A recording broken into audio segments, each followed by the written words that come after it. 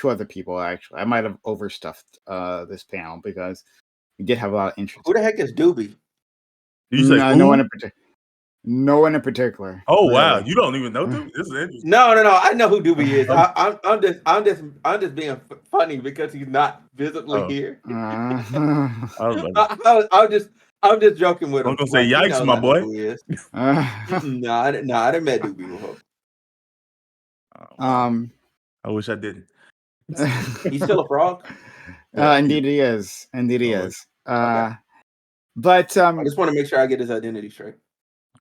Yeah, but like that complaint, I think it's interesting. Like how it's written, but I don't think that like it invalidates. You guys, that was your argument, Bam, that it kind of like invalidates itself, or not necessarily invalidates. I just felt like it felt so childish and cartoonish that I was like, I don't know if this would be taken seriously as a legal document.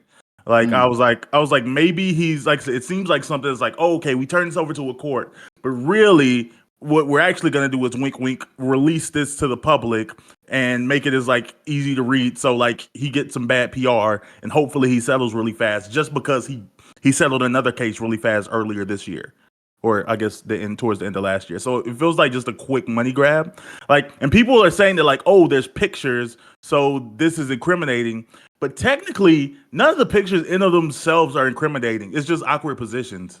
Like the arm wrapped around, like Cooper Gooden Jr. with the arm wrapped around. Technically, there's nothing in itself that's like incriminating about that. It just looks weird. Oh, bro. The other hand is in his lap. Like, let's call a spade a spade. That's kind of weird. Yeah, in a like freeze frame. But like, does that mean that like, oh, he was fully sexually assaulted in there, or did they like find his picture of Cooper Gooden Jr.?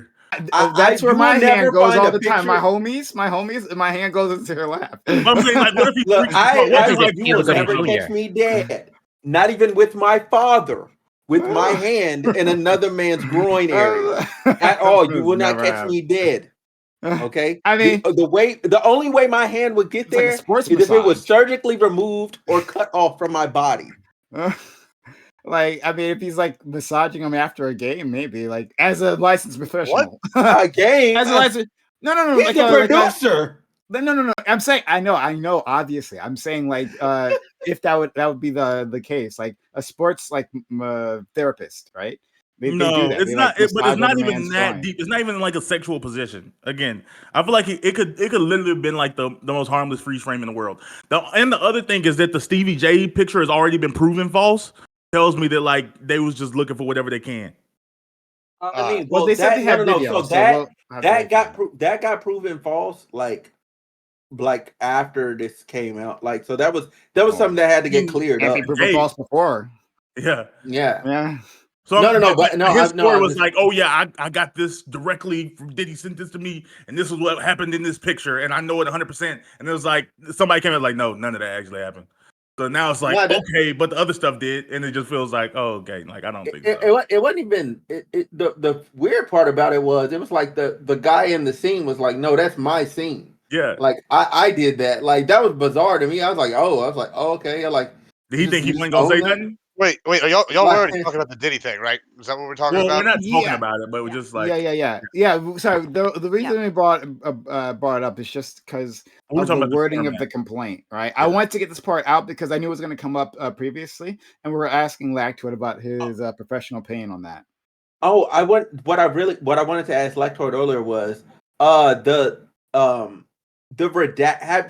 the way that they handled the redacted names. Have you seen that handled that way before? Because it seemed like there was no point in even doing the redacted names because they specifically gave you everything you needed to point it to somebody. Like, got into an altercation with a Bohemian or whatever whatever her name is, whatever that thing is. Rifle. The billionaire. Like, that's the billionaire is Rihanna, obviously. So that must be Chris Brown. Then it goes, was a Philadelphia rapper that dated Nicki Minaj. Well, that must be Meek Mill. Yeah. So first of all, I'm seeing the actual redactions appear to be over the photos, which again I haven't seen a complaint like this ever. it's definitely overdone. I agree with Bam that this is likely a big part of it has to do with like public shock value. That's like part of the intent of like, yeah, we're going to file this, and then we're also, we're going to blow it up and put it everywhere. In terms of like the names, maybe that's just like an attempt at avoiding some kind of defamation suit or some kind of like, I'm not going to name them specifically. Like we tried to redact it, but we're going to make it like really easy for you to point to who it is. But those internet sleuths, they figured it out. Yeah, the other billionaire, yeah. I'm not going to name any names, but the guy I'm about to say, but the guy who lived on this street at this with the time. American flag behind his, back with a Hawaiian shirt on, and it's like, oh, okay, I know you're talking about. But it's actually Canadian. Yes. This complaint is pretty ridiculous. I can see why people are making fun of it. But the point is like, is it fine to submit that in court? Because my discussion with Bam was that like, well, yes, he convinced me that it was more ridiculous than I initially thought. But like, can you just like submit this? Does that invalidate it in any way, or yeah? I don't think it would invalidate it. I can't see why. I'm looking to see if there's some kind of in New York, because I'm not a lawyer in New York, if there's a page limit. I know that with some filings there is a page limit, or there is a certain, like sometimes they'll do word limits. But it's not. I'm looking here and I'm seeing that I'm not seeing anything about a complaint having a word limit. Mm-hmm. But so you can just submit. Basically, you can turn in literally anything. Well, the argument would be you would have to, as with any legal document, it has to be like a good faith like legal document. And so if you, for example, like just submit the brothers Karamazov as a legal document, you're probably going to get yelled at, and you're probably going to get in trouble, and they're probably going to, sanction you. And so is this that? Probably not. I think the lawyers will probably be able to defend themselves and say, hey, we had to include all this information to really make the argument, to really make our point, to really accurately plead all of our points. You can always argue that. Maybe if a judge is having a particularly bad day, they might say, well, this is just ridiculous. Give me a shorter version. That's not going to happen though. Mm-hmm. And they also like pick and choose where they use legal names and where they use like just star names. Like for some people, like they decide like, oh, okay, P. Diddy, aka Sean Combs, but then like, what's her name? The girl you're talking about? Carisha. Yeah, they say like Carisha's cousin, and I'm like, Carisha's cousin. That's the only description we could do this person. Like that's strange. Or like Nicki Minaj is just Nicki Minaj. Well, I think that for the cousin, they wanted to like not because they were a minor or something. They wanted to not name them. No, there's minors in a different part. The cousin was an adult. Okay. Well then, excuse me. I'll go ahead. Corey, you want to say something? Just like out of curiosity, like are there lactoid? So I understand probably varies state by state, but are there general guidelines like formatting, as in like everything has to be like typewritten? Can you actually submit something in like actual handwriting or like cursive? The only times I've ever seen it is for people in prison. Sometimes they'll submit stuff by handwriting, and I don't actually know the exact rule on this, but I will say that I've seen those be validly submitted, and oftentimes like decorum and rules on like how you can submit stuff for prisoners is pretty relaxed, just given their limitations on how they can do shit because they're in a fucking prison. But like if a lawyer was to just like try to submit something handwritten, I don't think a court would accept that. I think they'd be very upset and they would definitely chastise you. Interesting. And you could actually be like, even because like I assume, whatever, this is reasonable, like because you mentioned good faith something. And so like, there's obviously a lot of extrapolation there. Like if you were a lawyer and let's say, you have some really nice calligraphy, like is that like not going to... Yeah, the response would be like, well, you had the opportunity, the means, and you could have done this in typewriting, and that's what our requirements say, so you should have done that. But then for a prisoner, their argument's going to be like, well, first of all, they're a prisoner and they need justice, and they don't have access to the same kind of computer materials that we do. So I had to submit this via writing. A judge is probably going to let that slide and probably going to let that happen. But like technically speaking, if that judge is like by the books, like they could just like reject it.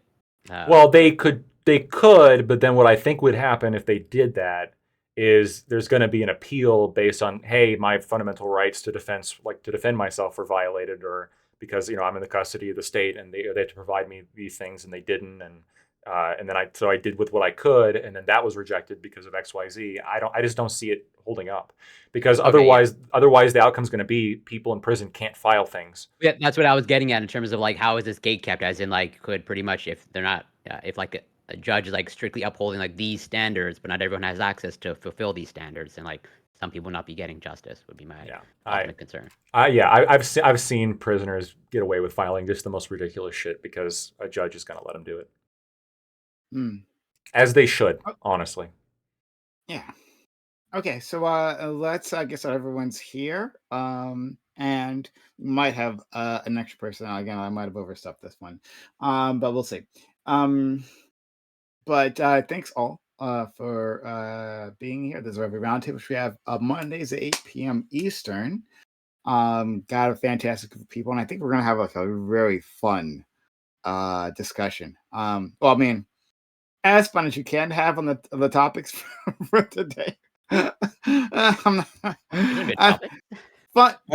in the debate sense, and that we'll say words at each other, and yeah. Anyway, I'm just gonna pass that. That's awkward. Anyway, thank you.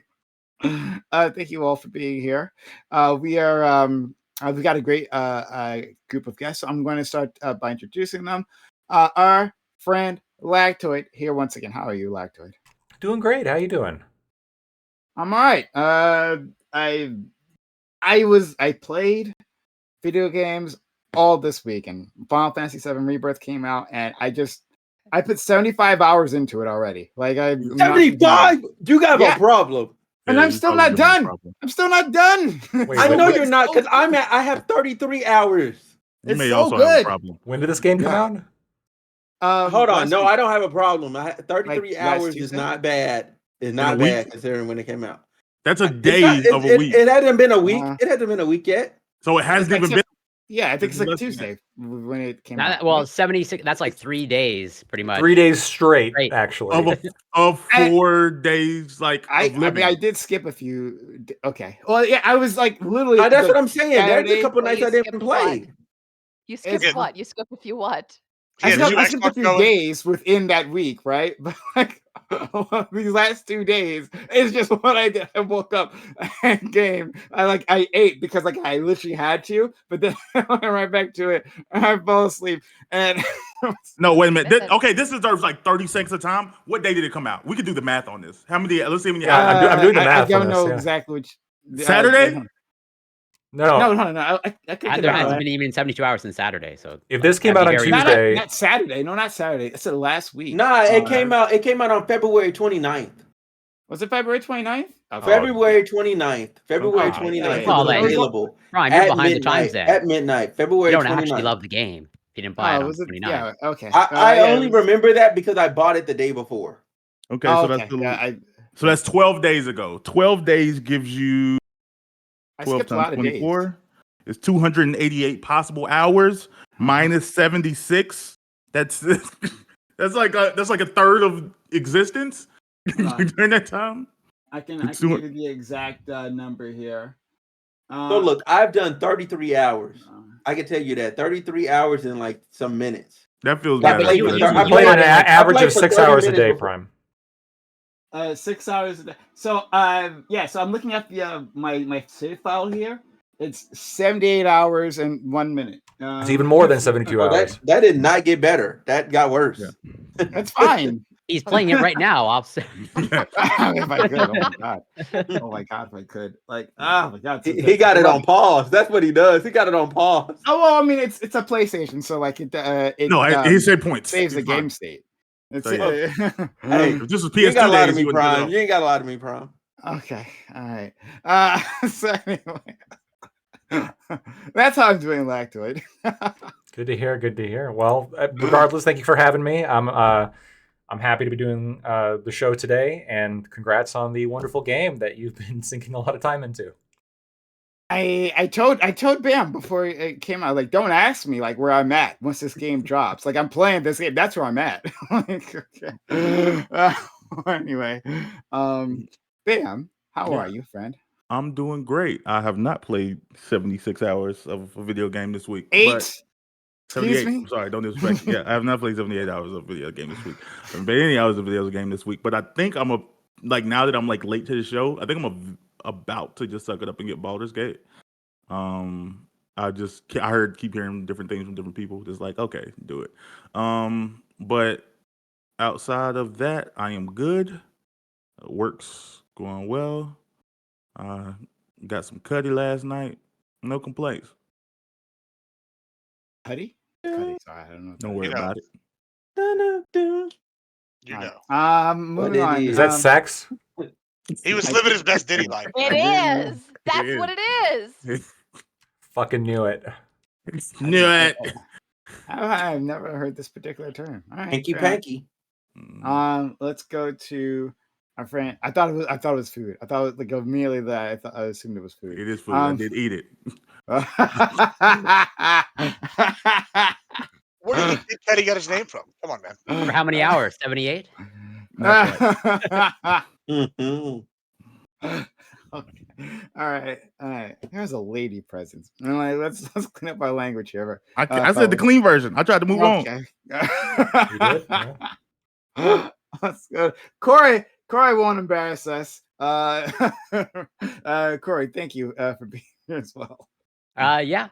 Thank you for having me. Always grateful. I'm doing well, although daylight savings is doing a little bit of a number on me, but maybe I'm just a giant baby. And I also have to apologize that, this group of people was assembled to interrupt your gaming session. I hope that it's over as soon as possible so you can get back you were clearly having fun, and that's a good thing. But yeah, looking forward to getting into it. It was a thought in my mind, right? It was a thought. It's like, we're gonna end like the 4-year streak now. Yeah. That's why he over-invited people. If he can get another person to show up, he's going off cam, and he's just, basically we're just be talking to ourselves. And be like, what? Oh yeah, whatever. I'm gonna be looking real closely at your portrait to see that there's consistent movement, so it's not just like a picture of you. Okay. Well, thank you. Thank you very much for being here, Corey. Next, we have our friend Smooth, who this is your first time on Reverie? It might be. No, it's not. It's not. Is it? Okay. My first time on Reverie, I don't know what the hell you put me in, but I was like, yo, who are these people and what is going on? Was Scott there? That probably would make sense. Yeah. No, I mean, no. So Doobie was there. That's the only person I remember from the time I was there. Doobie was there. It was 2 years ago, dude. Only person worth remembering. Okay. Yeah. All right. Fair enough. But how are you doing? I'm fine. I need to stop reading the Twitch chat because that disturbs me. But I'm fine. I have, like, you've been playing Rebirth. That was fun. So I've been enjoying the game. I just got the gold saucer. Like, I just got there. So I've been trying to like 100% each area as I go. Too. Like I'm not, because I don't like going back. But the thing I don't like about is the gold saucer area. That area is, you have to go to gold saucer first before you can finish the whole thing. So like I got a quest that's undone. I got towers that I can't go to because it's blocked off by wood. I was like, you should have just done them before you moved on to the next story, the main quest part, right? Obviously, but don't do a main quest thing until after you've cleared out all the side quests. No, but that's what I'm saying. Like they literally set it up to where you can't go to the desert. Yeah, I know. Okay, all right, we'll deal with this later. Anyway, right, yeah. But I want to say I'm happy to be here. What's up, y'all? And I hope we have a good time. Yeah. You and I, let's talk about it afterwards, right? It's good stuff. Next, I'm gone. I'm gone from that area. So no matter what you say, it's over. Like I'm in Gold Saucer. No, I'm saying that like let's talk about it. Like, and just, the game, like, yeah, good time, yeah. Yeah, for sure. All right, and next we have our friend FQ. FQ, thanks so much for stopping by. A fantastic, one of our best guys, honestly. I want to say it, right? Yeah. Yeah. No, I really appreciate being here. This is one of my favorite shows that I've been on. I've had a really lot of fun. Thank you so much for having me on. Really enjoyed my time. I'll make you feel a little bit better. So you said you sunk like 75 hours. I don't know how many hours I played this week. I have sunk 1,800 hours total into Stardew Valley. I've spent a lot of time constructing this farm, finding all the wild berries, all the salmon berries, fishing. I hate the fishing game. The fishing game is the worst part of Stardew Valley. So I do feel you. I understand the need to invest when it seizes you, when you have a new game or a new book or new series, okay? You have to binge it immediately now before the moment is lost. I have a question for you, Prime, okay? Here's my question for you. Do you think the way that you behave in a video game, does it have any moral weight to it? Series, okay? Oh boy. Yes. Interesting. I think that's a question you should ask to Lactoid in particular, of all the things we learned about him. But do I think it has any moral weight? So I'll give you an example. So in Stardew, you can marry anyone you want, but you can also cheat on your partner, okay? This is a fictional world, okay? And I've never cheated on my partner, to be clear to all people watching. Me and Elliot have been married a solid 20 years in Stardew and still going strong, okay? But I've always wondered, like in games, like even so Sid Meier's, it's another one I've dumped a lot of hours into. Like I've never aggressed on another country. I've never attacked another country unless they attacked me first. There's a strategy you can use where you can conquer a city. In Civ 5. I've never conquered like a city state to steal their worker to bring them, because that's a strategy you can do to just take the city state. Like, what do you think about that? Do you think the way that you behave in these video games matters? Does it not matter? Can you be a psychopath and cheat on everyone in Stardew Valley? What do you think? I think I think I think it's how our fantasies are certainly a reflection of ourselves, and this is just a canvas for our fantasies, right? And so like it does say something about your impulses. Now, does it say the most, right? Like as long as you aren't doing this against other moral actors, right? Like thinking human beings, and there's a very limited amount of data that we can draw from, but I don't think it would mean literally nothing, right? If you were just a complete and utter psychopath. Yeah, I guess that's my answer. My short answer to that. Just so you know, 1,800 hours is 75 straight days, day and night. Like over 2 months. Hey, listen, I love my Stardew Valley, okay? Nothing can take me away from my That's a cute fairly little old farm game, here. right? That's like years old. Well, I mean that's not even that bad. That's not even that bad. I have 248 days in Halo 5 on just one game type. Like that's like not even counting other game types. So like I don't want to use these Almost a weak year of your life. numbers. Yeah, but, I mean it's more than a year when we factor in other game types. So like, I wanted to answer the question. It depends on the gender of the video game character whether or not cheating is right or wrong. Okay. However, you would agree, though, that it would be worse for the society of video game characters, however, if the man was to cheat as opposed to the woman, right? Just worse for everyone else generally. Like, so in fact, the harm is greater, so therefore it would be worse for the man. So I guess I do agree with you. No, I saw a study. Video simulated venereal disease is more common in female video game players, so it's been more likely that way from happening. Really? Well, please send me that true. study ASAP, Lactoid. But absolutely, we've had this argument before about men cheating versus women cheating. That's why this is coming up. I figured. I imagine there was some history behind these words. Yeah. I would love that conversation.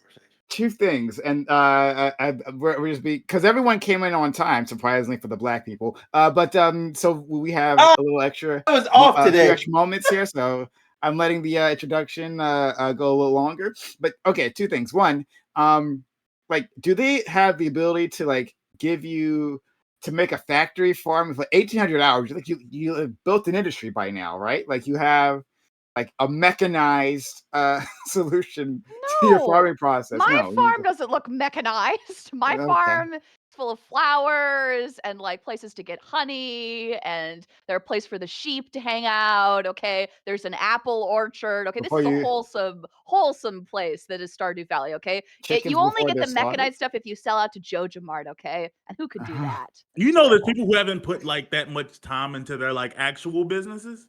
People have not put like 75 days of So you know what? Congrats to you.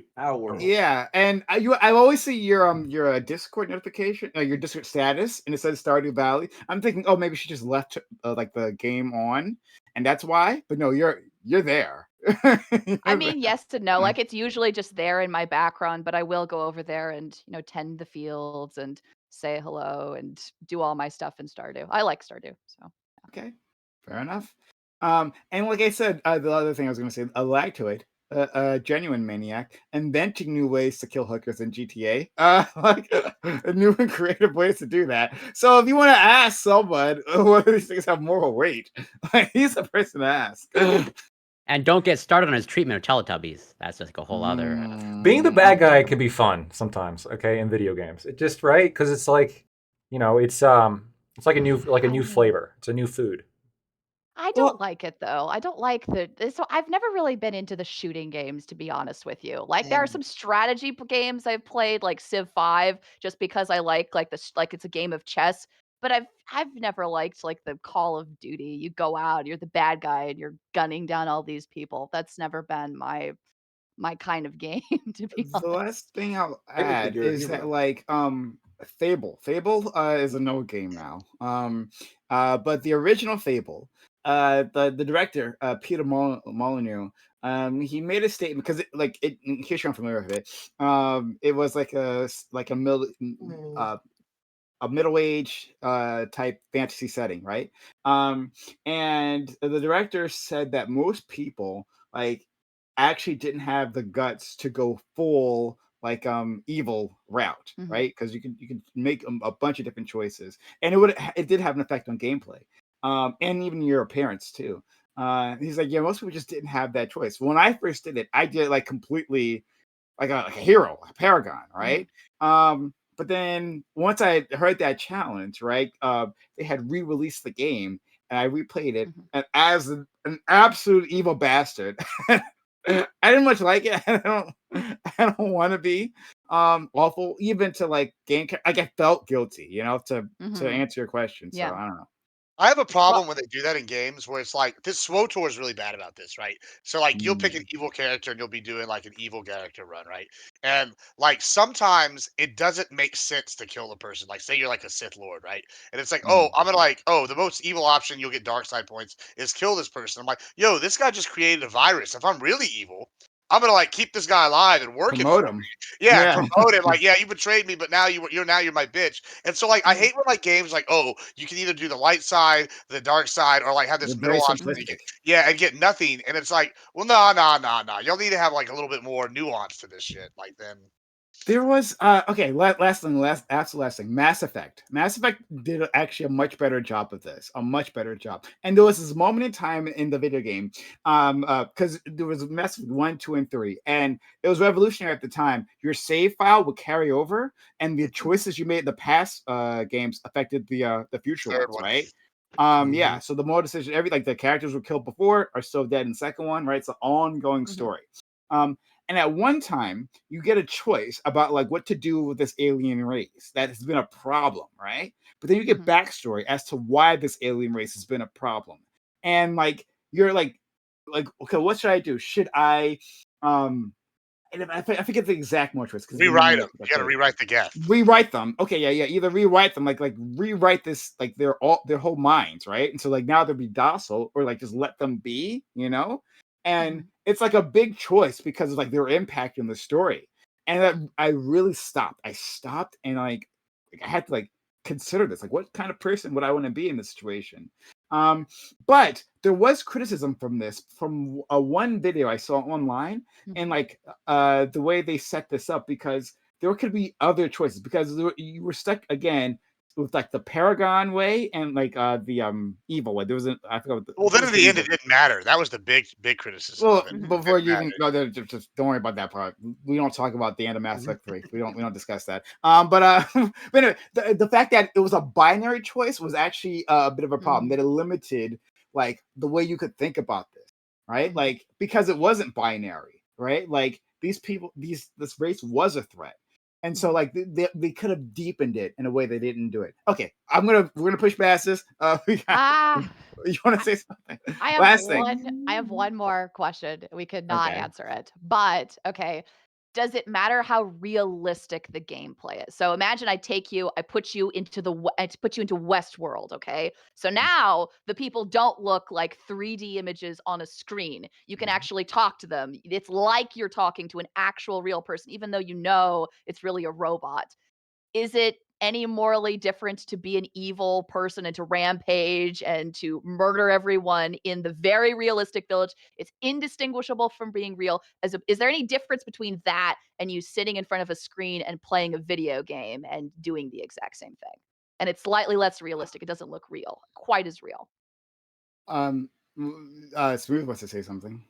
So the way I look at it is this. Okay, a game is a game. No matter what it is. A game is a game.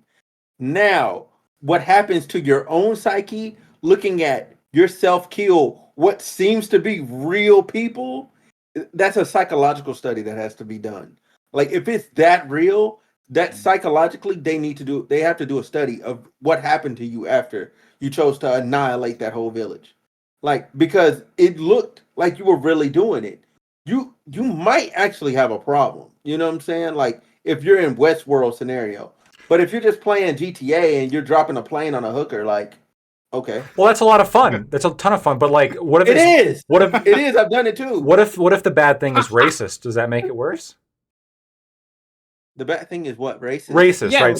So Red Dead Redemption, there was like a controversy where people would dress up like the Klan and go like throw ropes around black people and drag them by horses, and like it was a big deal because in the game, yes. Kill the Klan in the game. Okay, they got a problem. Are you saying that if racism happens in the woods and no one's around to hear it, like does it make a sound? Is that what we saying?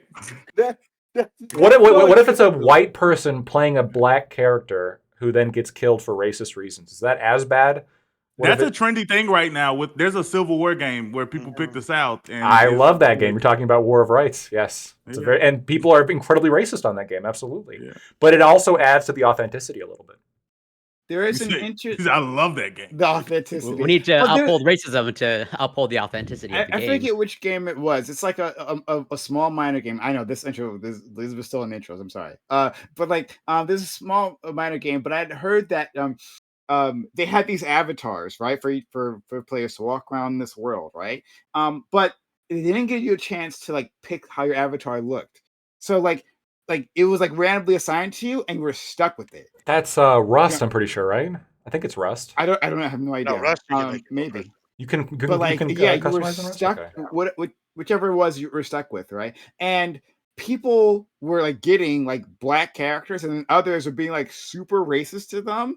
And they were like, this is a white person talking, of course. Like, this is the first time I understood what racism is, right? Like, but it did give them like an exposure to that, which is interesting in of itself.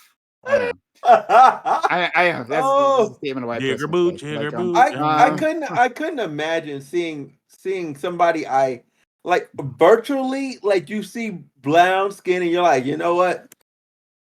F them N words. Like, that's crazy. Like, that's crazy. Like, to see it virtually. Like, if a real racist in real life saying the hard R, I'm like, all right, cool. Like, I get it. You just hate me. Like, but to do it in a game, it's like you're sick. It's way more fun than a game. Like, there's no consequences. Nah, bro. You got it. That's different. The rope scenario that he gave, like, that's excessive. That's a lot of work. There's a lot of thought that went into that. Like, who found out they could do that? First of all, games, right? And the race wars in Rust were fucking amazing. Okay, if you've never played Rust and you've never gotten into like a full race war with all the Asians or all the white people, and you're making like packs between players just because they randomly generated an Asian or a white person or a black person, right?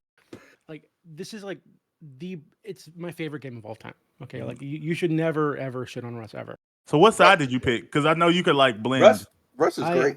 Hold on, I randomly generated a black guy. Okay, so what we did in our little clan during the race war is, of course, the leader of the clan was whoever had the biggest dick, because that's also something that was randomly generated, right? That your dick size and your boob size, if you were like a female, totally randomly generated.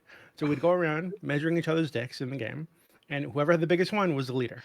And you just run around murdering all the white people. It was really fun. Makes perfect sense. I couldn't see it any It's other way. wholesome as fuck. It's beautiful. back when America made sense. Times was better. When America was free. Go do me. That was logical. How about we go back to selecting our leaders that way? This is what Reagan was talking about, right? Way. There's a time when America was free, right? This we're trying to. Men were men and women were women. Okay. All right. Well, probably the best introduction Doobie's gave in a while. Yeah, that's literally the best. Literally the best he's given ever. Like they're all the same. Gamer culture, okay? That's the problem. I'm still stuck on the dick size in this game. Is there actual what? Dick size. Is that an actual thing? Yeah. Or are you joking? Yeah, it's like full nudity. So Prom was like, wait a minute, I know my next game. Vaginas and dicks, yeah. And whether or not you generate with like what kind of pubic hair you have, how big everything is, all that's random, and you can never change it. I mean, the server owner can definitely change it though, but like, no, they can't. It's attached to your character, which is attached to your unique Steam account. Anyway, okay, so we're gonna move on past this. FQ, my answer to your is the final question is pretty much the same. I think it's just you can draw more data off of a more realistic environment where you like act like a goddamn maniac. Yeah. But that's a really interesting question. I'd like to talk to you more about it later on. Yeah, and I'm not holding up a show for this. So we have our friend Admiral Gibbs. Thanks for being here. Admiral Gibbs, always nice to have you. How are you? I'm good. I'm glad to be here. I gotta say, I'm really stuck on the one part of the thing FQ said, which was she's never attacked anybody in Civ. I make sure I find the people that aren't attacking people, and they're my first people I take out. Because listen, it's actually immoral to do stuff like that because you're not using the full game mechanics that the dev put all their hard work, sweat, and tears in. So if you can cheat in a video game, you absolutely should cheat in that video game because there are so many other ways to win. No, because that is immoral. It is immoral not to use all the features. It's immoral not to win with science or with culture or diplomacy. Yeah, that's not how humans work. You know, for democracy, and then gun them down. I never played Civilization, but I'm like her in another game, Clash of Clans. I never went out and people don't believe me when I say this. If you know the game, all right, then you know like how difficult this is. I never attacked another village. Right outside of like war, when like the clans like warred, and then you just have to like participate in that. But like you're supposed to like practice and go out and attack other village. I literally never did that, and I got to like Town Hall 10, by just like collecting like the passive income, over the span of years. So like if you never played the game, you won't know exactly how difficult that is.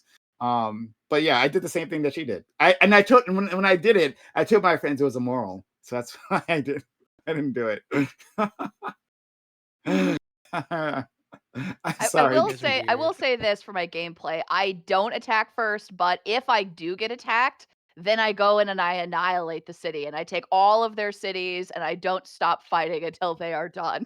You wipe them out. So you commit genocide. And then she wipes them out. Walk softly and carry a big stick, okay? Teddy Roosevelt was right about this.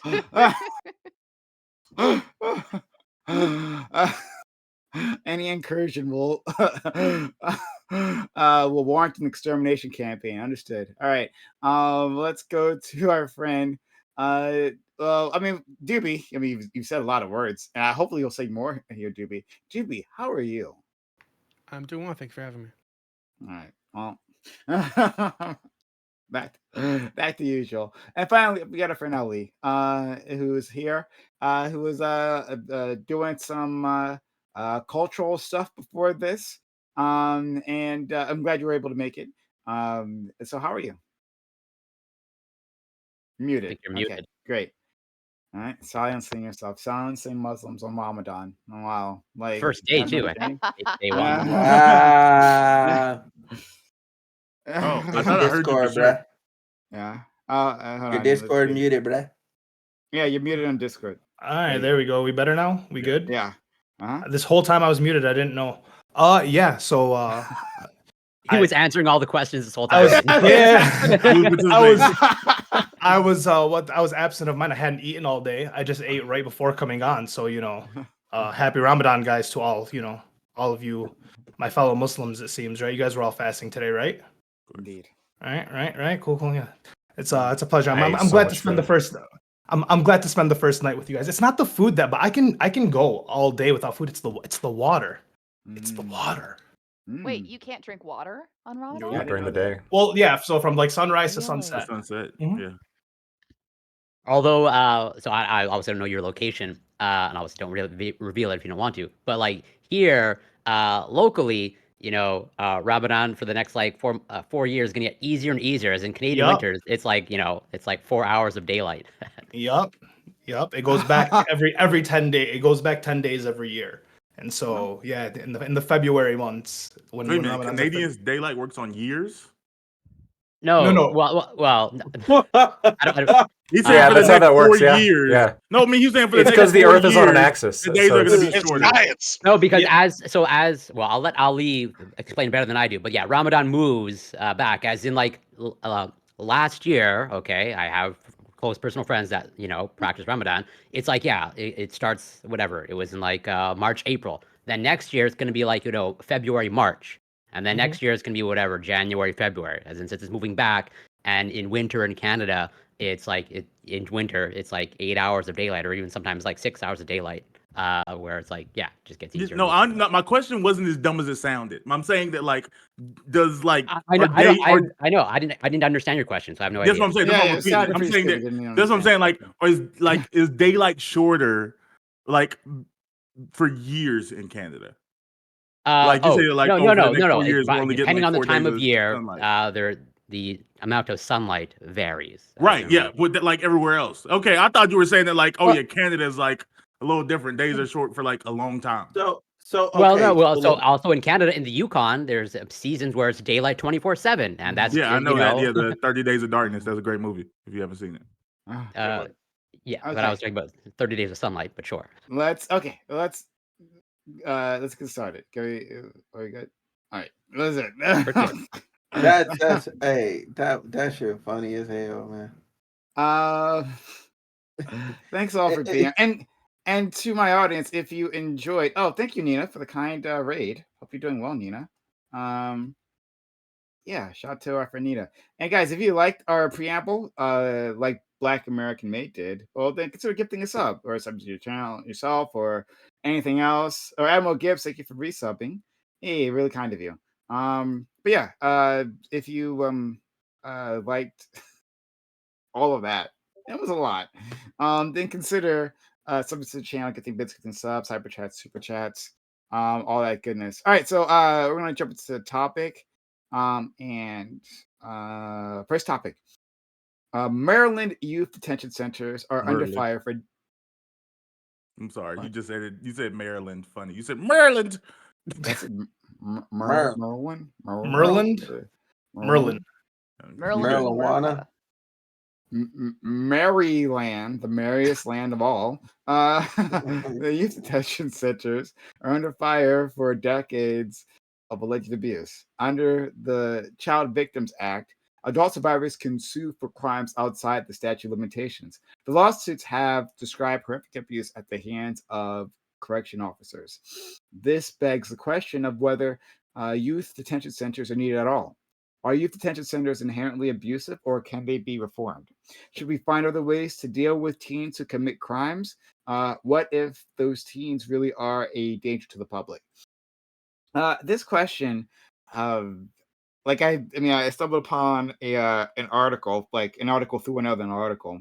But like, I've been thinking about this particular question as to like what we do with kids and how much power should we allow like adults to have over them for like a very long time. And I'll go into more detail on this later. But yeah, so these detention centers, I mean, they're prisons, are just like a prison. And like I think the idea is that these are kinder, gentler places, but from what I was reading, that doesn't quite seem to be the case. But it is true that we have some very dangerous individuals for whatever reason, right? Maybe they're abused, maybe they're not. I don't know, whatever, right? But they might be a danger to the public.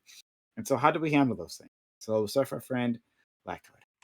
Yeah. So there's a couple elements here. I've talked before about my skepticism with removing statute of limitations. So I understand they remove the statute of limitations, and you have a whole bunch of lawsuits that are happening. I'm not going to speak as to the merit of any of the specific lawsuits. I don't know which ones are true and which ones are not.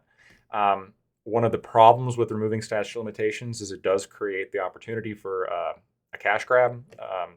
A lot of people treat the justice system as sort of a lottery of I'm going to put some coins in and hopefully I get a whole bunch more coins out.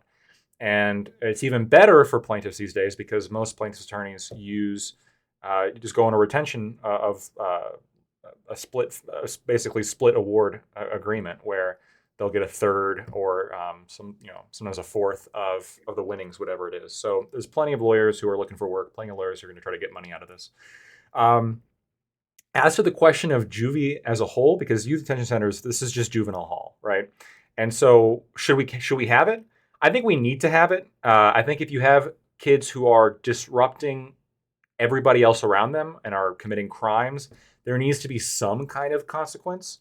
And the main consequence I'm looking at here is to get them off the street if they pose enough of a threat.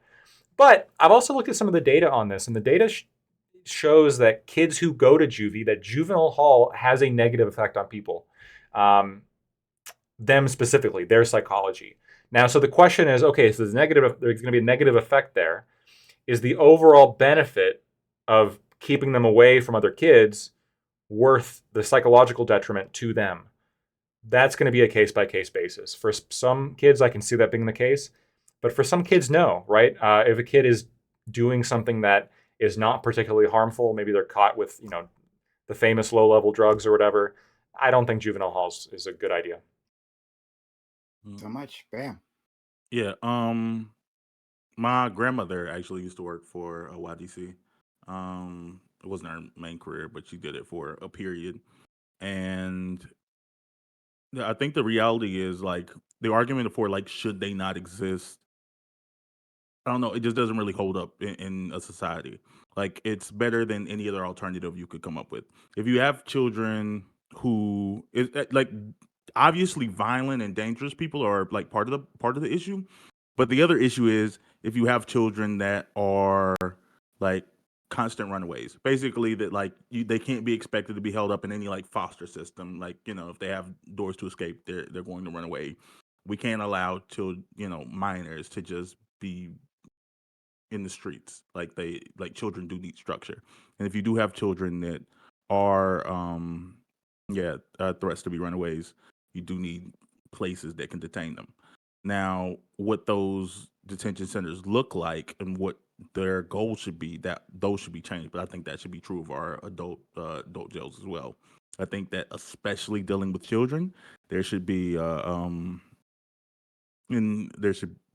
like an incentive to re-educate because there's these children who do these things usually struggle in other areas like reading and arithmetic and like basic like all types of like educational skills, which are big predictors of a lot of the negative outcomes that I'm sure Lactoid saw in the study.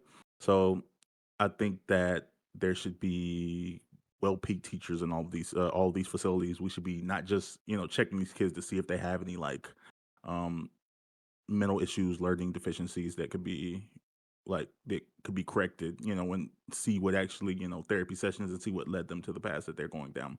Because a lot of these kids could be from abusive households and whatnot and just need need help. So yeah, reiterating, they not only should exist, they probably have to, because the alternative would be throwing children in adult jails, which we can't have. And what they do at these facilities could be improved and probably should be improved on. Yeah. Good, our friend Corey Campbell. Yeah, I do echo some of the same sentiments that Lactoid just went through in terms of like, so I haven't done a super deep dive on the data, but from the very limited data that I've seen, I pretty much echo the same thing in terms of like, pretty much sending kids to juvenile detention has an overall negative effect on them in terms of their overall long-term well-being. But I could be, again, I haven't done any sort of deep dive. And like I can understand, as sort of Bam pointed out, like these being necessary to exist, but I lean towards like, yeah, like overall they're probably overused, as in like I recognize that there are children that are actual dangers to society, but I think like generally speaking, my guiding principle is like, unless you're Macaulay Culkin in The Good Son, like you probably don't need to go to a youth detention center, and we hopefully have better ways to rehabilitate children, or at least treat them better, or at least to ensure that they're not abused. And that's my guiding principle of like I think they're probably overused, but I haven't done a deep dive on that data either. And I'll leave it there for now. And also, yeah, The Good Son is a great movie. Not an overly uplifting movie, but a good movie. What a reference, The Good Son. Oh my god! Wow. I don't expect many people to get that reference, but it's an old movie. Good Yeah. All right. Thank you so much. Smooth, please. Okay, so I don't think that they are inherently abusive. However, I do feel like some guards and some people working there need more training in dealing with the thought process of, yes, this is a bad individual, but this bad individual is still a child, and there's still a chance that they could really be reformed and turned into something better for society. A lot of people make mistakes as kids, and I think you don't need to be faulted for life for a dumb decision you made as a kid. Now, some of them are sociopaths, and that's just what it is. Should we find other ways to deal with them? I I'm okay with the system that we have now for it. I just think that they deserve a bit better treatment and a bit more push towards rehabilitation. Like the adult jails are bad, and the juvenile jails are just as bad, if not just a smidget better. I feel like they should really try and reform that whole model and give them better structure and put them on a better path of life, to where it's actually like rehabilitating them, as others have stated earlier. And if that person, if that child, that young woman, young man is a danger to society, they're probably already facing a life sentence anyway. I would hope so. Because if you're just a menace, if you're a sociopath, a psychopath, there's no getting you out of that. Like, there's nothing we can do. You're done. Like, and it's kind of sad to say, but you're done. Like, we just got to keep you away from human beings, other people, and sharp objects, and other things that you could use to harm other individuals. That's it. Thank you for that. Smooth is great. Let's go to FQ. Hi. So, to the first question, are youth detention centers inherently abusive or can they be reformed? I don't think that it's inherently abusive to have a youth detention center. As Corey, as Lactoid, as Bam, and as Smooth have already stated, the sad truth is we are going to have teenagers, we are going to have children who do present a clear and present threat to society. And the reality is we do need to have a detention center in some place to put them. So the sad truth is like we are still going to have, what is it? Is it no, it's Dylan Klebold and Eric Harris. We're still going to we need to have a place to put these people when these types of events happen. But I do think, and this is the only take for those of you who know my other take, who have heard my takes on the prison specifically. This take is specific to children. It is specific to children who are in juvenile detention centers. Okay. So it's specifically only with children. I do think that there should be reform. I think that like when you look at the data, it's very obvious that like you are more likely to be readmitted. The recidivism rates are high. You're more likely to drop out of high school. You're less likely to finish high school. You're more likely to have poor mental health outcomes. You're more likely to be diagnosed with depression, with PTSD, and with anxiety. And you're more likely to be exposed to drugs and to other violent forms of behavior. One thing I will say that I have found, just briefly looking at the data regarding youth crime and youth victimization total, like over the years, it does seem to have dropped. there seems to be fewer the rates of youth homicide, the rates of youth violent crime, the rates of that's not a crime, but the rates of teen pregnancy, the rates of even sexual victimization within youth detention centers specifically. All of this seems to have dropped over the years. Now, there's some inconsistent data. There is one study that I found that seems to go against the data that's on the Office of Juvenile Justice and Delinquency Prevention's website, which I can send to you, and you can tell me why you think there's a discrepancy. But generally speaking, it seems to have dropped. It seems that we have fewer rates, the rates of victimization, of sexual victimization within programs, within youth detention centers seems to have dropped. So whatever it is we're doing, whatever the reason for that is, and I'd be curious to hear why you think that, why these rates, why there seems to be a decline of youth homicide and youth violence total. I'd be curious to hear why we think that's the case. Should we find other ways to deal with teens who commit crimes? I think absolutely. Here are just a couple of suggestions. One of them is advocate or mentor programs, such as youth advocate programs, where you can assign a community resident to work intensively with young people and their families. Therapy, CBT, we've already mentioned that a second ago. Credible messenger mentoring programs, which hire community residents with a history of involvement in the justice system who provide intensive support to youth and their families, et cetera, et cetera. And it does mention restorative justice. I'm a bit iffy on that, specific to sexual assault, but we can get into that later. But generally speaking, I think that there is a clear and present need for reform. There's plenty of data to suggest that it's bad for kids specifically to go to juvenile detention center. So anything that we can do to keep them out of the jail door and to find some other program or some other response, barring the extreme examples of rape or murder or something truly beyond the pale, I think that that's appropriate, and I think that that's necessary, and I think we should do that. Okay. Gibbs. Yeah, so I'm actually going to take probably the opposite take on this, on some of these. I don't think that this stuff is harsh enough. I don't think the centers are harsh enough. Put the drones in. Yeah, so the drones. I mean, yeah, I know that it's surprising that I'm taking this stance, but really, so the reason why Fairy Queen's right that we have seen a downtrend in crime on kids because people don't want to charge kids. We've gotten soft. We've gotten soft as a nation. We're not doing it. You know what? There's all these kids are coming from fathers' homes. These kids aren't taking ass beatings at home. You know, when I acted up when I was a little kid, I got an ass beating, and I didn't go to a juvie center. These jail centers, you know what? We're pampering them. These kids are coming out. Oh no, it's so terrible. If they were getting whoopings, they wouldn't be wanting to go back. It's pretty simple. Like, take them out behind the woodshed, pick a switch. You're not gonna want to do that again. Let me tell you, it's real simple. But no, we want to coddle them. We want to sit here and wipe their diapers and go, oh, it's okay that you just robbed $12,000 worth of stuff from the Apple store and we let you get away with it. Oh, it's okay that you burned down grandma's house with grandma in there and her pet pig had to pull her out and save her. It's so sad. Like, I'm so sorry these things are happening. You have such a terrible life. No, these kids, we do need reform. We need to stop being so soft. We need to start giving out more whoopings to all these children that are terrible, and they need to stop being such bad kids. It's really simple. I don't know, like they come from fatherless homes. There's no nuclear family anymore, and that's what the reform needs. We need family reform and not jail reform. And if we do need jail and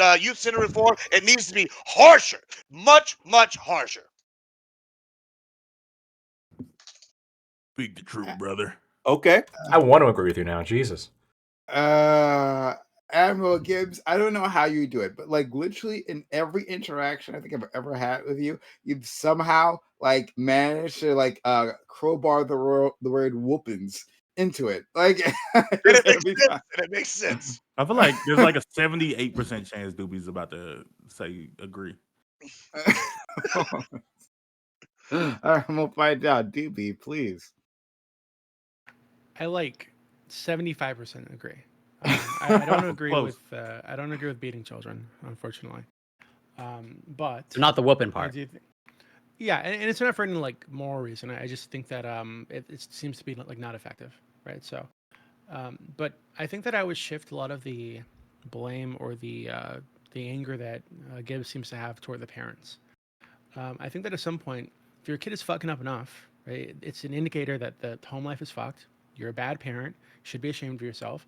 And I think that along with their induction into rehab or juvie or whatever the fuck it is, I think there should be mandatory courses, bare minimum parenting courses attached. And that's bare minimum, right? And if it happens again, mandatory fine, mandatory community service, and you escalate that up and up to the point where they actually go to jail for just not giving a fuck about their kid, not raising their kid properly. I think that if we do things like that, it'll force these people who are I'm gonna like the reality is that these people just don't give a fuck about their kids. You can say, oh, they don't have enough time, but plenty of parents work 3 jobs and still have time to make sure their kids aren't pieces of shit, right? Like, so it's not just that they don't have enough time; they don't give a fuck, right? Or they don't care enough. So I think that at some point you need to shift that blame to them. You need to shift the consequences to them, and that's the only way you really see like long term any changes happening. Thank you. Let's go to our friend Ali. You said what I was gonna say, Doobie. Except, I think from the first right off the first offense, it gets charged to the parents too. I think it like you need to incentivize the parents to be involved in the kids' lives. And like to Gibbs' point, right? There's a lot of fatherless homes.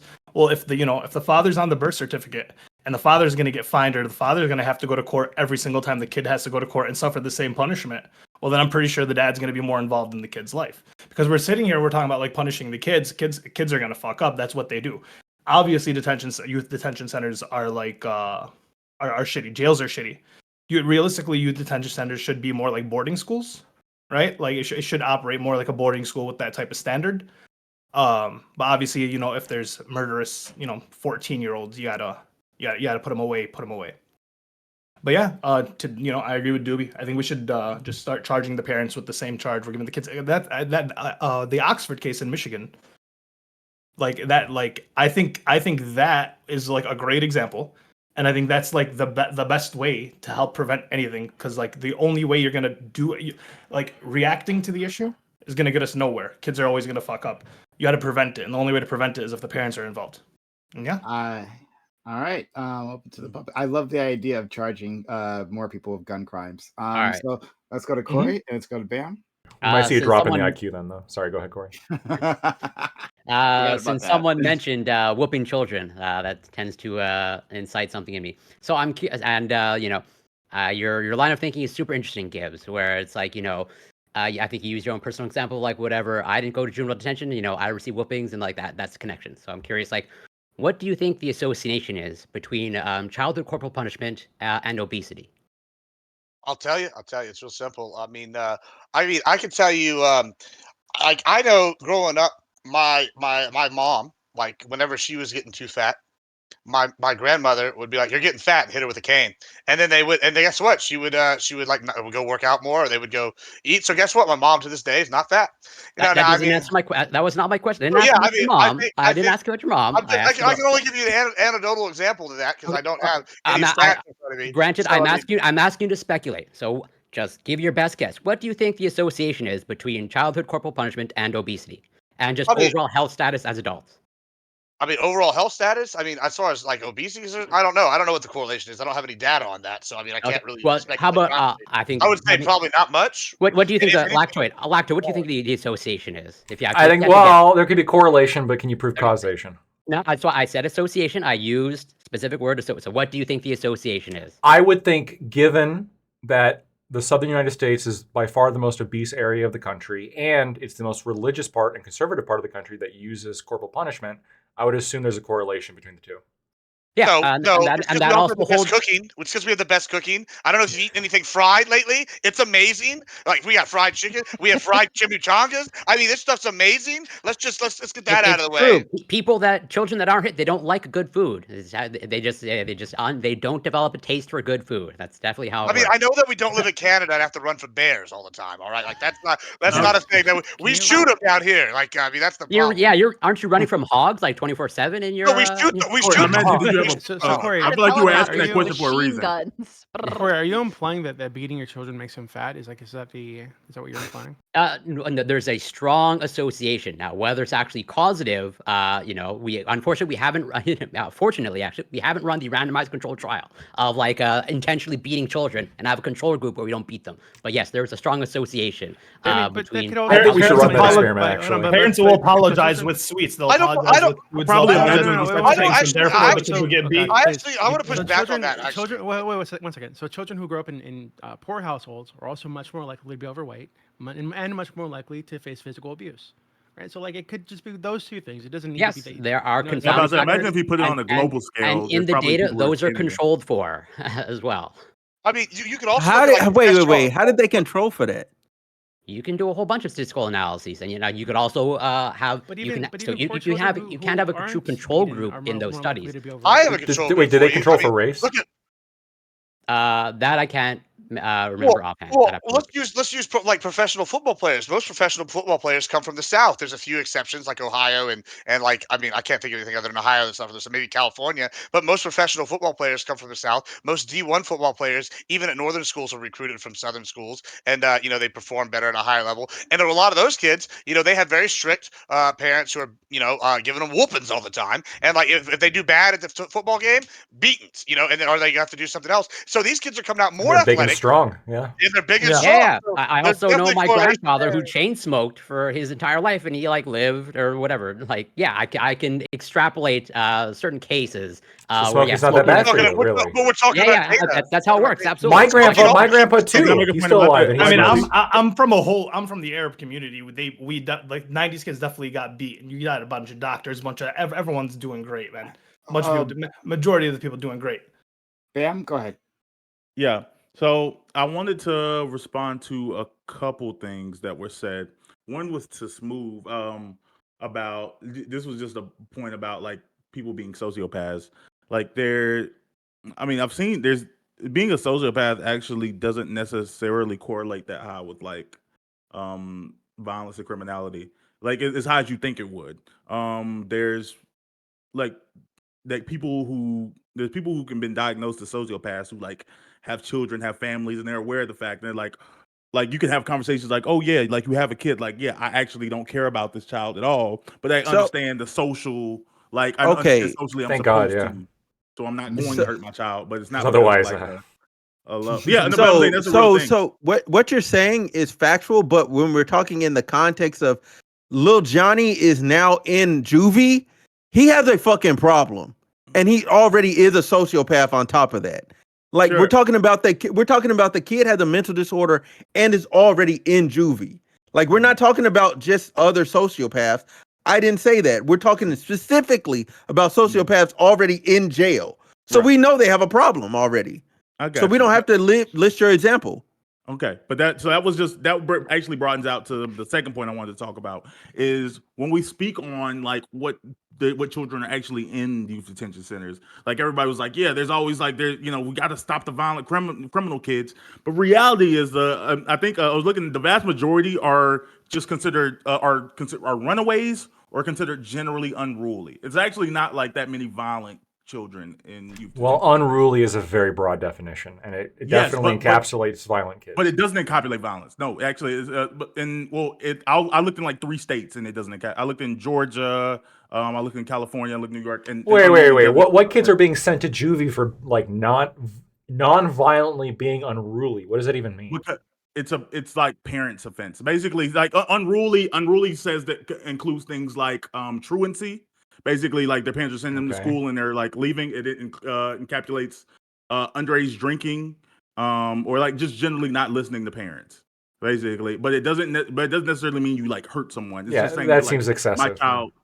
But the thing is, to some degree, I understand why it has to be. Again, if a child has made a decision for whatever age, maybe they're 17, 16, whatever, and they've come to a decision that like, oh, okay, I'm not gonna do what my parents say. Like that's like, and like you move them to a foster home or like, oh, okay, I'm not doing what you say. At a certain point, like especially if they're like constant runaways, at a certain point, like we can't just say that like, oh well, this kid gets to just be in the streets. Like that's not safe either. I understand like it's a detention center. Like we detain them. We put you in a place where like, oh, okay, like you have to have some level of structure until you're 18 years old.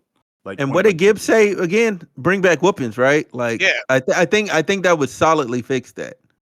I think it'll do them a solid. Yeah, sure. That's great when we're talking about 7-year-olds, but like, no, it's great for talking about 14-year-olds. Look, see, I got this big dent on my forehead, right from it's this side. I took an elbow there from somebody who whooped my ass. Guess what? I didn't go talk smack to that guy no more because I have a dent in my forehead to this day. Like, I mean, I'm just saying, Yeah. you get ass beaten, Sure. you learn a lesson.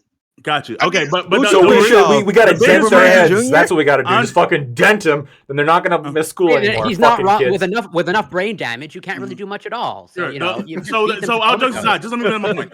I'm almost done. Literally, the point I wanted to bring up in this conversation is like, can we have the conversation from the perspective of the majority outside of like the sociopathic like murder kids? Like the reality of like So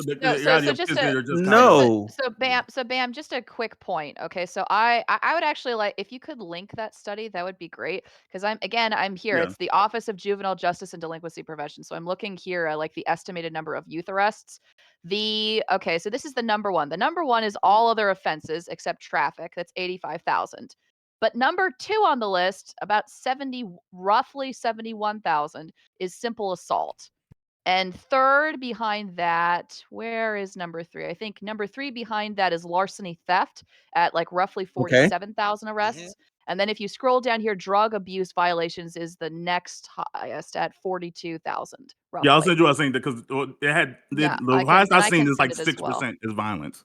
But yeah, I got you. Yeah, because here it seems like simple assault is like the number one actually listed. The everything else is like the under the all other offenses except traffic, which is the 85,000 number. And I would argue that a lot of those kids that you see on videos fighting in malls or fighting wherever they end up fighting at, like they always end up getting arrested by the police. Whether somebody agrees or disagrees with the fact that the kid got arrested, that's the fact of their life. They got arrested, you know what I'm saying? And they end up going to jail. Like that's the causal step behind it. Now, whether they're able to bond out due to their family situation is a whole nother thing. Like, is there a class aspect? I don't know if there's a class aspect to whether or not a child is sitting in juvie for long periods of time. I don't know. You know, a class aspect. Almost assuredly. I mean, I would just of course. Like, how often do you hear? I mean, I know this is a trope, but how often do you hear like I know my nieces and nephews have done this, and there's in my family there's the nieces and nephews that take whoopings, and there's the ones that don't. And I can tell you at least on several times how many times it's always the ones that don't get spankings that are sitting here going, oh, like, what are you gonna do? You're not gonna do anything. What are you gonna do? There's these little badass terrors that think they get away with anything, and they grow up, and now they're like 13, 14-year-old badass terrors. You'll be in public like, what are you gonna do, old man? What are you gonna do? And like, like all these things. And it's just very clear to me that the correlation like between this is like there, and it's definitely causation. Like there's all these people are coddled. These like the DAs now don't want to charge kids for crimes. And when they do, they're like, oh, well, it's gotta be egregious. And then these kids just like get this idea of entitlement and safety, and they can do whatever the fuck they want and not have to worry about any consequences. And that's what it is. They're not taking whoopings. So again, like so Gibbs, it's I understand the need to rage against the youth, okay? And I understand feeling angry that they're out of control and they just need to have their heads dented in a little bit with an occasional elbow to get them in line, okay? I empathize with the feeling, but it bears repeating. Like, overall rates of violent crime for amongst youth, according to what I'm seeing, seem to be down. Now, there was a sharp spike in the 90s, so this is the estimated number of homicide victims. It's going to follow general crime trends, right? Yeah, like, so there was a big spike in the 90s, and then it went down. There was a small bip in about 2007. It went up in 2020 for reasons we can all probably guess. But generally speaking, the rate of actual homicide seems to be down. And it's not just homicide. It's homicide. It's teen pregnancy is also down, significantly down. There's a reason overall for rates that. of crime seem to be down, right? It seems to be Well, generally it's because they're not charging across the anybody, board. Fairy Queen. It's because they're not charging. Just look at Pittsburgh right now, right? Pittsburgh just announced this week that they're not even going to be charging people with crimes or sending police officers out, except if it's like a murder between the hours of 3 and 7. So if you're like a little teenager kid who's going to go out in Pittsburgh between 3 and 7, you know that you can do whatever the fuck you want. But it's not just. But it can't just be that, Gibbs, because it's got to be partially that. But it can't just be that. And like specifically with this, right? Why can't it be that? Because this is estimating the number of victims, of homicide victims, of juvenile detention, of people. So this is the number of bodies of people who have been killed or stabbed by people in juvie. This is the number, okay? It's not the number of people who have been accused or who have self-reported as murderers or as people who have committed homicide. This is the total number of people who have apparently died as a consequence of somebody in juvie like killing them. That's like what this number, and I can post this number too. But then again, the rates of teen pregnancy, that's another one, right? That's not something that you can account for, like, because it's literally, you have the evidence right there. It's the baby, right? Rates of teen pregnancy are also precipitously down across the board. Like, they've significantly down. We haven't seen such low rates in many, you know what years. It's up though? You know what else is up though? Mental health issues are way up. You know when we didn't have mental health issues pre-1950s? You know what's happening? Whoopings. Like these kids were getting them. No mental health issues. The whoopings will bring back good mental health. I'm gonna knock your head more back dent into in the foot and in the happiness. forehead. They That'll solve all beat the the mental sadness out of them, right? You can't be sad okay. anymore. It's the happy paddle, right? Listen, I'll give you something to cry about. How many times you heard that? You know, it works. You Is stop that your crying. etched into the paddle before you smack them across the forehead? So with the teen pregnancy one, like I feel like everyone's realized the fact that because overall pregnancy rates are also down. I feel like that's an economic thing. When people are more economically stable and feel safe, they actually feel more. They feel it makes sense. But they know that their parents can't take care of them. They can't take care of, you know what I'm saying? So they know they can't take care of a kid. So in that regard, like it's just a logical next step to just not get pregnant. Also, you have more widespread use of contraception, whether it's birth control, whether it's birth control or whatever it is. And then you can also even factor in like abortions. Like it's more readily available. People can actually just go get it done. So therefore, you are going to have less rates of teen pregnancy because they ain't got no babies in them. But less people are also having sex. Less people are also having sex. Less teens are having sex, and you know. Yeah, but like, does teen pregnancy work the same as adult pregnancies? Like in the, I mean, like same concept. And the creation, and the creation. Yes, I understood. When a man loves a woman, right? Yeah, but you were saying, talking about the economics and all, but like, is that how teen pregnancies work? I mean, I feel like it's not thinking of the economics. I mean, it's like how you end up in. Yeah. No, so in this particular scenario, like yes, it does, because they're looking at it because they're also getting socially reinforced from whether it's TikTok or wherever to say, look, there's more information available, so everybody's more educated. So they're like, look, to have a child and to raise this child, this is what I need. I need XXXXYZ. Therefore, children aren't stupid. They go, well, damn, I ain't got none of that. Let me hold off on that. Like, oh, I want to go to college. Let me not have sex so then I don't have a baby. So then I'll have to take care of a baby and try and go to college. Like whatever, people have like actual goals now. Like back then, people were just doing stuff because no, it's not that they didn't have goals. It's just it wasn't. Their goals was the when you look at the previous generation that was raising them, they had the same teens. So yeah, huh? Teens in the today and teens of the past are not the same teens. Yeah. Because I mean, when you look at like our great grandparents, right? No, when you look at our great. So as in when you grew up in the 90s, you didn't have TikTok. You couldn't get millions and hundreds of thousands of followers by the time you were 16. Most of these 16-year-olds, they're making a lot of money, so their choices are different. They're seeing the stigma. Wait, hold on. Do you think that do you think that TikTok itself, like having a platform, acts like a contraceptive, and so that's why? No, like, I'm saying it probably does a little bit actually. The platform itself is doing two things. One, people are seeing a lot more stigma around being a single parent, around being being a teen pregnant, and then two, these teens are on different modes, right? So some of these teens, they're going into being 13, 14, thinking, if I can get 100,000 followers on this app, there's a different trajectory for them completely versus the teens of the past who are just bored and fucking. Well, the big reason is they're focused on the app.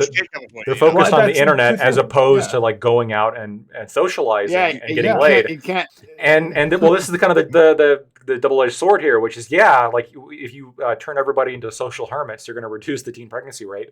You're also, like Gibbs very astutely pointed out, going to dramatically increase the mental health issues that we have in the country, which is what we see happening as well. People approach each other via online. Like one, there probably is some truth to the reality of like if people aren't willing to speak in person, like it's probably harder to like you're creating like a lot of social pariahs, basically. People who do have no desire to walk up to a girl in public. They rather just talk to one in line that lives across the country. The other thing with that is there's probably a difference in life expectations. If you were born in a city in 1970, you knew within a certain degree you were probably going to live your life and die within 40, 50 miles of this city. And I'm probably like being generous there. So their option for mates was simplified to like, oh, okay, this is the boy in my town that goes to my high school. It's probably going to be him. He's the best of what's available. Now, like, you don't have to like anybody that goes to your high school. There's no reason to like think that this is going to last forever, because I have a idea of going to college, or I have this idea of that, I have this dating app and I talk to this guy that lives in college. 6 states away that sends like dirty text to me, and that like that's enough for her. Yeah. So I wanted to back up. Also, I posted the stats. Like I said, the thing is showing like 8% as the for youth violence, and that's on the high end. Sorry. I wanted to back up what Smooth was saying, because what Smooth is saying is right. In large part, a huge reason why teenage girls don't choose to become pregnant and avoid teen pregnancy is specifically because they have a path after high school of something to move forward towards other than getting married and other than having kids. They want to go to college. They want to get a job. And because they want to have these things, they value not getting pregnant while they are in high school far more, as opposed to a teenage girl who is not doing so well in school. Her parents aren't really paying attention. She doesn't have a lot of friends. She's kind of socially isolated. But then there's this creepy 22-year-old at a gas station who says, we could be a family. You can come and live with me, and I have an apartment, and and now you're not lonely anymore. And it's just true. There are lots of teenage girls, especially teenage girls specifically, who are in poverty, who will look and who will use the fact that this guy, this older man, is offering them, oh, come live with me. You can have a baby. Won't that be so great? And so they choose to sleep, and they deliberately choose to get pregnant because they think that this is their way out of poverty. And so a huge way of trying to reduce teen pregnancy is to try to offer teenage girls, a pathway of getting out of poverty that doesn't have anything to do with getting married or having babies or having sex. It has to do with achieving your educational goals. I'll put that under deliberate. Jeff to OnlyFans. I don't think young girls are deliberate. Well, isn't that also like reducing the fertility rate of the whole country, though? Wait, what? Oh, yeah, so having kids at any cost. Is that what you're saying? I also want to say, I think a lot of it is lactoids are part of the quiverful movement. But go ahead, Gibbs. Well, I'm just saying. Earlier with the fatherless homes, right? And I actually, it's interesting we're talking about this today, because I went to a crawfish festival yesterday, right? It was a big family. Of course you did. Yeah, tie this together. I want to see how you tie this together. Go ahead. It's a family event. So like, there's families walking around, right? And I was out with this girl, Destiny, and we're sitting here, and her father is very involved in her life. And so we're walking around and whatnot. And there was girls walking around, 15, 16-year-olds, and they got the whale tail, high tail, just like they used to have in the 90s. And she goes, I can't believe these girls are walking around like that. If I'd walked outside, my dad would have whooped my ass. Yeah. Whooped my ass. And I was like, that's a good point, right? Like, and I was sitting here, so I texted my sister. Easily convinced. What do you think? And she was like, yeah, if we walked out, what do you think Dad would have did? He would have beat my ass. I'm like, yeah, absolutely. And it's the fathers. If there's no fathers in the homes, if we're like you're gonna have a lot of degenerate children, and I think that's a major reason why we're having this. Gibbs. Okay, quick question. Okay, were rates of teenage pregnancy?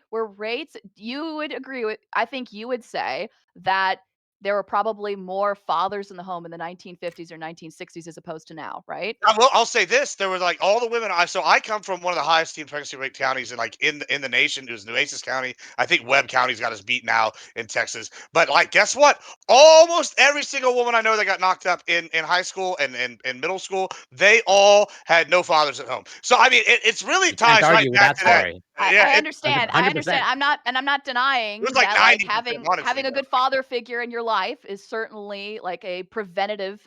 Can certainly prevent a teenage girl from maybe wanting or choosing. You know why that is? Because fathers right. But let me ask you a question. I'm trying to ask the question. Okay, you would agree with me though that was probably less true in the 50s and the 60s as opposed to now, right? Were the teen pregnancy rates lower in the 50s and 60s than they are now? No. So here's the thing. The other part that I was gonna get at from what I was saying, and I'll let you go. I'll let you go again. That our great grandmothers, they were getting pregnant at 14 and 13.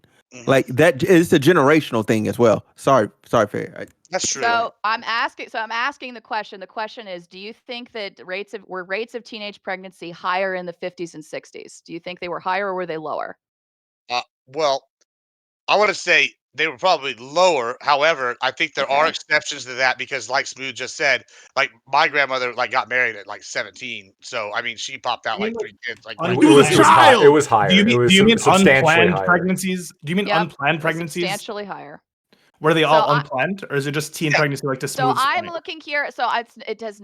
So I mean, the data I'm looking at says nothing on. about unmarried, being married or unmarried. It just says teen births. Okay, and Let me I'm really ask you glad this. you brought up the marriage point because that's a really good important point when we're thinking about teen pregnancy. Okay, Yeah. is the unmarried question because it's often like used as a synonym for unmarried pregnancy, and that's not always true, especially in states where where child marriage unfortunately is allowed, or is allowed by the purview of some senators. But this is like from 1955. Okay, so the rates of teen pregnancy 15 to 19 years old, it looks like the birth rate, and I can post this like in the side chat. So this is the birth rate is per 1,000 females. Okay, it was a high of like 96.3. Okay, in 1957. That right now is all the way down to, it looks to me like a low of middling, like between, it looks like 15.4 in 2020. Okay. So the rates of teenage pregnancy have dropped a lot.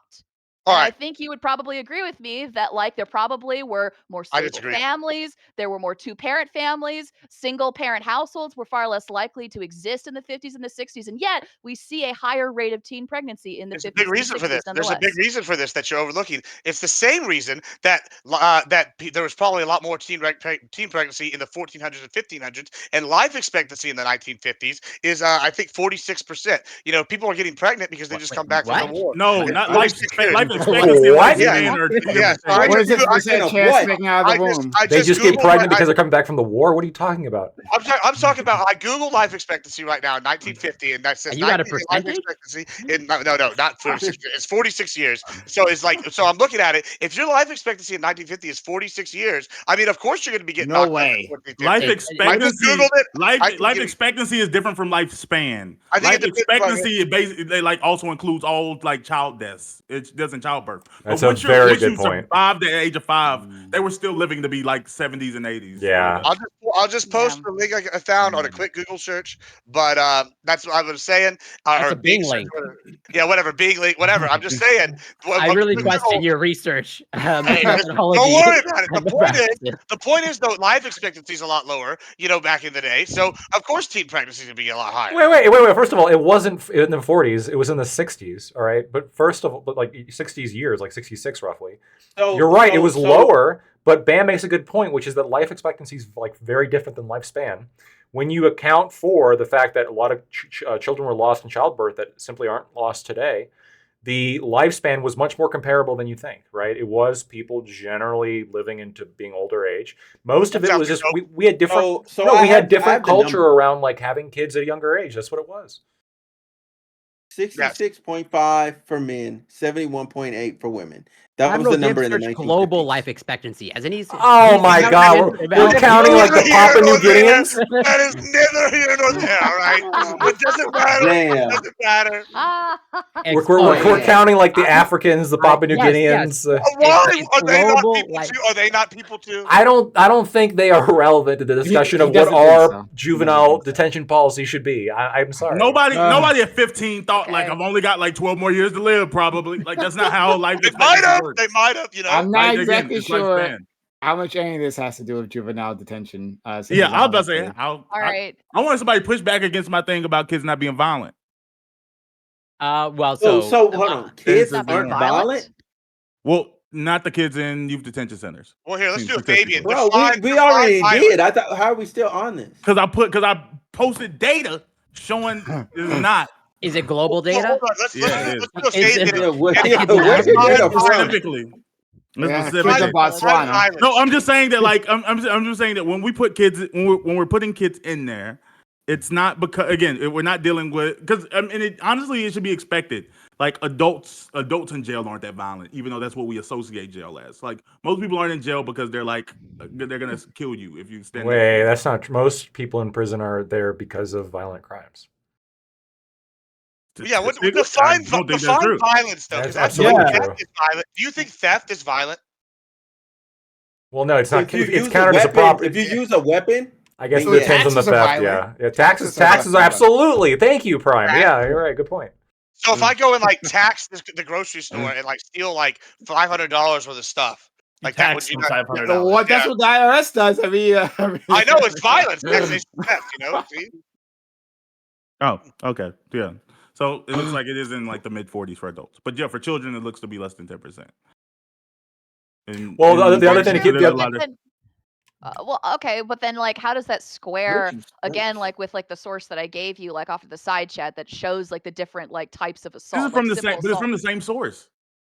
I understand that. Like, this is what I'm trying to square because I've also found like this is a study again from like the Office of the Bureau of Justice Statistics, and it also says that there has been like an 89% increase from the 1,300 cases of like sexual victimization reported in 2013. But when you actually look at the stats, like in the site, you actually see that there seems to be a decrease in like in the rates of like sexual victimization within juvenile detention centers from staff.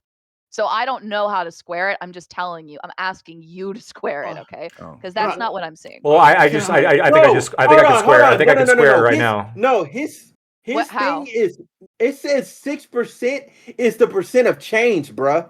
That is the percent of change. That is the number of change. That's not what it's saying. So I'm looking at the stat. It's saying 8% of youth arrests involved a violent crime. That's probably true, but the arrest rate is going to be different than the conviction rate.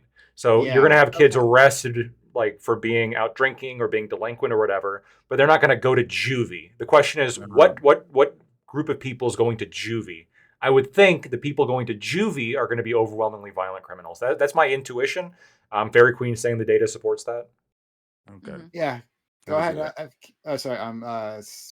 Ali.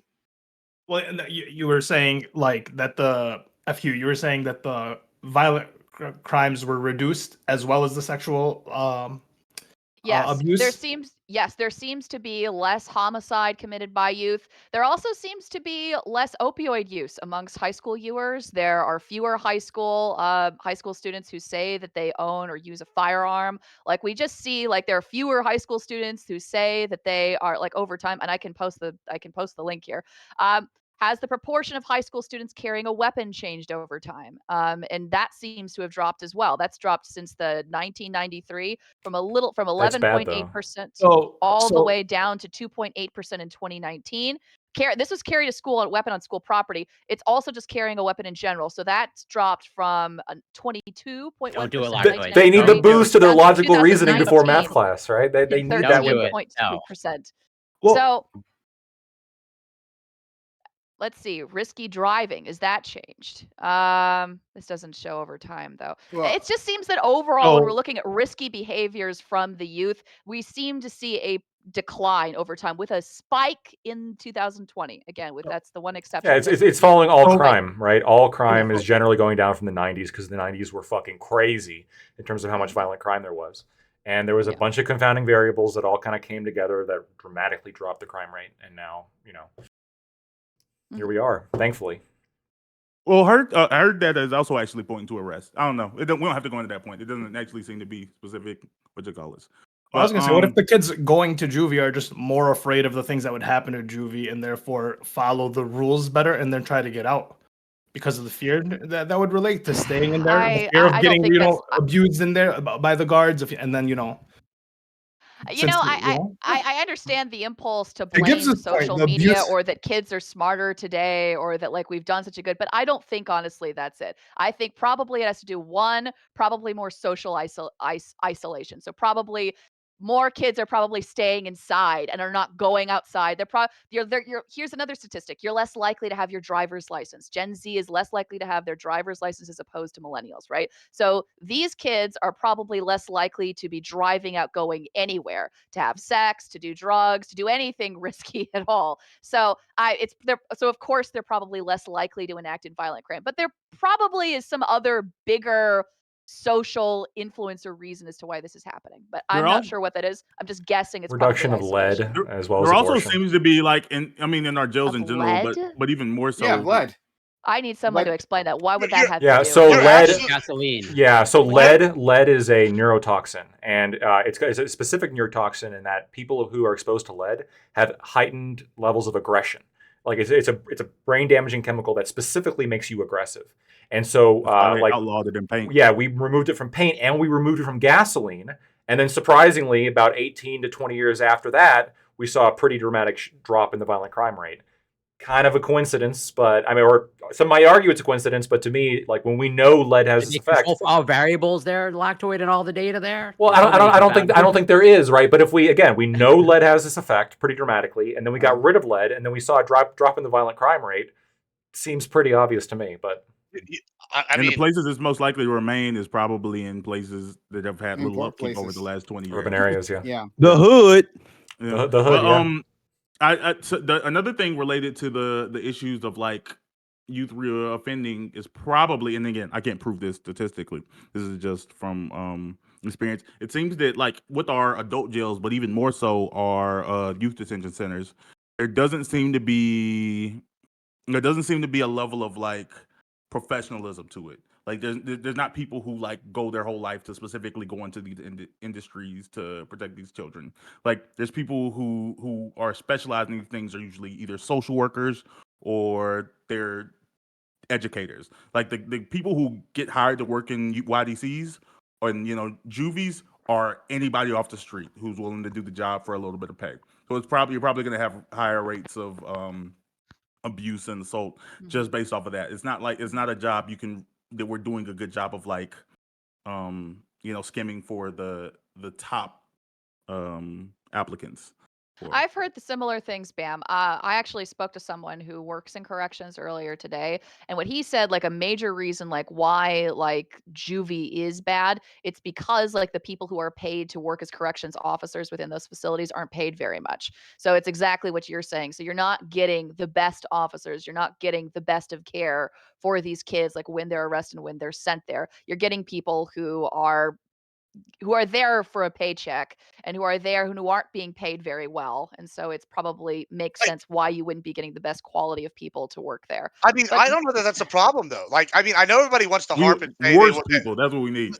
No, the people are saying that. Yeah, sure. More violent people. More we violent. We intentionally hire one rapist, like they just walks around, like they just keep the kids on edge. The fear, right? Don't mess up. You're not gonna want to go back to that detention center if they got Michael Jackson walking around. Let me tell you, I'm just saying, I'm just saying, it's really a thing. Y'all are sitting here. Everybody wants to talk about more paychecks. These are guards. They're guards. You don't need Albert Einstein walking around guarding children, bro. That is ridiculous. What you need is like someone with a 70 IQ that's 325 pounds, that when someone comes up and is like, oh, I'm going to stab you with a ship, he goes, ha ha, and laughs it off. Like, that's what you need. We don't need those are your two options. A 70 IQ individual or Albert Einstein. I'm just saying, like, you want to talk about guards, like that we need, we need geniuses for in there. Kids, specifically to work with kids, okay? We're not just talking about a jail. We're talking about a juvenile detention center, right? So wouldn't it make sense to want to have people who are specifically trained to work with youth to be in those facilities? And Admiral Gibbs' mind is to wield the club and swing it. They need It's the only education you need. Make the detention centers boarding schools. Oliver Twist learned not to ask for more. I'm just saying, you don't want, it's real simple. Wait, who said that as a joke? Because that's actually, I think the youth detention center should act as like boarding school. It wasn't a joke. I'm being serious. You can still have guards and everything. I think there should be like a summer camp. Yeah, like we send them to camps. That's my belief. Yeah. Wait, hold on. Okay. Camps. So I wanted to. So what FQ said, they can go dig holes. Yeah. Oh my God! What FQ said, it it sort of relates to like the reason I've been thinking about this particular topic, right, and things around this particular topic for years now. So you talked about like well, it's because they aren't paid as much. Sure, fair enough, right? And I think that that's probably a stressor on this. So fair enough, right? But it's definitely more than that.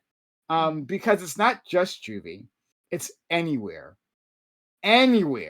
where adults have power over children who are left unaccountable. Yeah. All of them. You're talking about the Catholic Church with the nuns and the priests.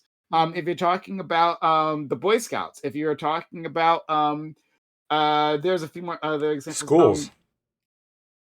School. Yep. I think schools are more accountable than others, but I can see it happening in schools as well. But It does oh happen in yeah. schools, There is unfortunately. there are troubled teen camps. This is where like what first got me thinking along these lines, right? You know, like those boot camps, right?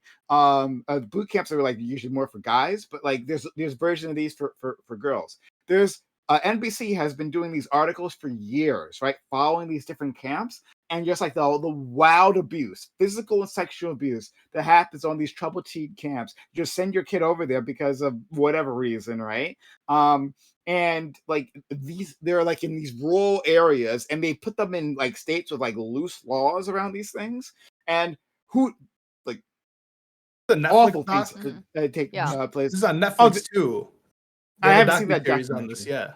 I haven't seen a documentary, but I'm sure. Yeah, exactly Yeah. that. But the point is that like we see this replicated in every sense, in every place where adults have power over children and are left unaccountable. I would just literally, it's like a law of the universe. I would just assume that there's going to be Yeah. abuse if you let that happen. And it's So that's probably the going to be more likely to happen in a juvenile correction center. Like, as at least in a school, you know, you have the option to go to the principal, to the counselor, to your other teacher. You have other, you are with other students. Like there's a protocol, there's a standard, there are places you can go.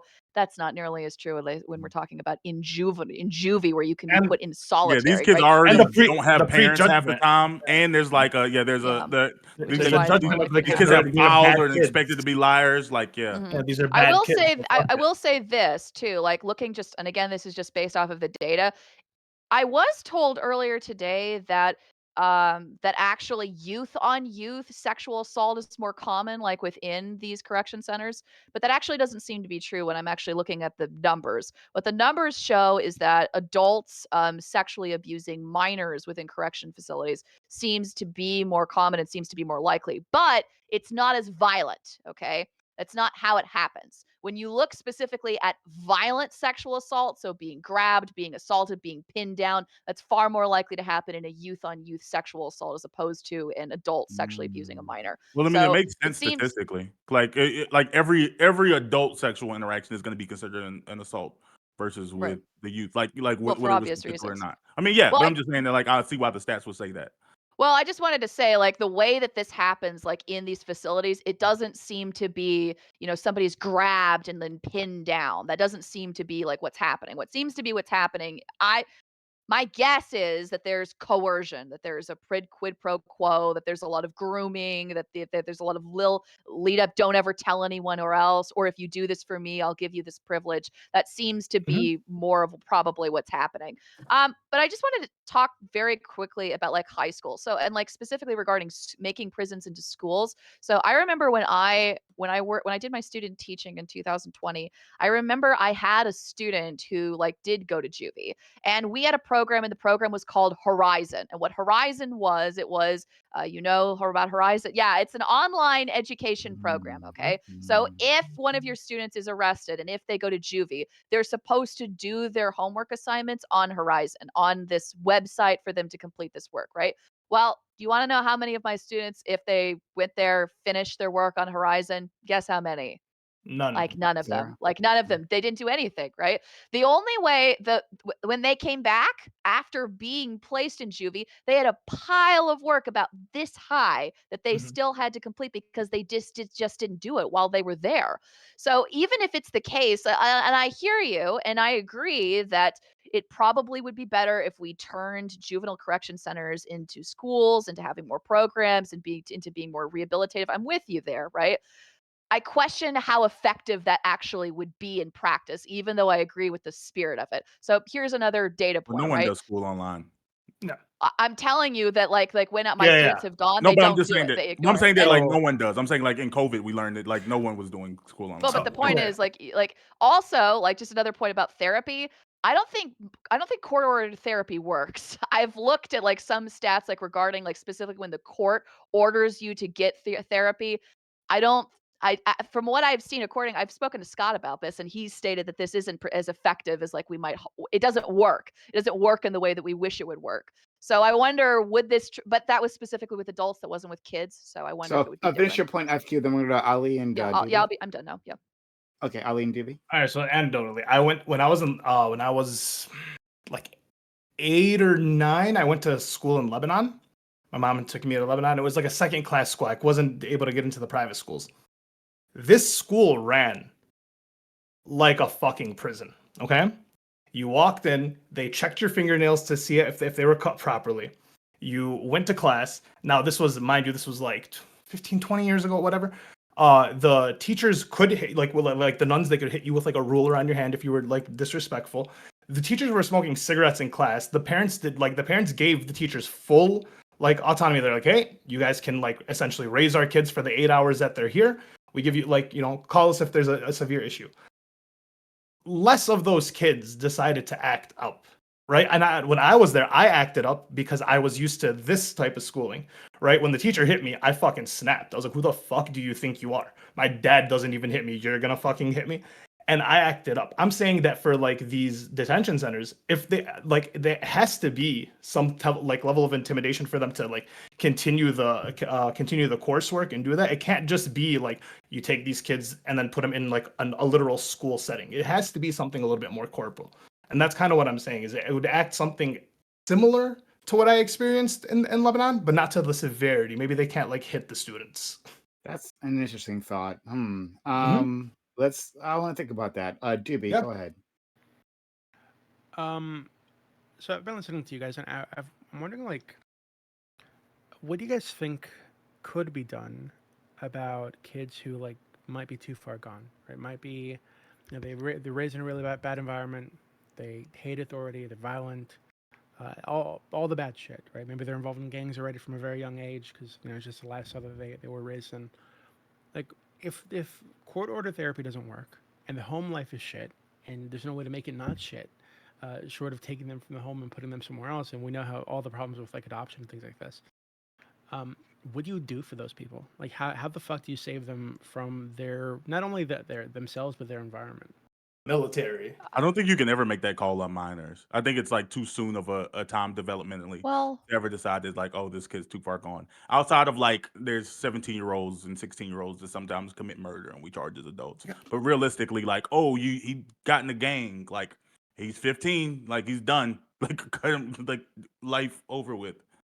Are these military schools bad, or are they like what's the rate of abuse in military schools? Put them in military schools. I think what you call it just said that it was pretty bad. I mean, I didn't hear known for its like sensitivity on the subject of rape either. So I don't know why you would think they're particularly safe there.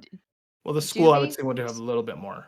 So my answer would be, you have to provide them a pathway to success where they can be successful, and I think that this is why I think that role models in schools are especially important.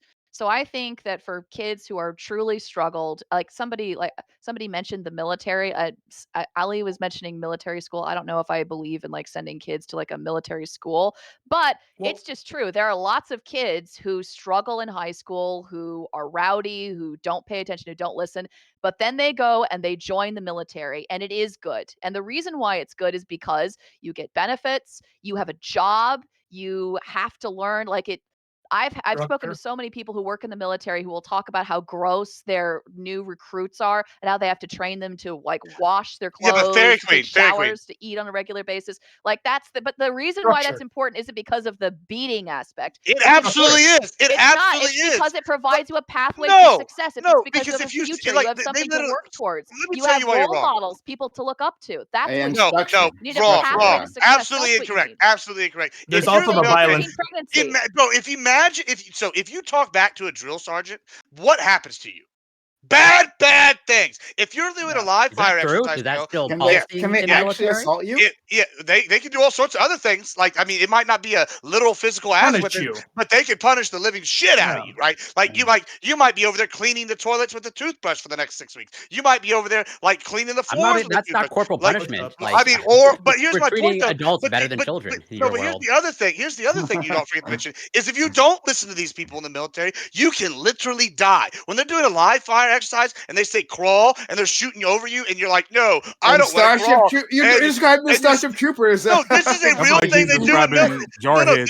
this is a literal thing they do in the military. They do live fire exercises, and you Yeah. have to crawl. If you're like, no, I don't want to do that, stand up, bang! Like, Yeah, but that's not the reason like why joining the military in the long run could be a good thing. The reason why yeah, it's good is like because But because it allows you to pay for college. okay. It gives you a pathway. It gives you So a job. It gives so you friends. It keeps but you what? out of trouble. It gives you so a so structured Can your life list that include? and that Can your structure list forward include economic intimidation Yeah. as well? Wait, can the list also include hold on. intimidation? Because that is a factor. The people that don't want to listen to authority figures don't just go to the military and all of a sudden have respect for these authority figures. There's a huge intimidation factor that you're gonna get severe punishment if you don't listen to Right, these but it's people. not just intimidation, right? It But It's that's a also big the absolutely fact fact. that That's a the big, reason that's a you large accept the factor. intimidation is because of the fact No. that you get these benefits and No. because No, no, no, no, no, no. Absolutely So not. hold on, Not hold only on, that, hold on. because you Wait, get intimidation from wait, your peers and from wait. and whatnot. Like, if you do something Oh, bad, okay, everybody gets punished.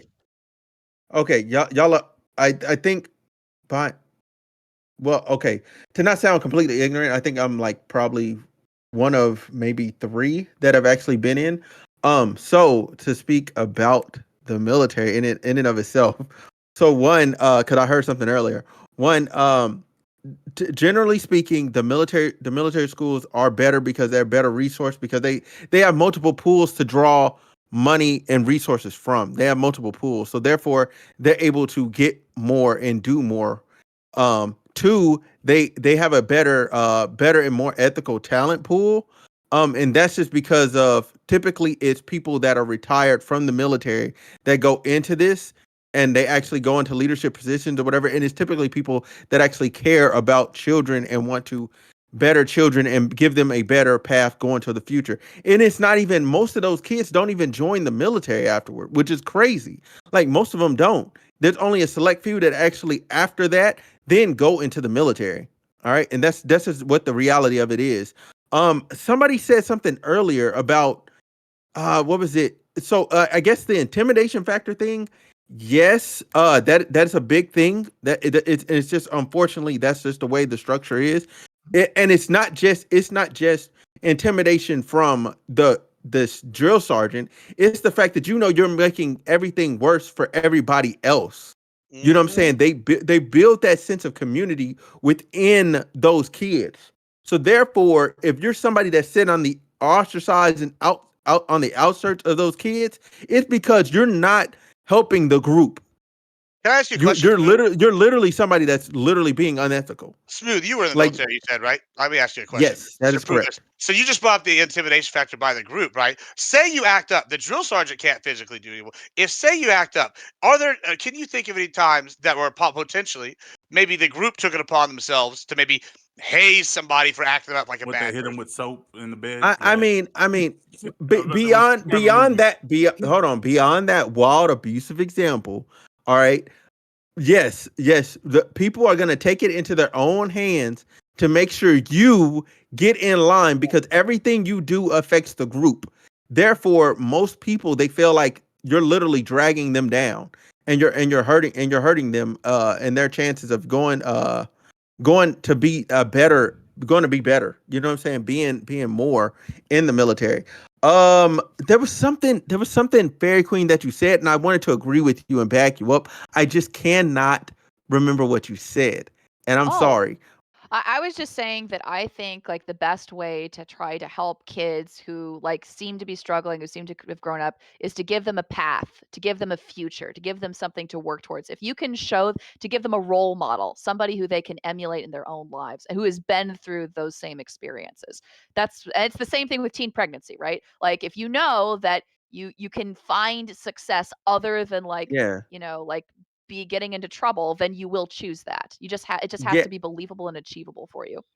And that's a lot of what the military does. It gives you a structure, it gives you people to look towards, and it gets you in touch with people to where you can actually go forth and do more and outlet social. Go. So Ali, go Ali. Ali, and then I want to hear from Dewey because this is start off with Dewey's question. So, but then we're gonna have to go to the next topic. Ali. So I want to agree with Fairy Queen that I do think that giving someone a path to a better life is the best route. But we're also talking about people who don't respect just that notion, right? So like although I agree with you, I kind of want you to agree with me that intimidation for these individuals almost specifically, does come into account, and it is a big factor that you do need. Like, these people aren't afraid. They have nothing to worry about. They have nothing, like, there's no reason for them not to do something if all we're going to give them is nurture, right? You need the intimidation factor. Unfortunately, I'm not saying it has to be beating specifically, but it does have to be like, there has to be some type of punishment and a fear of that punishment, and that punishment does have to be severe enough to where like these kids are like, well, or these individuals are like, whoa, I don't want to do this. But once again, I still think you attack the parents, you don't attack the kids, so punish the parents. Attack them with knives. Mm-hmm.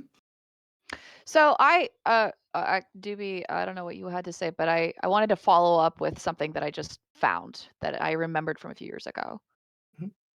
Sure. Go ahead. So this is something that I remembered from like a few years ago. I didn't prep for this, so forgive me. But uh, I remember I was looking up specifically soldiers and whether or not they had higher rates of psychopathy. So would somebody with antisocial personality disorder, would that person be the ideal soldier, right? Because because theoretically you'd have a cold-blooded killer, right? He doesn't care. He's out there shooting in droves, right? Theoretically, this person should be the perfect soldier, right? But I'm looking here and I remember reading this article from a few years ago, and there are actually good reasons not to have somebody with antisocial personality disorder like as a soldier, right? Because while it's true that they have like they're able to keep calm in stressful situations, they're able to pick up and shoot. They also can't like I'm reading here and this isn't the most scientific article, but I can send it to you. Like it basically talks about like how people that have worked with soldiers with ASPD, they tend to not make it.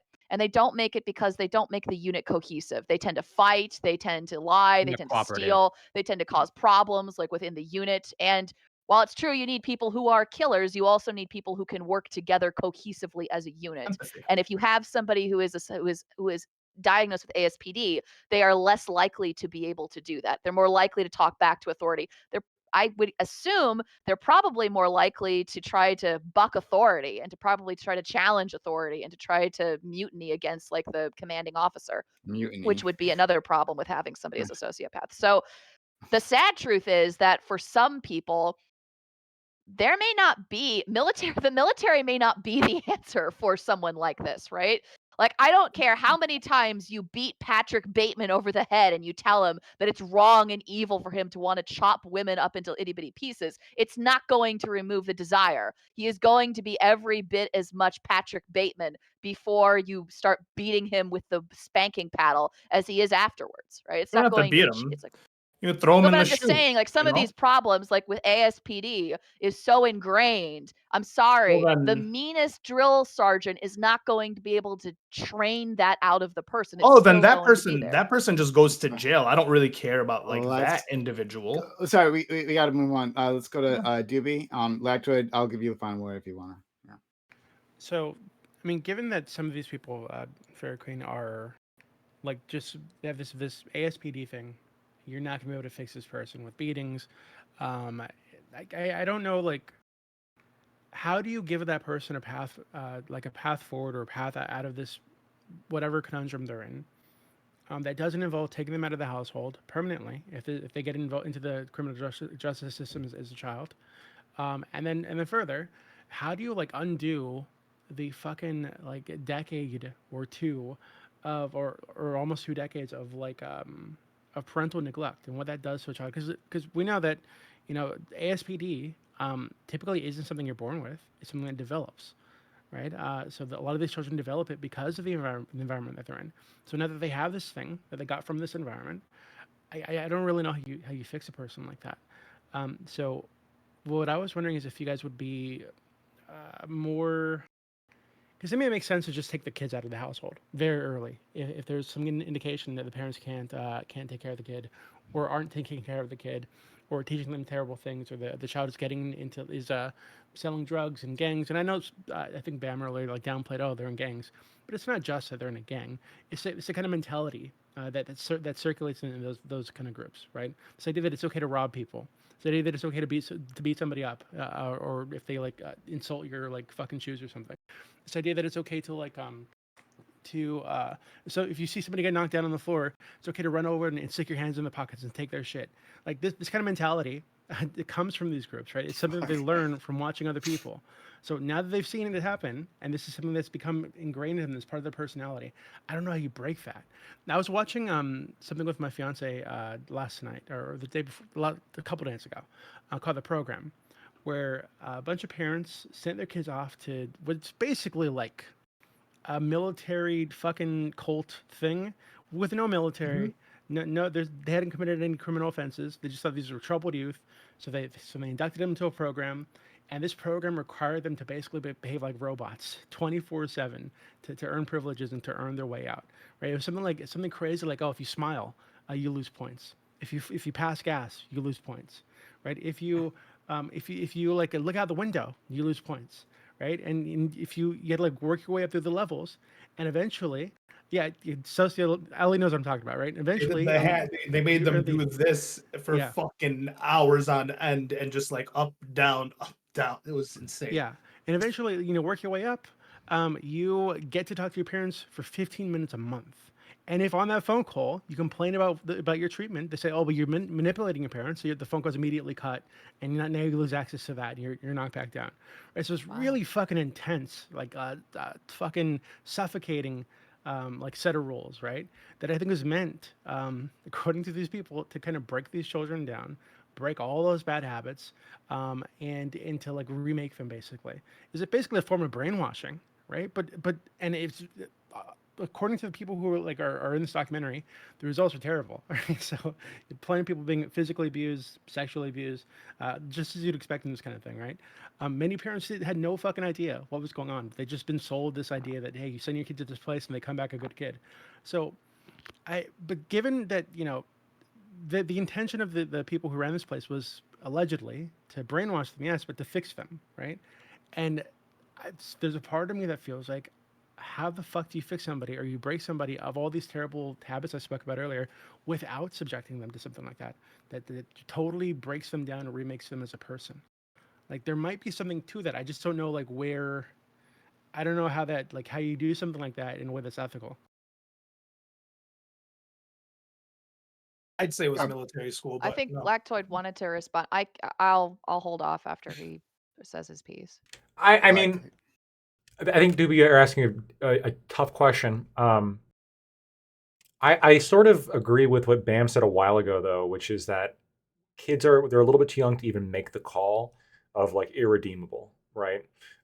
Barring some kind of like crazy circumstance where they're killing people, but generally we're going to put them in prison anyway for doing that, right? I mean, even in my state, there was 2 girls charged with as adults. They were 12 years old, right? I mean, charging kids as adults can get pretty damn young in a lot of places. I'm not on board with that for other reasons, but if you have a kid who's just like a little shit, yeah, we can Clockwork Orange them and send them to this fucking crazy facility, the Doobie that you're talking about, and like turn them into robots. We could, keep their eyes open and shock them while we're showing them like pictures of bullying. I don't know, like there's things like psychopathic shit we could do. I just think that like the research we have now indicates that among kids who do the same kind of crimes, the kids who get sent to juvie do worse and have worse life outcomes. And so the question is, how do we separate this person from society? Because we don't want them to have a bad influence on all the kids around them. That's an important factor of this. But then how do we also prevent them from having terrible life outcomes? I don't know the full answer. I think it's probably going to be a balanced case-by-case situation. But I do think that I'm serious when I said like a summer camp. Like, I like the idea of sending them off into like the fucking woods or whatever. Like, and they have to, like, they're under some kind of like supervision, but then they have to like fucking care for themselves, and they have to like learn how to like, fucking get fires going and cleaning meat and preparing food and growing vegetables. I think like if prisons who have like vegetable growing programs, like that's pretty effective too, right? It gives someone like a task that they have to do that's generally productive. What I don't think is a good thing is keeping people in a cage with a bunch of other kids that are also bad, because that's just going to create a feedback loop, and the evidence seems to demonstrate that too. We got to keep them busy. We got to keep them working. Their mind always has to be occupied. I think most of the time, not all the time, but most of the time, the biggest problem with these kids is that they're bored and they just don't know how to deal with being bored. And so because they were never taught, or maybe they just have poor strategies, and then they take out that boredom in terrible ways.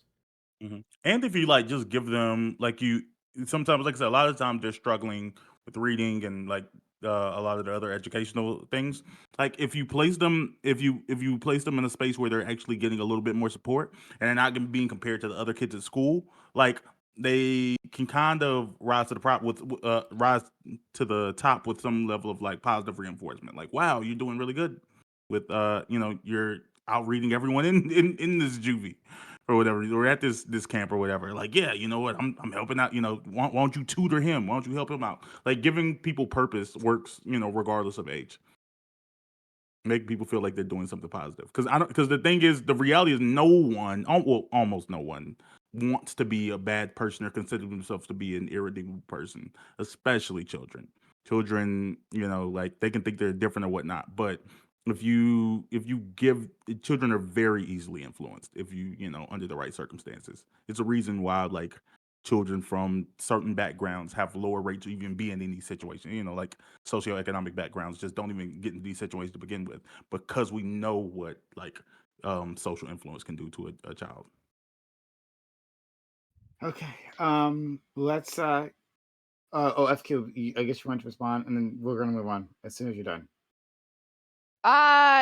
No, we can just move on. I was just trying to find a study because I'm pretty sure I've heard of a camp specific to like what Lactoid was referring to earlier. And they had the worst outcomes. But the reason I remember it, I think it failed, as sad as it is to say. And I think it failed because of the fact that these kids were socializing with each other within the camp. So like when they specifically went to this camp to like improve their behavior, because it's the same as the DARE program, right? So they were introduced to all of these other kids who were also little shits. And so it made them, it only increased like their apparently it only made them worse, like because they were constantly socializing with each other at the camp. But I don't disagree. I am largely in favor of programs like that in Church for Kids. If they're growing carrots, they can't be talking to each other. I'm just saying, right? We just make them grow carrots all day. It's a vow of silence as they're growing carrots. We remove their voice box. Then no. Hold on a minute, and then we can, and then we also have like it's more food production too. Like we can make this economical, and then the camps can survive off of a percentage of whatever the kids make. And we can, and then we don't need to import any Mexicans. There we go. Close the borders. This is what I was thinking of. This all. Okay. Whoa, huh? Here. Okay. Well, then there goes the kids, though. So we can't do that. Oh my God. Okay. All right. Let's go. Keep going. Let's move on. Hey all. I hope you enjoyed the first part of this discussion. We have been talking about juvenile detention centers. I thought it was a really interesting discussion. I didn't think you guys would. I was happy to see you guys take to this issue. It's something, again, I've been thinking about for a while. And it's like, adult power over children and like the outcomes there. And I keep looking around for examples that they don't end well. They don't end well. But this was a really interesting conversation. Thank you so much, guys. And if you out there appreciate it, consider supporting the channel. Iko Rich, I gave 100 bits 19 minutes ago. It says send Bill Cosby to the schools. Okay. Bill Cosby would actually be fantastic.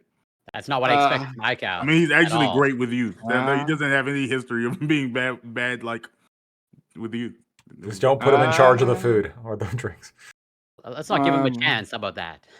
Yeah, he's got decades of it. We've got decades of history to know that Bill Cosby didn't abuse children. It was actually a great influence on children's lives, for better or for worse. I don't trust the data. I'm sorry. He just liked adults a little too much. No, basically, he attacked adults. You know, Yeah, good for him. Women. That's Who why cares Probably a about strong him? correlation there. That's why I specifically chose Michael Jackson for my example. You know what I'm saying? Like he's over here giving him the Jesus juice. Oh God. I could have used R. Kelly as well, but I chose. Hey, consider supporting the channel. Subs to the channel. Give bits, give subs. Or consider using. Oh, hype chats apparently aren't a thing anymore. Which we learned last stream. But super chats on YouTube, they help out. Help out this channel so I can keep doing the things that you like to see doing, the things that keep you coming back. So consider helping out this community. You get your emotes to get after your viewing. No stupid ads running here. We hate that. So support us. Okay. Topic 2.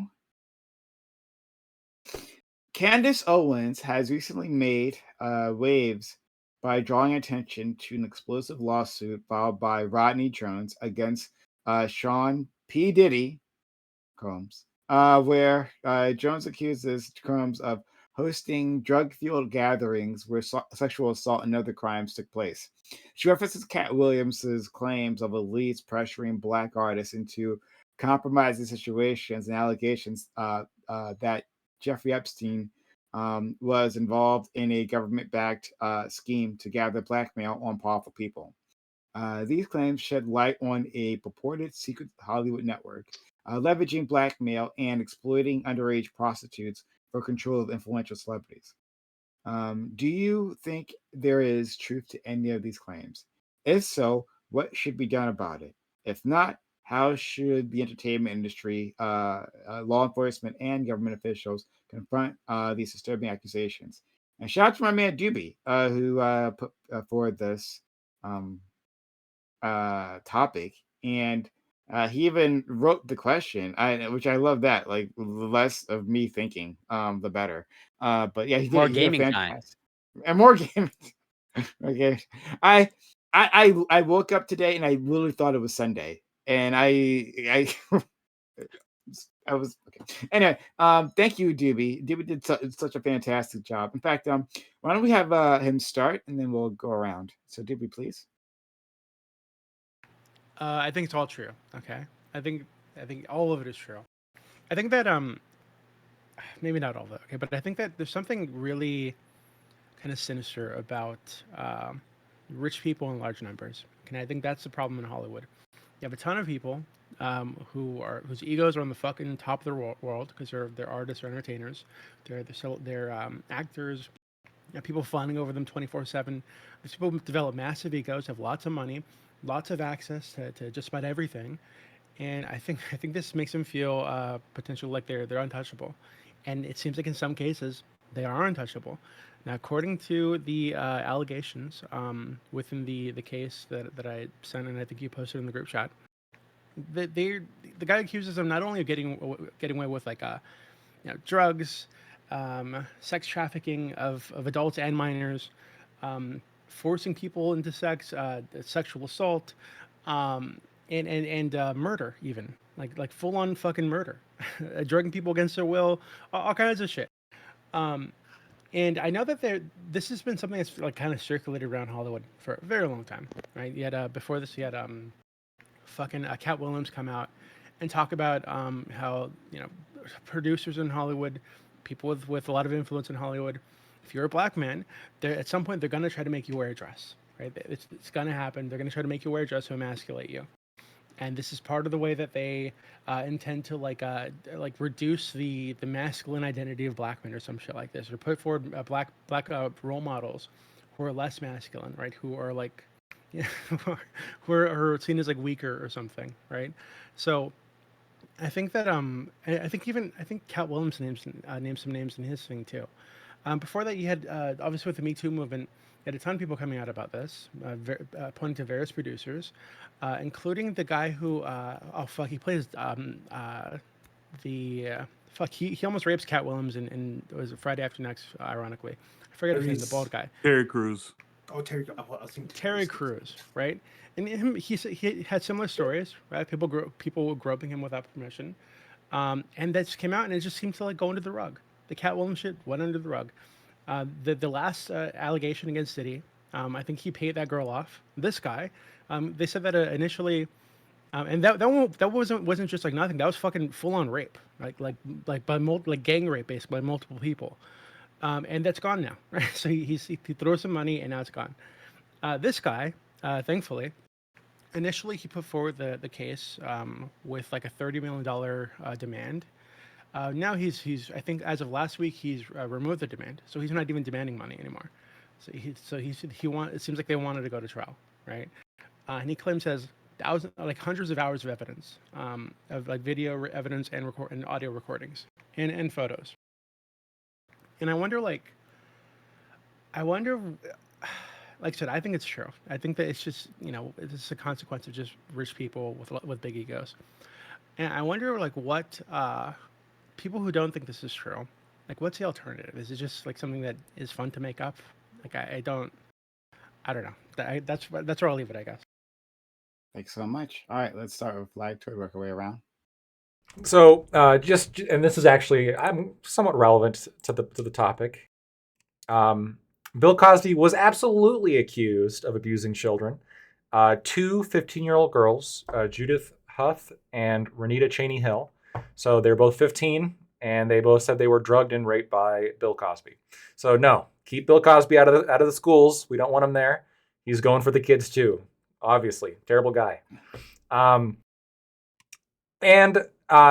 him doing that shit, and rich people, famous people, Hollywood generally having this issue of sexual abuse. I agree with Doobie that it absolutely is the case. I think this is likely true. I'm going to make a very broad statement. I think this is likely true when you get a bunch of people who are artistic types. They're going to be disproportionately have personality traits such as openness. They're going to be overwhelmingly narcissistic. Probably have very high rates of NPD, BPD, shit like that. Psychopathy, right? Ultra successful, hyper self-absorbed. Per people, I don't think it's a surprise that they're also probably going to be doing terrible shit every once in a while when they have the resources to do that terrible shit and to get away with it. So I think that you're just going to see that happen. When you're saying, especially among artistic types, I just, theater majors, like I've met a lot of theater majors. I'm sorry if any of you are theater majors. I have a low opinion of theater majors personally, but it's just a general trend I see. Are there people who organize situations to blackmail people? For sure. I'm sure this happens. I don't know how prevalent this is. And I also don't have a reason to believe that it's targeting the Black Hollywood community specifically. Apparently that's something that's mentioned. I think it's, again, just more likely going to be people who are narcissistic, self-absorbed, open to new experiences as well. They have that kind of personality trait. And then especially if they come from a background of crime too, they're probably going to carry that with them and then do crime again when they have the resources to do crime. So doesn't surprise me. Yeah. So, okay, first of all, I looked up the case. Not that it matters, but not that it's okay. Trying to clear Bill Cosby? Not that it's no, I'm not clearing Bill Cosby. Just the sexual assault thing. First of all, the girl said she misrecounted on the year. At least one of the girls said that she mistaken on the year, and both of them happened to be Playboy bunnies. So this happened not at 15. Exactly. That's the point. They weren't 15. They both agreed that they were Playboy bunnies. No. Renita said that she was on Cosby's show picture pages at the Playboy Mansion. He was having his show at the Playboy Mansion. No, this is that's where I'm looking at Judy Huth. I'm looking at Judy Huth. That's one of the girls that alleged. I don't know the second one. Like I said, minors could have been at the Playboy Mansion. I don't know. No, but I'm saying I guess it's possible. Yeah. Yeah. As in not minors, but at Hollywood sex ring. The second thing actually relates to the topic. There is a few things. I think 90% of it is fake, or if not fake, like true in a way that doesn't really matter. I don't believe that there's like I don't believe there's a broader conspiracy. I think that I don't think there's a broader conspiracy of like black men in dresses, and that's the thing that I actually used to fall into. But there you can find hundreds of like pictures of A-list male actors, like white male actors in dresses, or insert race here. Like it just seems to be whenever you get into like low levels of skit comedy, one of the easiest, funniest things they can do is like, hey, what if we put a wig on you, or what if we put you in a dress? It doesn't seem to be like racially specific. Brad Pitt wore the dress. Leonardo DiCaprio wore the dress. Insert person here. You can find a picture of him with makeup on the internet. As far as the Diddy allegations go, Diddy, it seems to be true across the board that Diddy enjoys like sex parties. That seems to be a thing that happens. Again, when some crazy stuff happens there, I believe that as a celebrity. Is there like some deep rooted industry thing of like he's forcing heterosexual men to like trying to assault heterosexual men for his own personal enjoyment, and he's like making them millionaires or winning them awards to like have sex with them? I don't think that's happening. Is there is he hiring prostitutes? Probably. Is there a chance some of those prostitutes are minors? It's prostitution, so also probably. But is it something intentional? I think he's aware of the possibility of it, but I don't know if like there's anything to say he's like seeking out children or anything like that. Like even when we say minors, we're talking like 16 and up generally. At least as far as the case alleges. Which isn't okay. Okay, we got to speed it up. We got to speed it up to. Well, we wasted all the first topic. That's fine. I know. Yeah, got it. Okay. All right. So, Corey, just guys go online. I gotta handle something real quick, but go ahead. Okay. I'll try to be brief. Well, first of all, I agree with Lactoid. Keep Cosby away from children and all people. I was suspicious of the data. Thank you for backing me up, Lactoid. But yeah. So to me, in my mind, there's sort of like at least two separate claims in terms of like, whatever. The claim of Sean Diddy Combs doing all these things, and then the claim whether this is like, a sign of some sort of like Hollywood, let's say, conspiracy, or a secret Hollywood network. And so, I guess maybe we'll find out at some point whether the claims against Sean Diddy Combs are true. If in fact they're true, I would assume based off of the claims that are being made that there's a lot of evidence. It's hard for me to imagine that, there's reports of like a lot of drug use, and essentially like prostitution and a whole bunch of other like illegal illicit behavior. And so I would hope that, this is backed up by empirical evidence. And I guess we'll find out. And whether this is an actual sign of a Hollywood, secret Hollywood network. At the end of the day, like, I'll go by if there's actual evidence. So far, all I'm hearing, or what was put in the prompt, is like what Cat Williams claims. And I see no reason why we would listen to anything Cat Williams claims outside of comedy. But if they provide any sort of evidence to substantiate their claims, then I'm open to it. What I would say, okay, if there's this massive Hollywood, whatever network involved in whatever, I don't know, sexual trafficking or whatever sexual practices, would it absolutely shock me? No, not necessarily. But again, it would be hard for me to imagine where it's like, I think most people here are old enough of like, whatever, is it 90s, late 2000s, Heidi Fleiss, and like, that was like a big high-profile case of just like a simple prostitution ring, and like that was easily uncovered. And so if this is some sort of much massive scale, and it's like being hidden, I guess technically possible, but it's hard for me to imagine. But again, possible that like there's just so far no evidence that I can find that it's actually occurring, other than some wild claims. And I'll leave it there for now. Echo Rich had said previously, and 100%. He said the GOP replied to the State of the Union. That lady was a theater major, so there's that. It's more evidence on my side, by the way. That was the cringiest fucking speech. I thought it was great. And also, we got $20 from our friend Lawson Harrison. He says that ninja looked magically delicious. I don't know what that's in reference to. It's a that Diddy. ninja. It's a Diddy quote, but not. Is it seriously? Ninja. Yeah, not with the word ninja. Oh, Does that get him to the Greek? I'm not sure. Yeah. Yeah, that's definitely a Diddy quote. It's been in a bunch of memes. Thank you, Lawson. And I managed to read that in less than 10 minutes. I think it's an improvement. New record. Let's go to our friend Admiral Kips. Yeah. So, can y'all hear me? First of all, also, Cat Williams also talks about the Illuminati all the time, and he's saying that it happened to John Cena, like John Cena's naked at the whatever awards show just happened because the Illuminati. He hates Kevin Hart. Cat Williams is clearly turning in to the Black Alex Jones. That being said, Diddy definitely did it. He previously shot a woman, got away with it. He's dangled people from balconies. Bam mentioned Cuddy earlier. Perfect segue here because Diddy allegedly blew up Kid Cudi's car. He called other dudes daddy in public. He clearly likes making people feel uncomfortable. He has Meek Mill wearing the same outfits. Meek Mill definitely got his cheeks clapped for sure. All that grinding Meek Mill was talking about in Dreams and Nightmares, we now know had a different meaning. Hell, even the title is now sus of that whole the song and everything. If you're doing this shit in broad daylight, just imagine what he's doing behind the scenes. I mean, like freak offs. Come on, guys. I'm an avid degenerate and hedonist, and I never heard of anything like some of the stuff he's describing these freak offs. Because you would have got your ass beat, huh? You would have got a whooping.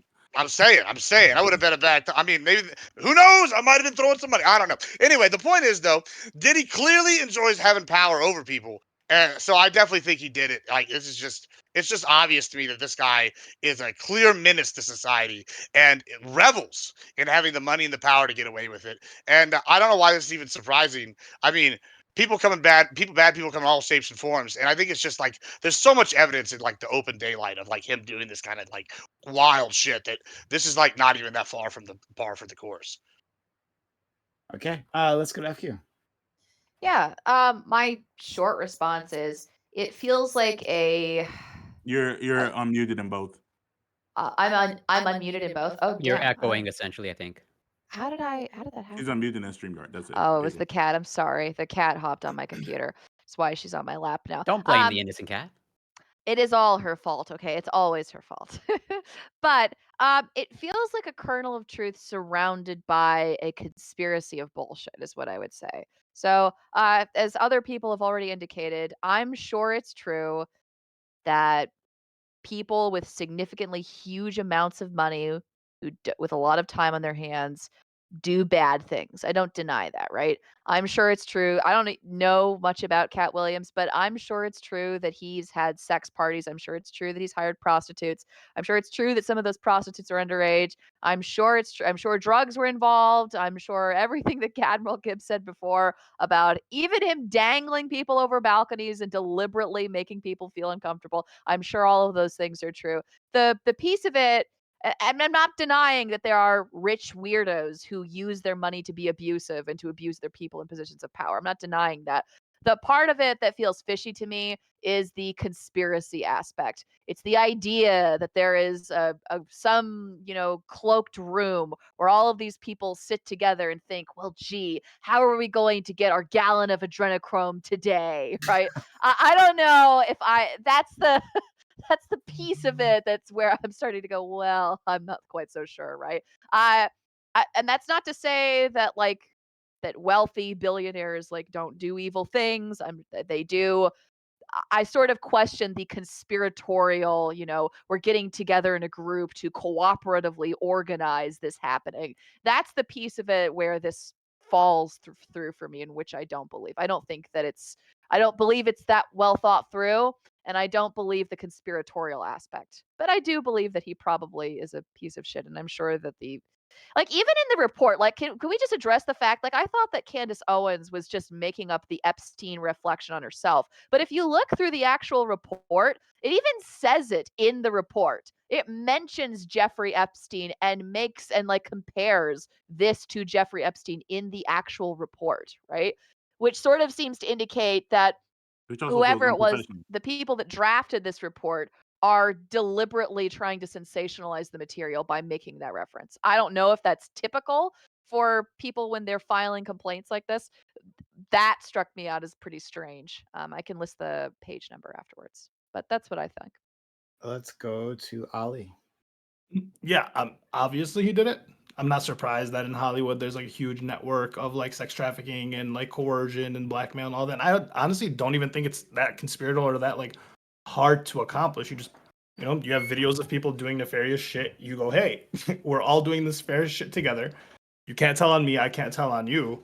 And then boom, it's just people keep the secret, and then that's why you're getting all these leaks. Now to the like point about whether it's like specific to the black community, no, I think it is to everyone. However, kind of like BLM, there's a problem.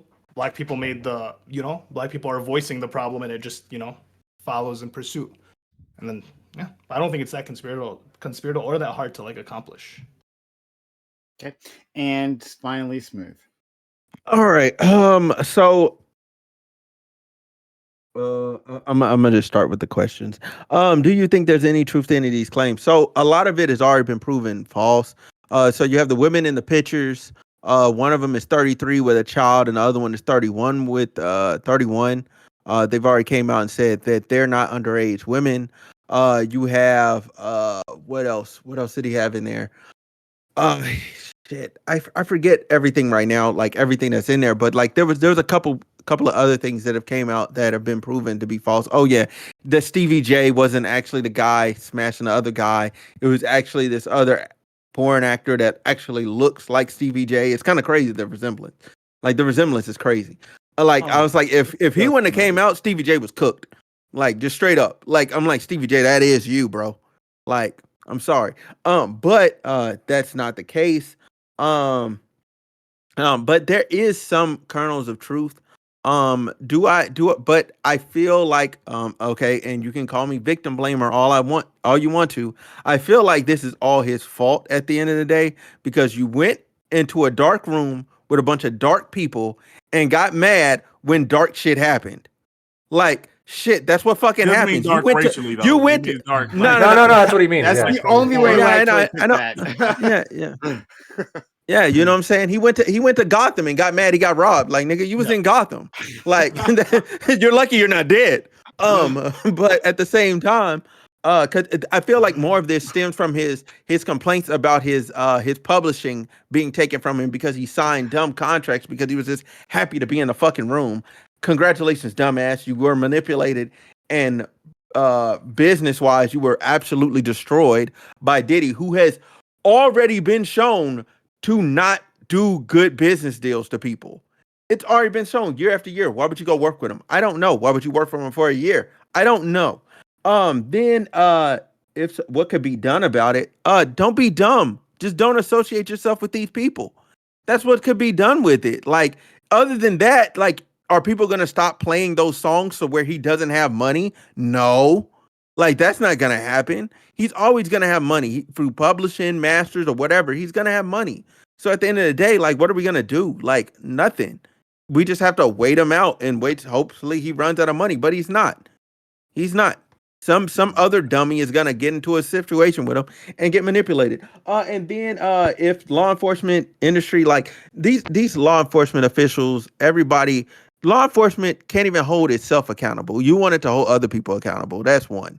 Two, the government doesn't hold itself accountable. It's a fucking joke. We don't even have a budget. Like, let's just keep it real. So are they going to hold Diddy accountable? Absolutely not. They don't hold the highest levels of themselves accountable. Like, any organization that refuses to hold itself accountable will not hold anyone else accountable. Okay? They will only make an example of you when you become a threat to them. That is it. That is all. I guess we can all talk now. Also, the fact that he took the money, all like Dewey was pointing to, like, somebody was pointing to, like, he removed the money, like, from the award, so it must be true. No, stuff keep coming out to make it look like you look stupider and stupider, and like this is like the first step of a process of kind of trying to climb out from under this case. You thought you were gonna post some pictures and there was gonna be a quick settlement because he had a quick settlement with Cassie last year, but like Diddy was like, no, a lot of this stuff is actually like way too far. You're not getting any money from me. Like, do something else. Look, I want to add though, like on top of that, it's definitely not like a black community issue. Because I mean, look at Vince McMahon. This guy's over here naming dildos after his wrestlers. Like Bobby Lashley is a black dildo. Like John Cena is a clear like dildo. Like he's over here doing wild shit. Yeah, this all recently came out, and like he's doing this. Had a whole other thing. Yeah, he had a whole wild shit. So clearly, when he basically had a sex slave that he passed around to multiple wrestlers. Yeah, clearly when you're like a rich, when you're like a rich dude that's got all this power and you're used to always getting your way. I mean, I don't think it's like the people are like colluding to getting together. I mean, maybe some are, but like, I definitely don't think this is like all encompassing Illuminati. We're getting people. I definitely think it's degenerates being degenerates. And once you have money, you can be a degenerate with money. And that, I mean, it's really that simple. Like, I agree a little better. So I would say this though, since they're all rich, like you hang around people in your social class, right? They're all rich. So typically they're going to hang around each other. They're going to go to the same parties. Therefore, it kind of would allude to like there being this big organization. But I think it's just they're all rich and they have nobody else to hang out with. And to your point, you can't keep secrets though. Like, and to your point, impossible.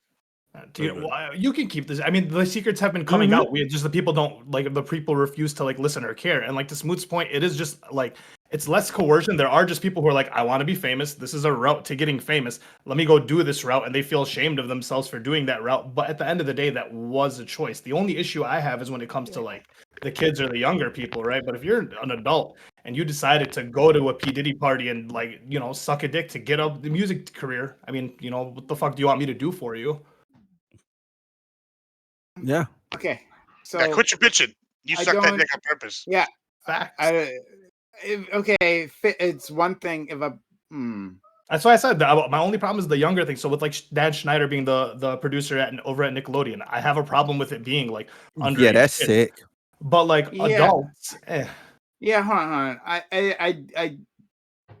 So it's hard for me to judge like the authenticity of these claims, right? I don't know.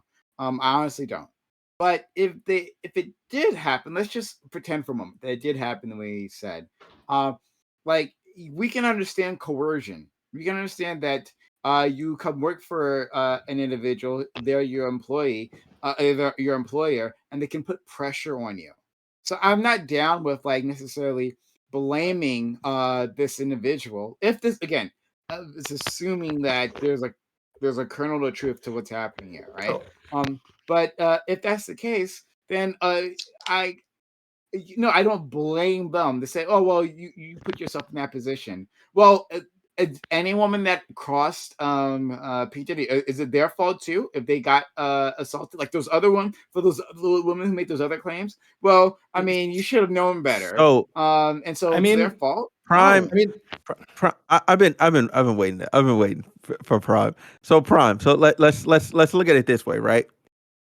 At what point, if your employer does something weird, should you leave? I'm talking about if your employer is walking around naked, do you go, oh man, hey man, you should put some clothes on? Oh, did he say my bad or did he ignore you? All right, now he fondles your balls. You're like, yo, what's going on here? You know what I'm saying? Like, do you leave then? Or is that what you're into? Like, if you're into it, sorry, you're not asking. No, I'm not. No, I'm not asking any new question. All those women. Sorry, with all those women. No. I'm talking about the man. I'm talking about the man. No. Those women. What difference does it make? What difference does it make? Well, for all those women working in those office jobs, right? And the boss pinches their ass, or the boss makes comments about them, or the boss does all kinds of crazy shit, right? Like, when should they have left? And if they didn't leave at that point, was it okay? Okay, his scenario. He was a free when they didn't do it. No. He freely chose to go work on this project. He's a good no. But listen, let me finish all the way. He is a good producer. He has produced actually good records. He does not have to be there with Diddy. He doesn't have to do that. He could have worked on numerous other songs and made money. He was trying to go for the gusto and get to the top and be like, yeah, I'm that dude. Yeah, there is some truth, but like, I don't know. So he put up with. What are you talking about? He put up with BS. Yeah, I don't.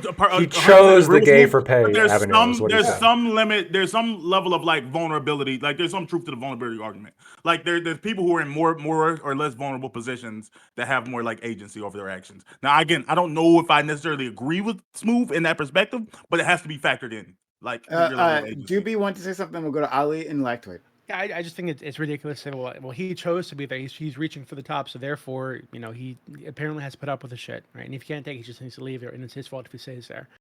like some of the stuff that's being alleged here isn't just that he like was being groped or whatever. It's that he was drugged against his will, and that he woke up in bed like naked with another dude or with prostitutes or whatever, totally against his will, right?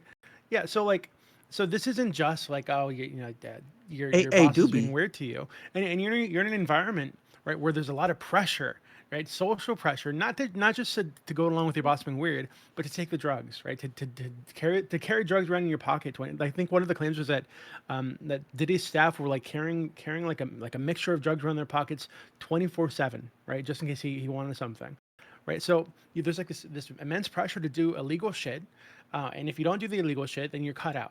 And given that the industry that he's in, and given who Diddy is and who's connected to, and given that there are a lot of record executives he's alleging that were not only aware of this, but facilitated it and covered for it, if he did pull out, right, it's reasonable for him to think that, hey, if I pull out of this, my entire career is fucked in this industry because nobody's going to want to work with me because they all do this shit.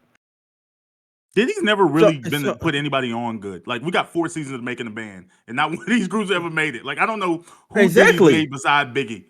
And Biggie would have made himself without him. Diddy's good at business. I won't say he's not, but like Diddy's not good at like making people in the music industry. I don't know how he's like got Biggie was Biggie. Like, he was gonna make it regardless. He'd actually probably still be alive if he wasn't for Diddy. Let's go to that's a claim. I don't know. Let's go to Ali. So with any job, like, I would hope that someone would put in research into like the industry that they're going into, see what kind of comes with like with the industry, the expectations that come within it. So for these people in fame, like, you're choosing to be famous, and forever, ever since I was a kid, I've heard that these people are pretty nefarious. I've heard that these people do like some weird backdoor closed lights shit. And so, yeah, if you're choosing to be famous, you're going into this industry, you're communicating with other people within the industry, you're hearing all these stories. I don't think it's like fair to sit here and be like, well, Diddy's just such a terrible person. We can only put like all the expectation blame on him. He's not going to stop. He's the terrible person. But the people that are hearing about the terrible person, whether it be Dan Schneider, whether it be Epstein, whatever it may be, they're hearing about this terrible person and they're then choosing to like risk that work. So they're accepting like the expectations that come with it. I do think to an extent, yeah. Wow. There's a difference between trying to be a famous celebrity and going and working at like a factory. There's a difference of expectation of what's going on within that industry. Yeah, there's a level of agency and vulnerability that has to be. You might be raped, indeed. I don't understand why you're ignoring that. I'll deal with this later. Ike Rich said Sammy Davis Jr. blew the lid off these Hollywood sex parties back in the '60s. Interesting. Can I like all of this is let's go back to it. Yeah, so maybe in response to something that Doobie said, but then also a response to everybody. So I'm sympathetic to the argument that, well, you kind of chose this industry, and therefore there's a level of consent there. As a libertarian, you would be sympathetic. Well, exactly, right? Like, I mean, well, let's think about this logically speaking, right? He hired sex workers. Did they get paid to go like do sexual stuff there? Of course they did, and of course I would argue, as someone who's in favor of legalizing sex work, and I think that they did consent to doing that job, even though that job did involve like sexual activity. You could make the same argument here for the elements of the complaint that involve actual consent. The problem is the complaint alleges a lot more than that, right? So let's leave outside for 1 second like the allegations of, well, I felt pressured, et cetera, et cetera. I agree that's like on principle, I don't think that should count. But what about like the drugging of people's drinks without telling them, and then they drink like Bill Cosby shit? Like, that's pretty fucked, right? I mean, if just the drugging shit is true, that should be enough to put Diddy in for life. I don't know if I believe that the people working, like as a celebrity working with Diddy, that Diddy drugged him. I think he just did too many drugs. So we have the allegation with Cardi B, right? Before she got like super famous, she was working at the strip club. She would drug the guys, right, and steal their money, right? And she admitted to that. That wasn't an allegation. Yeah, she admitted that's her own admission. I know. Hold up. I don't think she would have admitted to it, or it would have been a bigger thing if she was doing it to like celebrities, people who have like maybe similar power or at least a little bit of influence. So I don't think Diddy is going to be drugging these celebrities that have influence before meeting him, and then risking that. I think that helps. That's not really what the claim is. Yeah, I don't think Diddy's spiking drinks. I'm gonna be honest. That's what I'm saying. So why don't you think he's spiking drinks? Wait, hold on. So my understanding is the claim is that he had like a separate batch of drinks, right? So for example, he had a bottle for the women at the party, then a bottle for his staff and his friends, right? And the one for the women was always drugged, right? It had like ecstasy, date rape, drugs, etc. in it. Right, so and this was like this case of like many of these parties, and so a lot of these women were being drugged in small doses without their consent, right? And he said that many times, or I think he points to like one specifically, but he said it happened other times, that he was drugged without his consent, right? And he had no intention of taking any drugs, and he drank something, and it was drugged, and he like woke up in bed with prostitutes or something. Did he know that the other girls were getting drugged while it was happening? So then why wouldn't you expect that eventually you would? Like you're participating in, you're essentially participating in it. Obviously, he was aware of like a lot of bad things happening, right? And he was participating in all those bad things happening. But you can say there's a ton of pressure to participate, right? And you can say, well, hey, if somebody pressures you to rape somebody, you're so bad if you rape them, of course, right? Yeah. But that doesn't mean that the pressure's not there, right? Obviously, it was an assumed pressure. Yeah, he's so bad for going along with these things, right? But if it's true that it's happening, I think it's bad enough that it needs to be investigated. And I think that someone said earlier, this isn't just like black people, obviously. Right? Mm-hmm. I was going to say that I think that the industry itself seems like fucked, right? I didn't know. I was looking into this earlier, right? Like even the fucking the director, the producer of Jeepers Creepers, right? This like horror movie that like franchise. That guy was like a decade or two prior, convicted of raping multiple children on set on a movie that he was working on, and then he got out of that. I think he only got like a year or some shit, or like 2 or 3 years, and he's still working and went right back to working in Hollywood, working with these massive companies, making these big movies. Right? How the fuck does that happen? How do you rape multiple kids on the set and then go right back to working like making like multi-million-dollar films? Bryan Singer it managed to do it. Like I don't know. Roman Polanski, right? Fucking he raped a 13-year-old. like anally raped a 13-year-old, and this guy was in Rush Hour 3 after that happened, right? That's like a normal they do standing ovations for this fucking guy. Like it's ridiculous, right? So I think the culture within this industry is fucked. Right? There's something wrong with these people, and it could be like Lecto had said, rich people, tendency for narcissism, huge egos, so they think they can get away with everything. And another thing, and I just need to put this out there, when I was looking into the Roman Polanski thing, just to like refresh my memory on it, I didn't know that Quentin Tarantino went out on Howard Stern's show and justified it, so that 13-year-old wanted it, and she was a party girl. Tarantino said this. Huh. Yeah, on a national radio show, and I've never heard about that. I had no idea he said that. Like I'm like, how the fuck does this guy still work?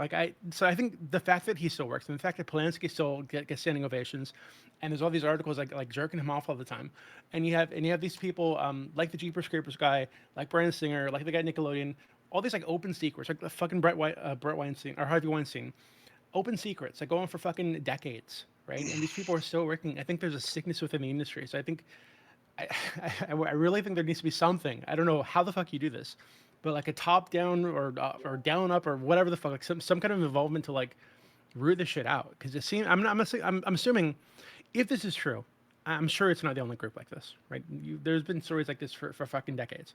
So, but I don't know how you get rid of something like this. It just seems so like ingrained within the culture. Let's go to Smooth. So to the drugging aspect, like yes, it is unfortunate that he got drugged. He shouldn't have been drugged.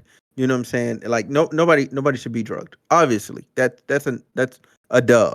But my thing is he was a willing participant in the women getting drugged.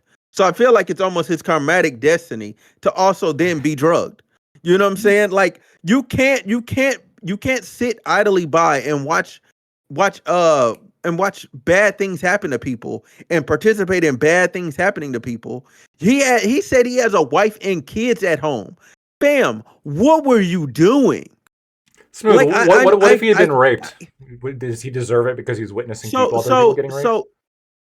So again, is it his karmatic destiny to also then that happen to him?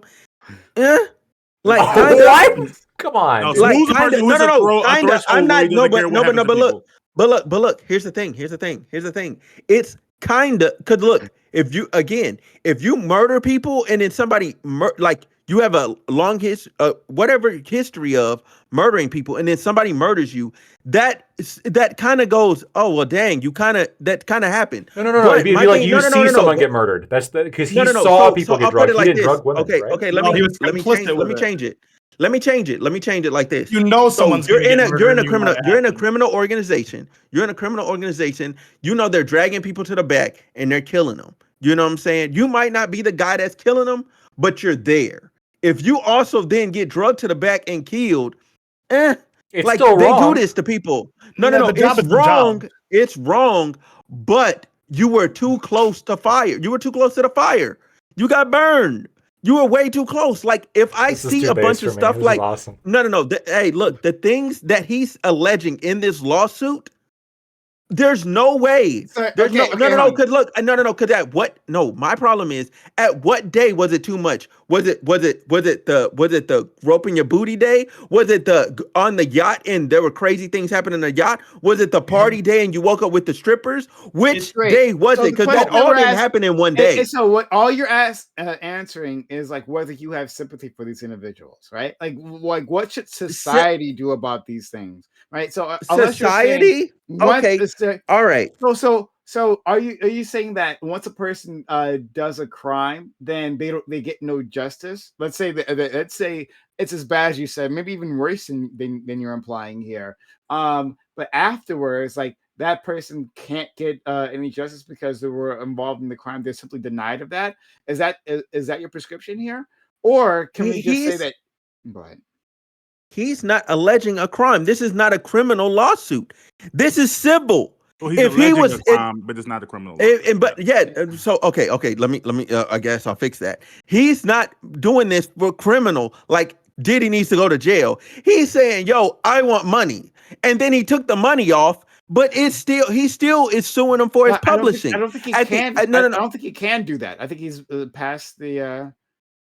I think we can only do a civil trial. You think it's past statute of limitations? This is no. This is not in the last 7 years. That album just came out this past year, or at least in the last 6-7 months. You're correct. Sorry. Like, bruh, he's well within the statute in whatever state they were doing it in. In America, he's good to go. File the criminal. If this was a criminal, might do that. Hey, that's more respectable. If he would have came out and said, "Yo, this is the crime that happened to me. I'm pursuing the maximum but he can't do that though. To the maximum extent." It's up to the DA to press criminal charges. He can't personally bring criminal charges. That's up to the government. He can just bring a civil case, right? So he's doing what he can do, which is either seeking justice or a cash grab, depending on your view. Wait, you can't. But I don't. But I feel so pressing pressing charges is a term that's generally used to. I'm going to cooperate with the state when they are pressing charges against this person. And oftentimes, if you decide to not press charges, the government, because if they can't rely on you as a witness, then they're not going to find it worth it to continue. But the government has full within their rights to say, fuck you, we're going to go after this guy anyway. We don't care what you have to say. Even if you say, I don't want to press charges. You see this very often in domestic violence cases where the wife comes back and she's like, I don't want to press charges. Doesn't matter. Government's still coming after him.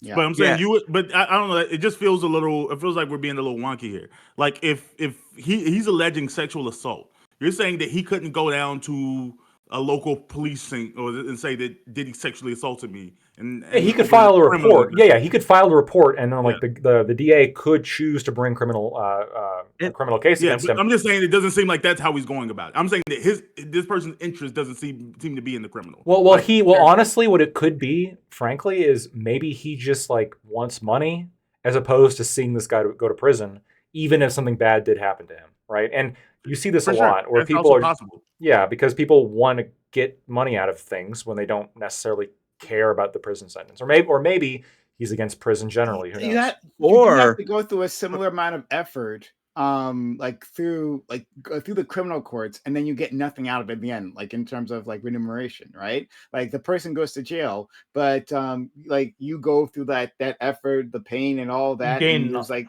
it's for sure. nothing. I'm not saying it makes him incorrect. I'm not going that far. I'm just saying that like where he does there's a line of actions that you could take if you were seeking criminal charges versus the actions that they're taking seems to be that they're more interested in getting money. That doesn't make it what they're saying not true, but I'm saying that the line of actions that he's taking is like seem to be in the interest of money, not like criminal charges. It could be, and we don't know this. I mean, I'll have to look more into it. It could be that so the burden of evidence, like the standard for evidence, is going to be higher for a criminal case than it is going to be for a civil case. So maybe he just thinks that he's going to have a better chance of winning at a civil case as opposed to trying to like bring criminal charges against Diddy, right? That could be true. He says as well. he has video evidence. My whole thing is this. My whole thing is this. If this really happened to you, like you're gonna at least report it. Like at least report it. Like so he's like suing at him. least.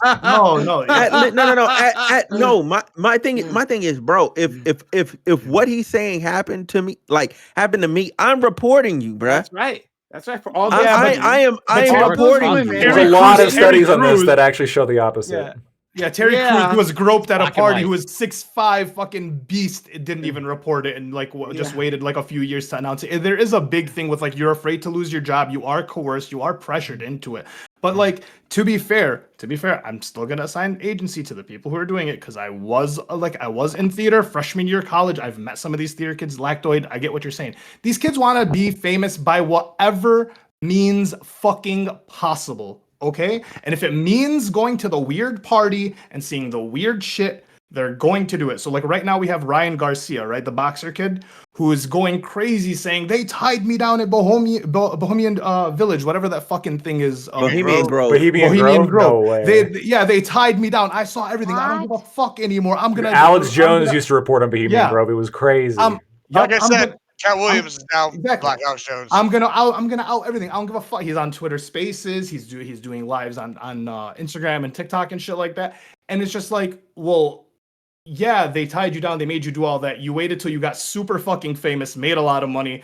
Now you're like, well, I want to be a fucking fighter for the people. And that's suspicious to me. It seems that like if you cared, you would have said something from the very beginning, but you waited until you garnered this like amount of celebrity to then speak. Same thing to Cat Williams. He probably participated in a lot of the shit, right? To FQ's point, he probably participated in everything that he's calling out Diddy for.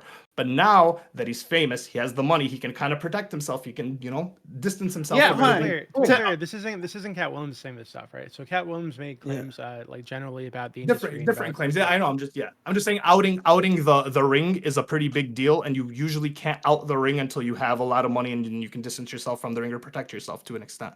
And that's what happens with a lot of these people, is that they get this fame, they get this money, and then out of nowhere, now they're like, well, these people are bad and horrible. It's like, well, you were working with them forever.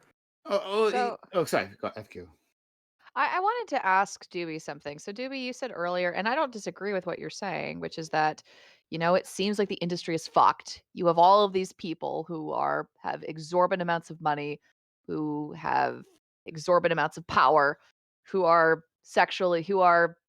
engaging in sexual misconduct and are getting away with it. And I don't disagree with you that that's something that people should be held responsible for.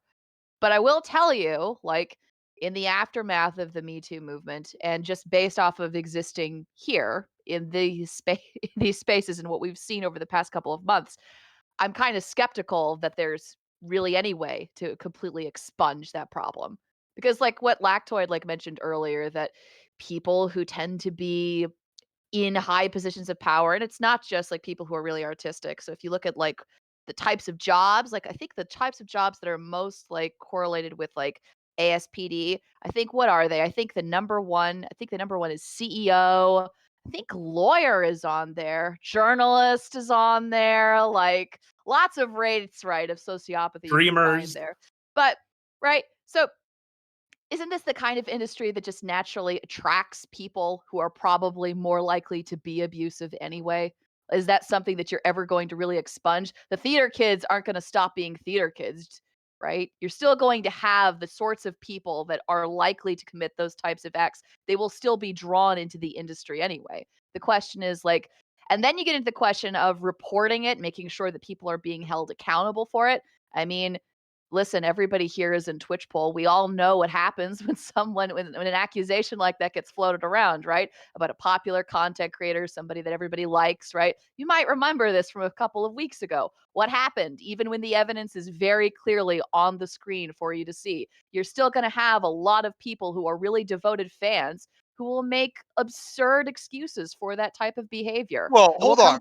And it's not just because of what the creator has done or what they represent, right? It's also because No, of the it is. relationships, the friendships that they have in the community, right? Like all of the That's fake news, Fairy Queen. Like we're talking about famous creators. These people clearly have a vested interest, especially if you're talking about the one I think of. These people, like these little pedos, they all get together and they want to sit here and defend these kind of people, the lolicon, all this. It's cultivating. That's why they talk about it. They want to talk about it. They want to normalize it. You by talking about it and doing all this stuff on all these shows, it's enabling this, and it's becoming more of a norm and a society. I disagree to these friendships. Nah, I mean, maybe there at the were a max lot. level. There were a lot of people who are definitely not in support of Lolly, who are definitely not, as you put it, pedos. Who I were mean, if you like Lolly, you're a who are pedo. absolutely making excuses for Vosh and did so for a number of weeks. Okay. Yeah, so they're you guys pedo talking about the adjacent. Vosh lolicon thing? None of y'all care I'm about making this. reference No one to cares that. about this. Actually, no one cares about that stuff.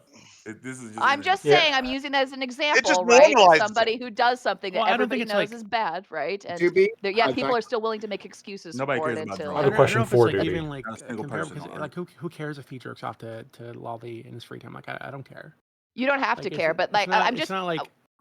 But I think comparing that to something like this where you have people actually being like hurt and is I think weird. I don't think it makes. What any about the sense. sexual harassment with Poppy a few years ago? That's years ago, and he's already apologized for that. So like, who cares? I- Like, eventually, you gotta move on. He And could by just be good harassment, at we're covering talking his about, like, tracks. DM. man. And Poppy's fucking Interesting. crazy anyway, so fuck Poppy. Oh, we're talking Like, by I know harassment. We're Poppy. talking about She's fucking Discord crazy. DMs. Fuck Nobody Poppy. cares. But about enough it. claims and enough things come out, and then it's like, oh, I was wrong about the person that I'm defending. Like you should care if you see something that comes out, and I think that's Nobody cares about Discord DMs. Well, Listen, never you gonna don't have have to care about any of this. I'm No, just I'm trying just saying to. you shouldn't. You're wrong if you care. I'm just That's my establishing that if we have seen when a creator is large enough, has enough professional relationships, and is well liked and has a long-standing history in a community, that people are absolutely willing to go to bat for something should, that for for any people other say creator defend they their wouldn't be peers. willing to do so. That's They the No, point. they right? absolutely And are. that's They're 10 absolutely. times as much true for Quentin Tarantino than it is for somebody like Vosh. Yeah, but okay, so that's not true because one, you don't see people defending like Epstein, right? Like you didn't see people coming out and be like, Epstein's a great guy.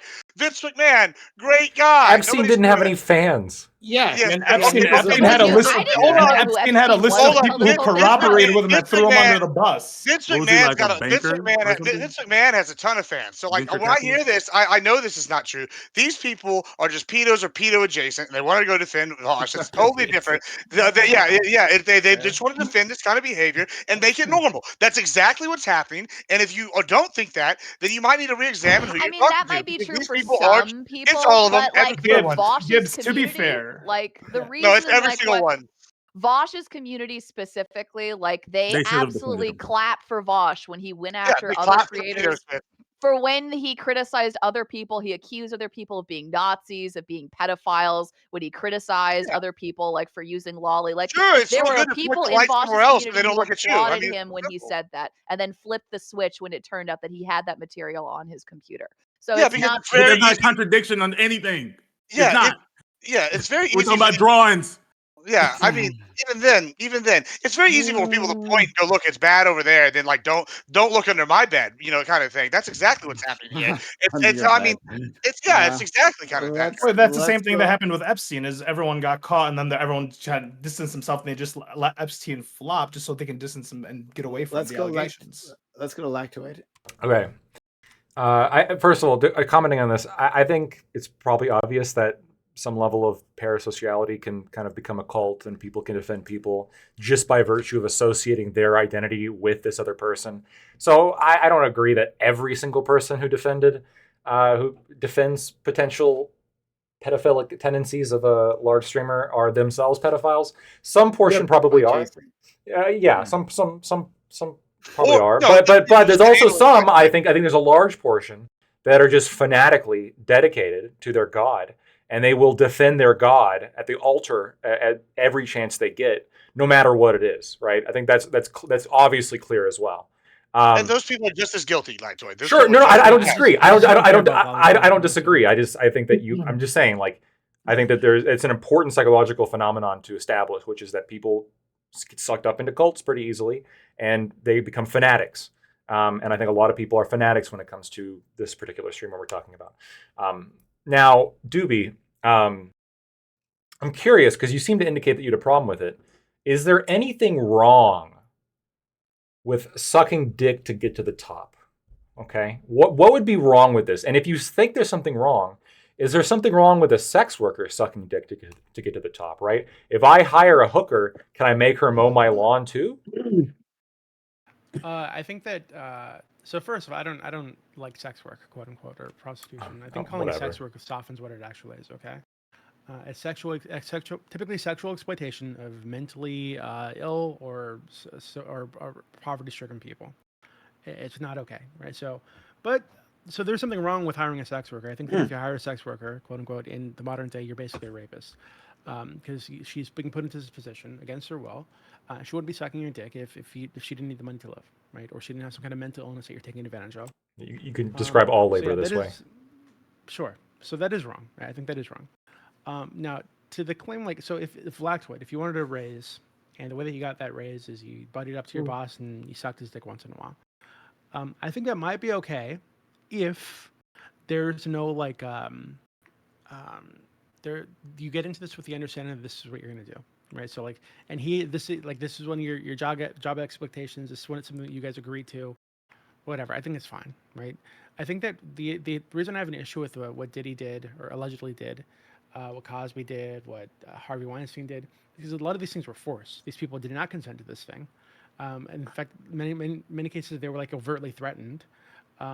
That's wrong. Harvey Weinstein. Yeah. So, but I think if that same woman, one of these same women, was to approach Harvey Weinstein, like, hey, I really want this part. I'll suck your dick if you give it to me.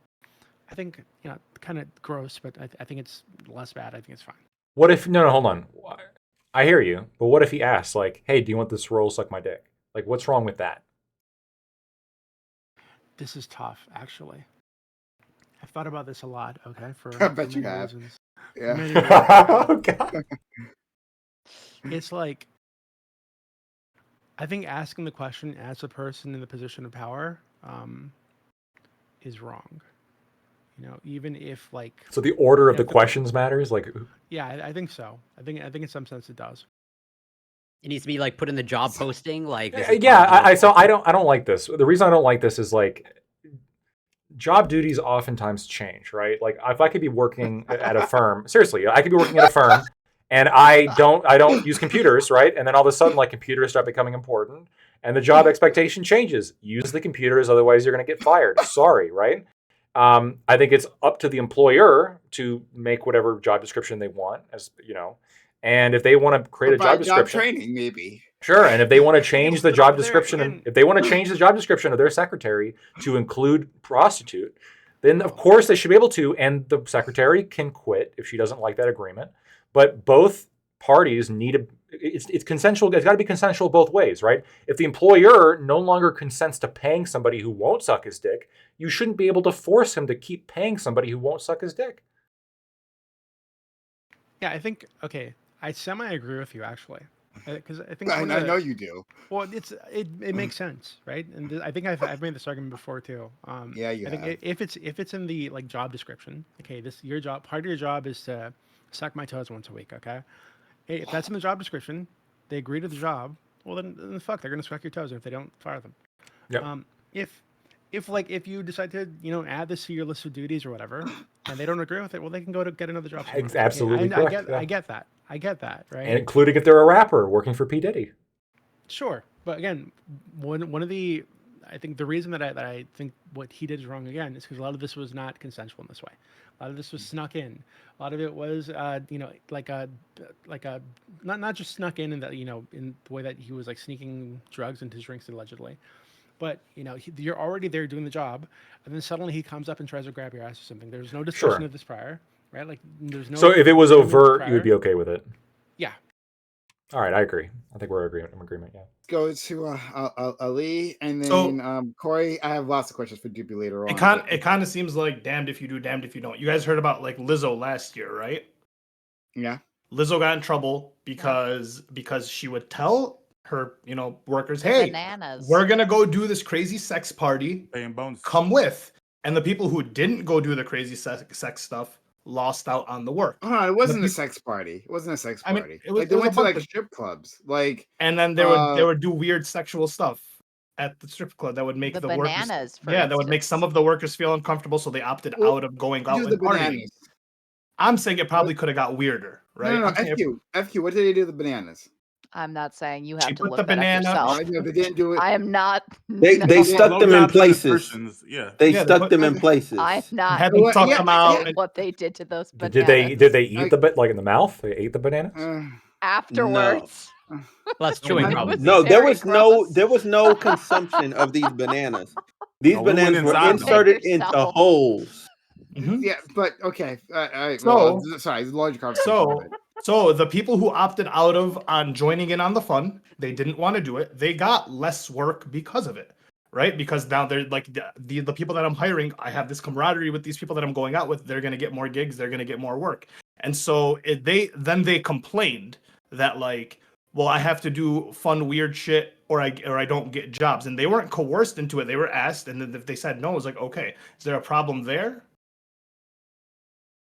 Because then I would argue all the people that went and did the coercive shit, the weird shit, they can't complain that they went and did it because they chose to do it. And that's kind of what I'm seeing is happening here, is that you kind of go into this gig.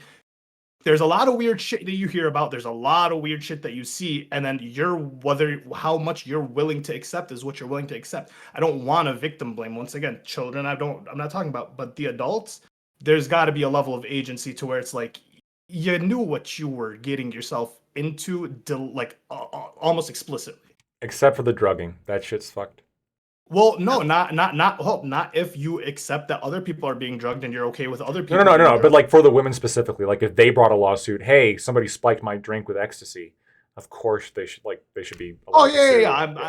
I understand that. And honestly, even if you get like drugged, even if you witness other people getting drugged, I don't think just being witness to a crime and not doing anything about it necessarily means that now you are deserving of being a victim of a crime. In that crime, you're at the party engaging in the activity. So what? Okay, hold on, wait. So if I'm at a party and I see someone pull a gun and shoot somebody and I don't call the cops, then I deserve to get shot, or I can get shot and nobody cares?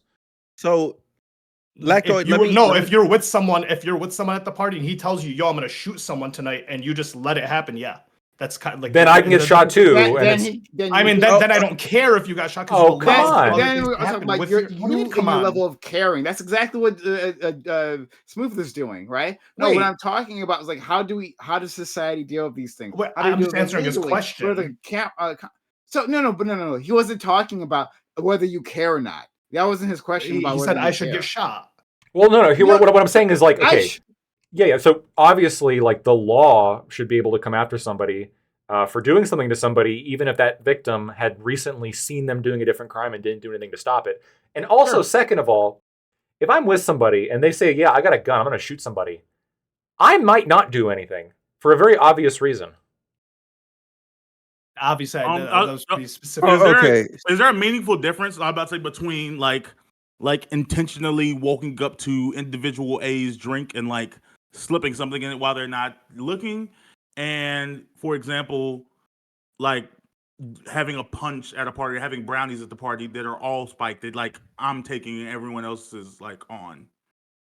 So what I would say to you, Bam, is this, right? If everybody's taking the drugs, that's a weird scenario, because I then need to know if everybody knows that they're taking the drugs, right? Because obviously Diddy was doing his own side batch of drugs. The problem is that he made a punch that was, this is no drugs and this is drugs. But I don't know if that's true. But that's what he's saying. He's saying this is the dude's complaint. Lil Rodney Jones said that he had a bottle that was for women that was drugged, and he had another bottle that was not, and that we gave the women the drug bottle. But he also said that everyone walked around with drugs for Diddy, like had to keep because Diddy. No. So that was his. If you read into it, that's its upper managers. Okay, other people besides the celebrity holding drugs for them. Guess what? That is normal across all celebrity spectrums that do drugs. Somebody else is holding the drugs. Why? Because you need to keep making the money. Yeah, I understand that. If you get caught, but I'm just saying that like. I know this is part of the lawsuit, and I understand the specifics there, but I'm wondering how people feel generally about that because I know that there's things related to like sex parties and the fact of like everybody's on ecstasy because they just think it makes for a better party. That's consensually. Yes, not necessarily. It's just like the unless party you didn't know. Unless you didn't know. I mean, I'll tell you what. I've done some parties, right? And I was definitely doing. Let's just say we were doing one kind of substance, right? And someone decided they were going to mix substances and not tell you. And all of a sudden, you're like, "Oh God, I'm seeing wom-woms." Guess what? I'm not real happy about that. You're going to get a country ass whooping. All right, like I mean, that's going to be a problem. Like I'm just saying, like you shouldn't be going around just because you're at a party doesn't give you like consent to be like, "Oh yeah, we're at a sex party. My drug of choice might be cocaine." Sure, I like raging, but somebody else they might get lip dick from cocaine. They probably don't want to do a cocaine, right? So like I mean, like these are real concerns people have. Like this is a real concern. So if you think I'm joking, this is 100% thing that people have a problem with. Like so they're over here like, oh okay, so this guy mix my Molly with my fucking coke, and then all of a sudden, homie's got limp dick. Now he can't fuck his wife or his girlfriend or all these other bitches at the sex party, and now he's mad. Like I mean, and that's just like that's like a happy example, I guess. I mean, I guess or even like a lower level thing is like I remember. I'm sure everybody has who went to a high school party. I remember I went to a high school party one time, drunk from the punch. Like, oh, somebody had slipped like a beer or something in. Like I was like, this tastes weird. I was like, and it was like, oh, beer. Yeah, and this the drop the Everclear, baby. This is what you get. I was about to say what high school kids have access the watermelons. to. Yeah, like this was definitely like beer, which beer. I never went to a high school party, but I'm just saying that like, would that be like 47 cases of like child drugging? Like, I mean, I guess technically, possibly, but if some high school kids you can if you can get arrested for that. There was a case. The wedding case. Did you hear about that one? With the brownies and the brownies, yeah. What happened? A wedding couple, they spiked the brownies or the cake or whatever at the wedding, and they didn't tell anybody. And then everyone took the weed brownies, weed cake, and it like ambulances came and everything, and some people were freaking the fuck out. Ambulance? Yeah, and she got I think it was the wife who was behind it, and she got arrested. Yeah, fuck yeah. Yeah. Wow. You can't drug people, dude. Some people have weird, like, they don't know psychosis if they smoke. The point I'm making, edibles are so much stronger. But they probably ate a lot. Yeah, brownies are really strong. So edibles break down differently in your stomach. Like when weed edibles, like they don't hit you for like 30-40 minutes, and sometimes honestly you're literally floored. It can be really severe, especially if you don't have a tolerance. Imagine eating like too many of them because you don't know, and then it all hits you at once. You ate 2 or 3. Oh my god! I know.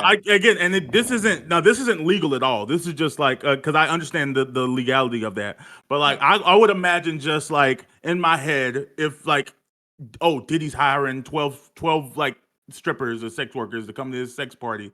I imagine if somebody's handing you a drink or somebody's handing you some food, like I would think like, okay, like this setting probably controls for like there's probably no. So you should assume that you're being drugged again. Again, it's not a legal thing. I already said that, but I'm just saying that like I would be that's what I'm talking about. That's what I'm talking about. There's not an expectation because if you're at the orgy, I shouldn't have to worry about picking up the chocolate covered strawberry and there'd be Molly in it because that might affect me a different. Oh, I got a heart attack. Like as opposed to like, oh, this guy can do coke all day long. Orgies have strict rules. What about poppers spray? There are rules. There are rules. At the gay clubs. Like you definitely shouldn't have the expectation that I'm going to do something that like you're not going to.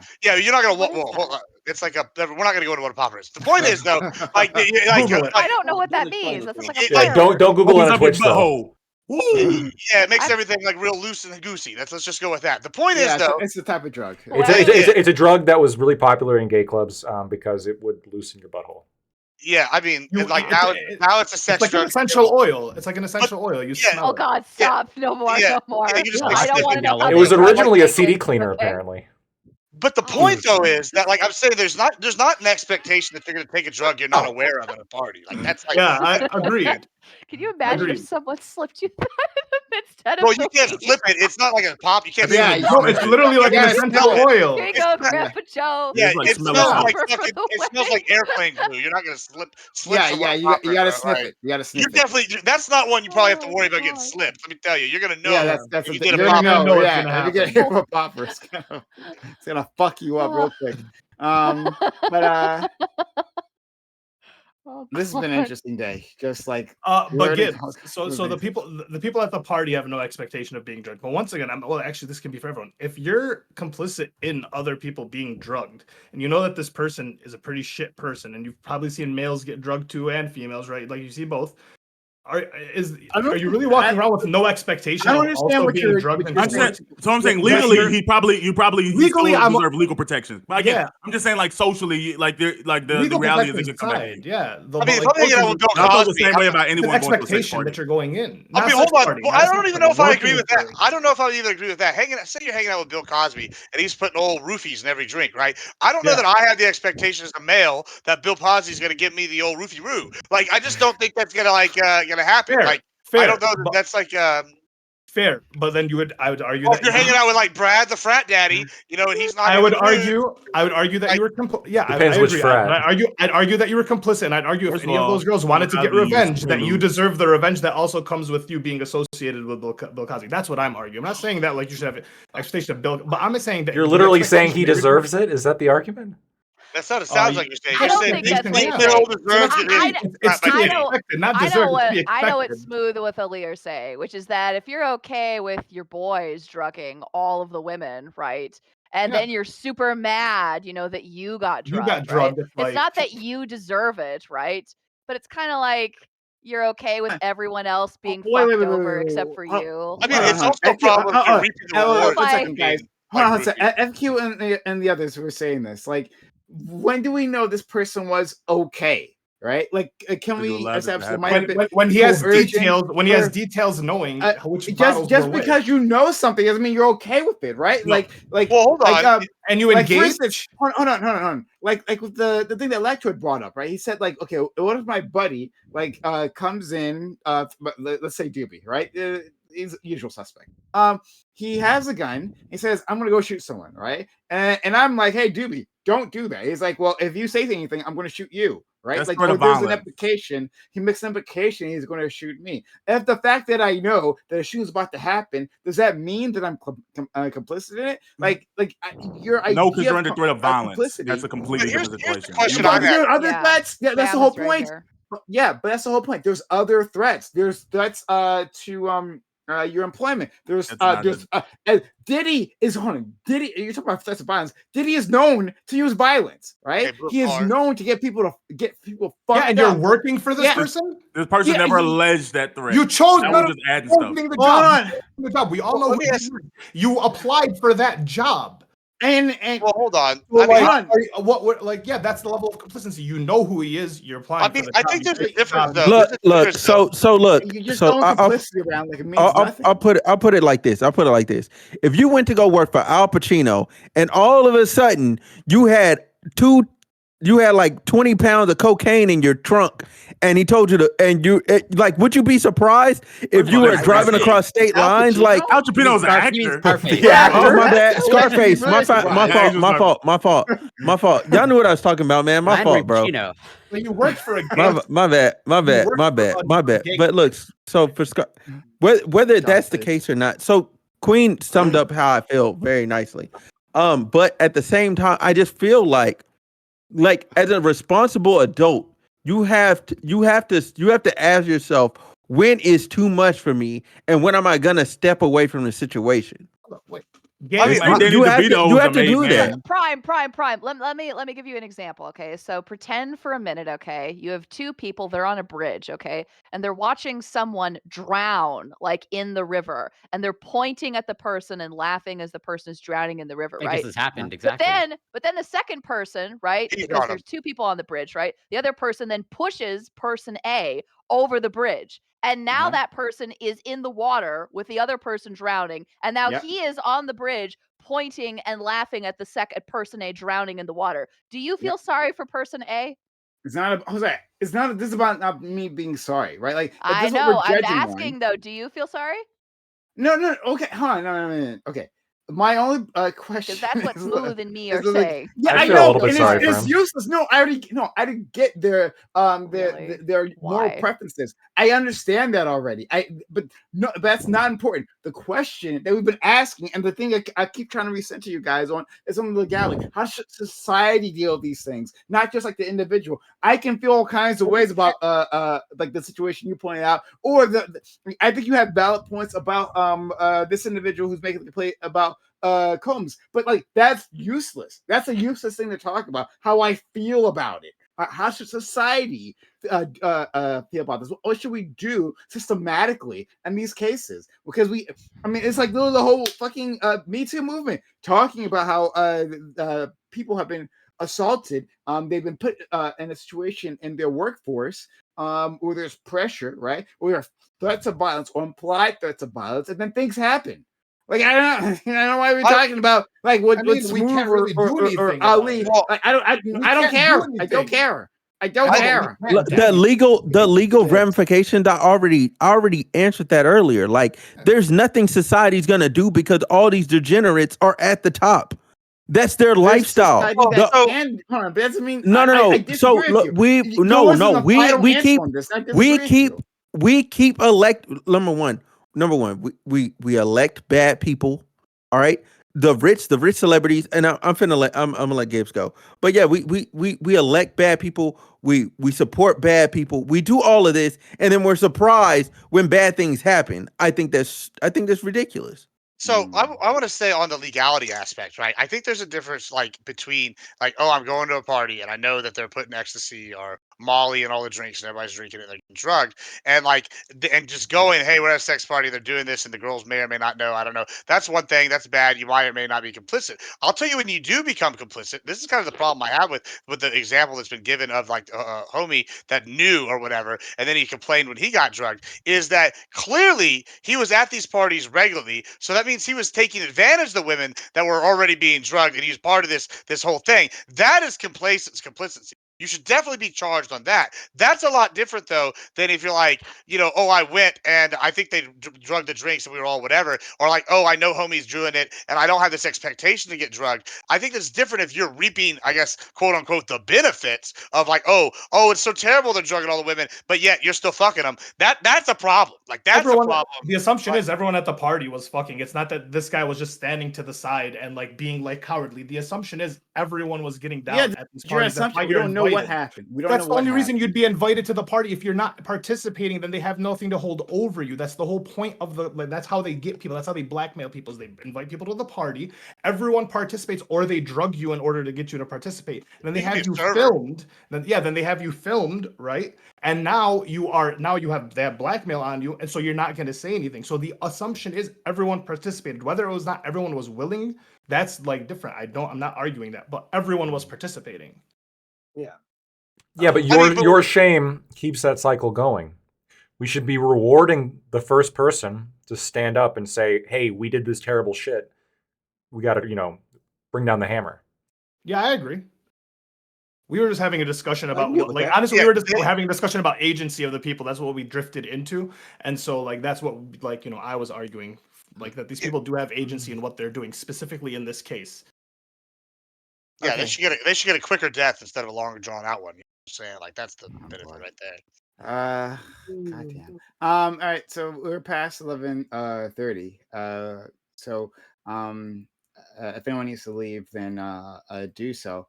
I really have a thing I have to ask Doobie, because it's been really been bothering me. But if anyone needs to step out, go ahead. This has been a really good conversation, guys. If you enjoy this conversation so far, consider supporting the channel. It's the only way I'm allowed to do this type of stuff. So subs to the channel, give bits, give subs, and consider I keep getting hype chats on here anymore. But super chats on YouTube. Yeah. Okay. I'm not sure if Smooth meant to do that. He's left. He's been going in and 3 out. times. 2 times. I mean, he threw it, but Deuce like he was leaving. Oh, okay. All right. But Doobie, I just got to ask you. You still there, friend? Yeah. Yeah. So you said hiring a prostitute is like being a rapist, right? But then you also said it's okay for a boss to um, uh, include it within their job application, ask for sexual favors. Okay. Oh, okay. Yeah. So how is that not like hiring a prostitute by extra steps? Yeah, hold on. To be clear, I think both would be sexual exploitation. I think I agree with Lacto when you say you could apply this to the entire like job market. I agree. I think the job market is exploitation. I think needing to earn money, needing to go to work, earn money to stay alive, right? Or you end up on the street starving to death. I think the fact that the system perpetuates this is a system of exploitation. And if you're hiring people within the system to do any sort of work, you're exploiting them. Wait. Doobie, we live in America, okay, where you can get food stamps. Not you, Lactoid. I do. And in America, if you can't afford food, they'll give you food stamps. Like nobody in America starves to death except for like a rare administrative error. If you can't afford food, the government will give you food. There's all sorts of programs out there. So it's not like death or sex work. It's like, you can use this to get more money. So in the context of a developed welfare system like we currently have, Doobie, why would you say that it's like exploitative? Well, I don't think welfare is enough to live on. Definitely not enough to live comfortably on, or enough to like even make it to the next welfare check for most of these people. You get very little money for most of these programs, right? And a lot of them, when they are providing housing, there's limited housing. There are requirements. I'm sorry, I almost choked on my grape. There are requirements attached where you need to like go out and try to get job training. You need to go out and try to find some kind of stable work where as you should like, sponsor you. Yeah, okay, but even the fact that you need to do these things, or the alternative is you don't get money, which means you don't get food, which means you don't have a house, which means you don't have clothes, and you end up on the street. I think the fact that these basic needs are not being taken care of by the system itself, and that in fact the system has made these into commodities that are like sold and traded. I think all of that is exploitation, especially given the fact that the system, as it currently stands, can support everybody in the fucking country with no need for this exploitation. We have the ability to feed everybody and house everybody. Okay. We don't. Well, we do feed everybody. No, we don't. Yes, we do. In America, no. Again, you try here. Find me somebody in America who had access, like, besides some rare administrative error where some senior citizen like doesn't get their food delivery or something, right? Like in America, you're not going to have people starve to death. If you can't afford food, you can get food stamps, right? Now, let me ask you this. Cut off. You don't even have to be poor to get food stamps. Like, yeah, you don't even have to be. And by the way, I've done the math. As someone who's abused the WIC system. Before, it's so easy. Like I've had a house, a car, a job, and a fucking bridge card, which is a food stamps card. And there were also points in time where I needed it. They give you plenty fucking money, especially dependent on like the income that you have. I understand that your point that you're still obligated to like find work, but you are assisted through Section 8 housing, through food stamps. Maybe not all of them are the best, but some of them are fucking really good. Like there's some low income housing that I was making too much money for at the time, and it was like fucking luxury studio apartments for nothing. Yeah, and the other thing, they specifically there's a program specifically to do that. Actually, yeah, I was going somewhere with this, which is I disagree with you, Doobie, empirically when you're saying like, oh, in America we just like throw you to the wolves if you can't afford it. I think we spend, like most developed countries, we spend a fuck ton on people who can't take care of themselves and can't work for themselves. I think too much. I think too much actually. I think we spend way too much. But if this even just let's assume that this truly is like fucking, I don't know, we're truly like in a deserted fucking dune, and we have to like fucking, you have to work to survive, otherwise you die. Is your point then that as long as we get the welfare system good enough, then you're okay with sex work, then you can hire hookers, and then whatever P. Diddy did with hiring the hookers is no big deal, and getting this guy to suck his dick or whatever? I think with most sex workers are people that are not doing very well for themselves mentally and financially. These are people on the poverty line or below the That's poverty line. definitely These not the people, case, but it is the case for most of them. These are people with drug addiction issues, for example. A lot of these people are being trafficked. Yeah, prostitution or in have been particular. trafficked It's not just all for sex years, work. so they got into a lifestyle, and now they're stuck there, right? So a lot of these people, I think if you engage with any of them and purchase sex work from any of them, you are raping them. You're sexually exploiting a person. No, you're taking an aggregate truth and applying it to an individual. Like, let's say that you come across a sex worker who works for themselves. They're not in dirt poverty or whatever. They have a trust fund, let's even say, and they just like they fuck for money to go buy Chanel. If you were to find like a multimillionaire sex worker who does it on her free time because she's bored or something, do they got to be multimillionaires, Doobie, or can they be like middle class? Okay, I'm going to the sure, the okay, silly, yeah. So obviously we can find cases where somebody, for example, I think most porn is totally exploitative, right?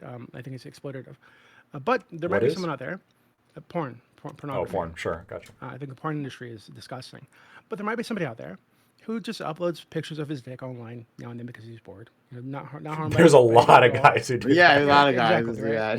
Just because he's bored, or women who just feel like they just need to put their tits on the internet now and then. Doesn't impact them at all. They're not doing it for attention or for any reason really. It's just fun, right?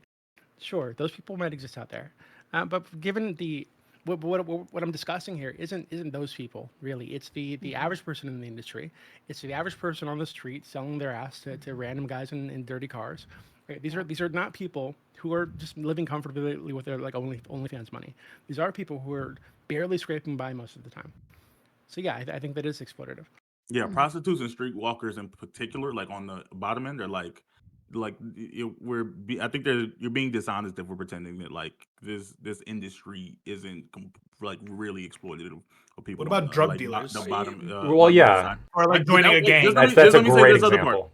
Yeah, or like joining a gang, like yeah, I think that those people are. I think those people are also extremely vulnerable extremely vulnerable. Yeah, gangs specifically target people who are vulnerable. Yeah, I don't know if that was a gotcha. What I was gonna say is, what I was gonna say on the opposite end of that is like, into Prom's point of like because he's said it a few times, like he doesn't want to engage with the idea of like there's levels of agency depending on like your vulnerability, like and on what's considered exploitative. Like for example, something that's probably people that probably deal with some level of exploitation is someone who's signing up like who wants to run a presidential campaign.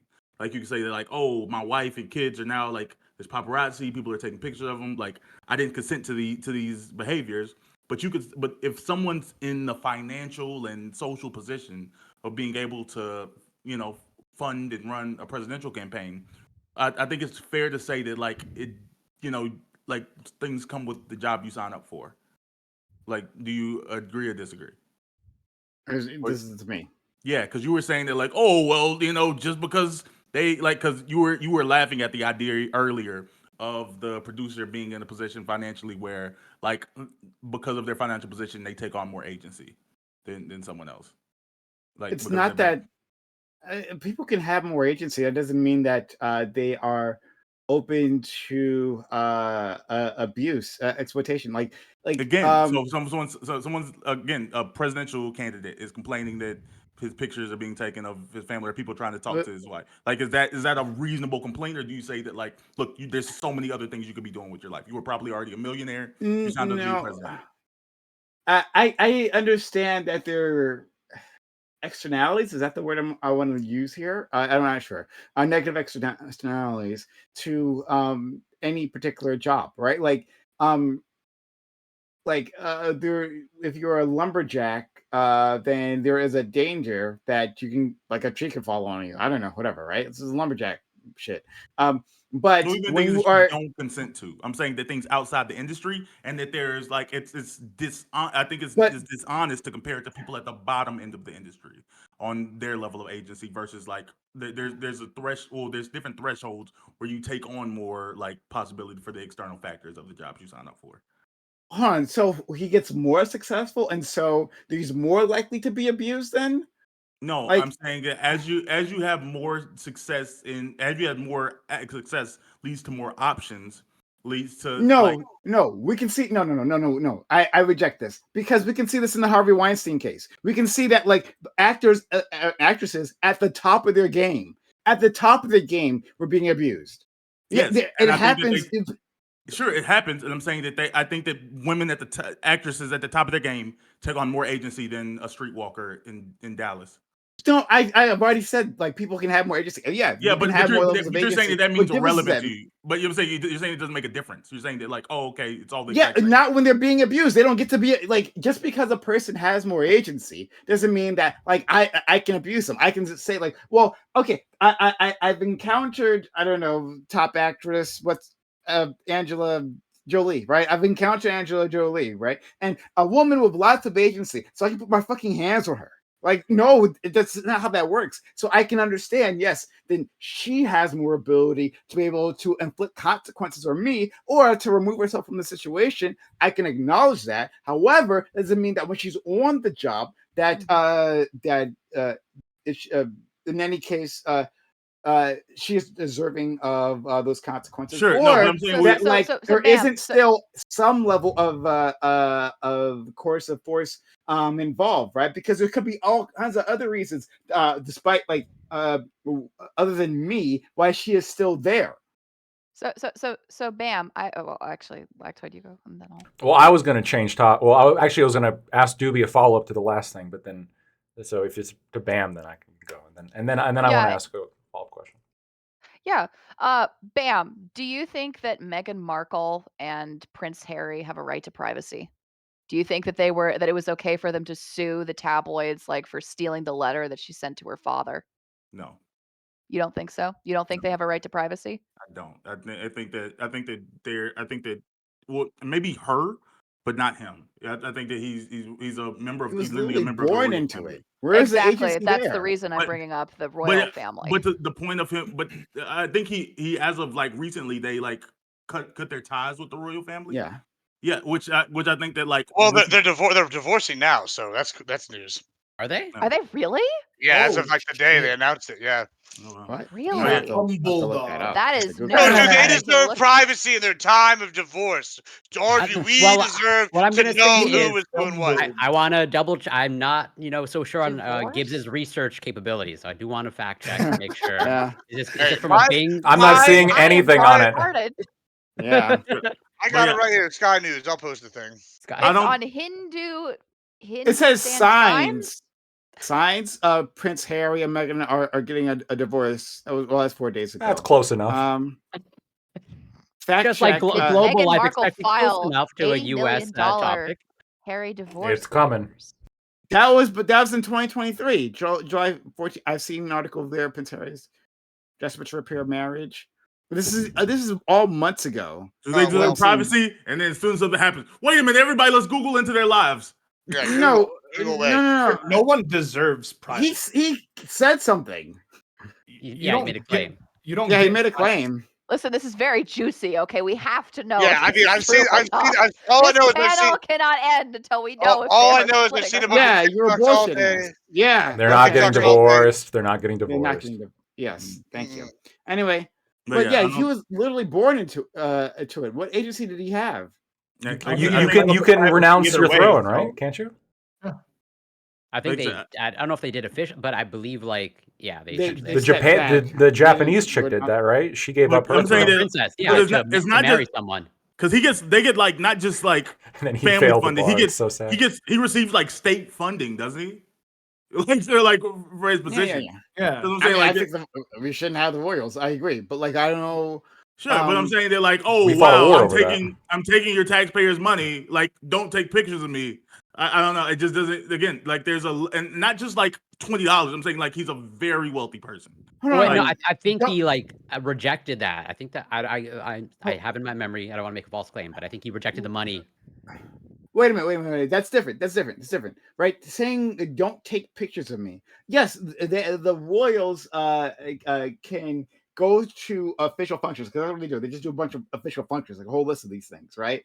And they get paid handsomely for this. It's unbelievable. But anyway, they go to these things. Yes, you can take pictures of these individuals. You can say you can keep. you can like they are a public billboard. Like yeah, but some people think you shouldn't. Some people think that like no, but with the standard, because we're talking about the standards that we're trying to set here, right? Like, and just because they are these public billboards doesn't mean that they can't have a private life behind that. And it doesn't mean that, for instance, because they take taxpayer money, that we could put like a secret camera in their room, right? Well, you're taking taxpayer money. What are they doing behind closed door? Shouldn't we know because we're taxpayers what they're doing behind closed doors? Of course not. Yeah, that's what I was going to ask, Bam. Yeah, So, Bam, let me just give you this hypothetical, okay? So let's imagine that somebody, okay, goes into the Trump Tower, okay, and let's say that they install a camera, right, at the very bottom of Donald Trump's toilet, okay, and they catch the worst image of the Donald as he's sitting upon his solid gold throne, okay? Are you saying to me that if they were to take the video footage and to upload it to the internet, you don't think that Donald Trump would have any right to sue him for invasion of privacy? No, because I think that's different. Like that's something that they're but because it has nothing to do with like his celebrity or agency. I'm saying that's not a part of and the letter that Meghan Markle sent to her father does, like, it was a private letter that she sent to her father. She didn't want that published. Well, it's stealing mail, isn't it? You can't do that regardless. Well, that's trespassing. Right? You broke into Trump Tower and you hid the camera. Evidence of you trespassing. There you go. Nope, there we go. Like I said, I don't think you can like criminally offend people, but I'm saying that like there's some level of the things that come with the jobs you sign up for. There's some like outward I don't know, like I guess associative things that may happen to the job. Yeah, but nothing's being stolen from you. Car, I agree. That's incorrect. Like, but I'm saying that. I'm just framing out my thing that Prom seems to think isn't real life. Saying that like, oh, I'm an actor. Like, yeah, no, you can't assault me. But if you're saying that like, oh yeah, like assault is one thing. You say that like, oh, he was saying weird things on set that I didn't like, and you worked with them for like 17 straight films as like making $20 million a film. At a certain point, they're going to be like, oh, okay, didn't you have agency to pick to work with other people? Like the producer's just a raging racist, and you just keep working for him regardless, and just put it to the side. And then like after 10 years later, now you want to like have that conversation. Oh, I think that's a conversation I think that's something that we can question, like your agency in it versus, like I said, a sex worker at the bottom. Like it's not just why did you wear that dress or why didn't you say no? Like there's vulnerable positions and there's positions that aren't nearly as vulnerable. And also, being an actor isn't a career like where you have to get a degree or something. Where like if you just lose your job being an actor, you can go do something else. You don't have to. I want to. Oh boy. I don't know. Like, yeah. So I want to push back against that a little bit. Like, so obviously there's not a lot of like data, but there are some like cases that point to like it's not so. So a case that comes to mind is like Brendan Fraser, where it's like he made a sexual, an accusation against a pretty, I think they were like, I don't know, president of the Hollywood Foreign Press, something like that, but really high. And like there were strong indications, I don't know if it's actually confirmed, but like he's essentially like blacklisted. Like that's why there's a huge lull in his career. Where it's like after he made that accusation, just like he didn't really have work. Now, whether it's actually like confirmed, absolutely true, I don't know, but there's stories sort of hinting that actually occurred. And it wouldn't surprise me if that happened to other actors as well. Or like, yeah, if like someone in high enough power, like they have the power to like blacklist you and they can pretty much like toss you out of town, basically. And then he decided to come back and do acting after that. Like didn't he just film a movie? Yeah, The Well. Yeah, but that does like 20 years. What do you think? What do you think that proves when he comes back and does that? Acting? These people are willing to continue to do these jobs by any means, even if he outed himself, went through by the blacklisting. By any means. Get another. He was willing to do his craft again, and this shows what some sort of Machiavellian like a desire. If you're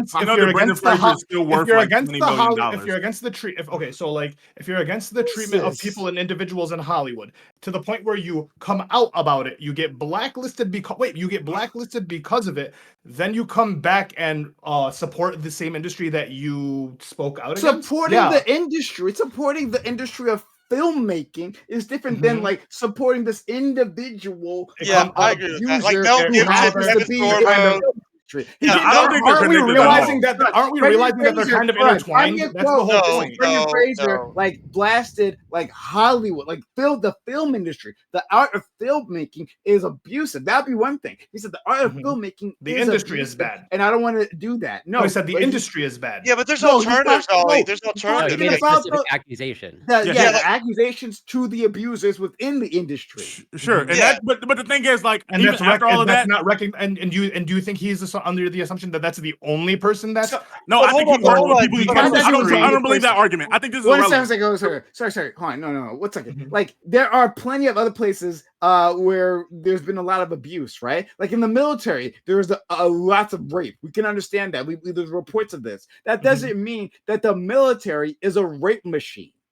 Right? That doesn't necessarily mean that the military is essentially. But we're kind of starting to realize that Hollywood is a rape machine. I don't think it is. He can work with people. Hold on. We're just laughing. He doesn't have to work with people who he can work with people on different movies that like aren't connected to that person. I don't think that's a good argument. But I'm saying that like even after all of that, Brendan Fraser is still worth $20 million and was just nominated for another award. So again, like saying that like, oh no, this was the like he spoke out and he had to go cry in his like multi-million-dollar mansion for the next 20 years, and he didn't have to people like that's not most. Hold on. That's bullshit. You saying you shouldn't have spoke out because that's like what like yes, exactly. Most actors, there's people in more vulnerable positions that we should care about. That's the point. Obviously, I don't know why. Hold on. I don't know why you don't want to take yes as an answer when I've already said yes. No, because you say yes, but you say that it doesn't matter at all. That's what you follow up yes with. No, because what you're doing is saying that once a person has agency, well then things are kind of up to them. I'm saying that's not the case. Just because to a much higher degree. No, just because they have agency doesn't mean that opens them up to abuse, right? Yes, but it means we can question things more. They're held to a much higher standard. Yeah, like you're saying it doesn't change at all. You're saying agency doesn't affect how they're allowed to move in society. It shouldn't matter legally. It should. It literally should. It Why shouldn't? It absolutely should. Let's talk. Well, then we got Lecter who's been trying to jump into here for a minute. So let's bring him in. Like, if a person has agency, it's the reason we treat men differently in sexual assault with small women. We literally do that because there's a different agency. I don't know if that's legally true, we do. We probably should. We shouldn't do that. If a woman can absolutely sexually assault men, not because, well, I mean, they might be physically stronger than them, but even if they're not physically stronger than them, there's all kinds of ways that she could do that, right? That she could coerce them. Is that small, tiny woman his boss? Does she hold his future in her hand? He has more physical agency. He can push her away. He can do whatever, do all kinds of things physically, but there could be other consequences. Sure, and those things can come into play. But if a big man says that a tiny woman pinned him down and sexually assaulted him, we're gonna hold that differently in a court of law. We're gonna say that and maybe like Toy can disagree with that, but the same thing happens with like fear for life. Like when a man says they fear for their life, they're gonna take into account is this man versus a tiny woman that would be considered a reasonable threat. We take these things into account. We don't just imagine humans as like blank slates that are completely equal in the court of law. And I'm saying that probably should apply to finances as well. So you're using the word agency. What do you mean when you use the word agency? Because like when you're talking about a big man and like a tiny woman sexually assaults him, the reason why that'd be difficult is like people are going to maybe be more skeptical that a rape even took place, given that rape is generally sexual intercourse with somebody against their consent, and consent requires some element of agency. So, like, to me, it almost seems like sort of like begging the question. Like, of course, agency matters when it comes to these things because agency is how we define rape. Like, a lack of agency in the act of sex would be like one of the prerequisites for rape, because if you have agency to stop it and you don't, the question is obviously why, right? Well, and then the implication there is that you consented to it. Right, because the argument would be like I'm saying that with that agency comes consideration. Like, so you're saying that like, oh, you probably did have a means to like get out of this situation if like the big man that was pinned down by the small one. Right, and that leads to the question. That leads to the question of, well, why didn't you? Oh, exactly. Probably because you wanted to do it, right? For sure. Yeah, and then the same thing with like the actor who's worth $150 million saying that like this producer said something weird to me. Like, but I had to do the movie, or how else was I gonna eat and feed my family? Like versus like someone who's legitimately broke. What he would argue is that he had diminished agency based on the position of power this guy had over him. That's going to be the argument. Now, no, I'm saying that like I like how you're if the reducing actor it to itself is someone worth like really someone saying something weird on set, right? Like that's how we far back we've gone away from the original. That was the Me Too movement, saying stuff on set. That was just saying weird stuff on set. That's what it is. Agency right? is contextual. Easy. It's much easier to make that case, isn't it? Right? Like but when we're talking about druggings and sexual assault, and then like being exposed to nudity, these things are much bigger deals. But that's not what we want to defend here, right? Or not, that what you want to defend? Do you want to have the entire conversation? To be very clear, not defending anything, but like you are using this. So you've moved the argument into sure. Let's talk about people being exposed on set. I'm worth $150 million. I seen the guy exposed, but I kept doing the job because I had to feed my family. Like at a certain point, you'd be like, "Did you have to feed your family doing this job, or were you in a financial position?" Versus being a girl who's like someone who's never worked in Hollywood, who actually is like poor. So like, I'm saying that we would treat these people differently. So y'all brought up Brandon Fraser earlier, right? And then I think it was Ollie who he said that basically, he returned to the industry, so he's willing to go back. And I actually think that's wrong, and I'm going to tell you why. There are alternatives to Hollywood for filmmaking, right? Like you'll see, and like I don't know if these are good examples because they have their own issues, but like you'll see people like Mel Gibson, right? He's got his own film company now, right? And he's going to doing his own thing. He's been blacklisted. Kevin Sorbo, right? He's been blacklisted by Hollywood because I guess he says he's too Christian. He does like Christian network stuff. Right, yeah, he does his own Christian network stuff. Gina Carano's been blacklisted, right? And she's done like stuff for like the Daily Wire making movies. And they've been they were never part of Hollywood, right? Like Kevin Sorbo, really. Hold on. I mean, you don't think Mel Gibson's part of Hollywood when he made Braveheart? No, I said Gina Carano and Kevin Sorbo, but like Mel Gibson, absolutely. But so, okay, my point is though, like, yes, they might have alternatives and they might be wanting to do their craft, right? But there is some sense of loss of agency in this regard because, like, hey, if you're gonna go say I was Kevin Sorbo and I wanted to come back into like Hollywood, right? And I wanted to come back and make a major motion picture, well, he's already been blacklisted, and it's not necessarily even because of he got sexually assaulted or whatever. But like, so like, it's definitely like there's definitely some truth to the idea that you like might have diminished capacity or lose job opportunities if like something goes down, like with the Harvey Weinstein stuff. So for y'all to say, "Oh no, it's like whatever," and then when this guy comes back and makes independent films, like The Whale was, which was an independent film, there's not the same as he's knocking the whole thing. He's just going back to his craft and picking an alternative. Yeah, and he went into an alternative source to be influential, and because it was so successful, the Hollywood had to take notice of him, which gives him an alternative thing. So that's not fair to say Brendan Fraser's over here. Really quickly, because I do want to get to that. So bless him for having the money to be able to just go back and want to do independent films. But for the majority of actors who are trying to break big in Hollywood, they're not trying to do independent films. For the people that are doing these things, that see him, that heard him, that stood with him, now they're going to be incentivized to just go back into Hollywood, and they're going to feel as if there was nothing. Dude, the average person this is the dumbest argument. Oh my god, I have to deal with this later. This is the dumbest argument. Well, we gotta go. Lactoid, go ahead. I got a dumber argument. I'm about to bring it out. Check it out. Doobie, you're still here? Yeah. Okay. Let's go back a while back before the times of Brendan Fraser here. You're good. Back to the hooker conversation, okay? So we got the hooker, and you're saying that it's wrong or whatever because she's going to go homeless and have to eat her cat and, die in the sand, etc. Right? That's kind of the thought process. Sure. Yeah. Okay. My question for you is, if the welfare systems of the United States are so bad that she's going to die if she doesn't get paid for sex, isn't the John doing her a favor by supporting her life? Like, aren't you just advocating for taking away the choice for her to live and for her to have a house? You're trying to steal that away from her when the John is simply trying to finance that life for her? No. I think that if she is in a vulnerable, it doesn't have to be a she. If they're in a vulnerable position and you take advantage of that, even if you're justifying it, in your own brain by saying, well, hey, if I don't pay her to suck my dick, she might starve to death. So therefore, I'm actually helping her out. Without the protein. I think, yeah, exactly. I think that this is the kind of you know what it reminds me? It reminds me of the logic you'd hear from like a gay child molester. Whoa.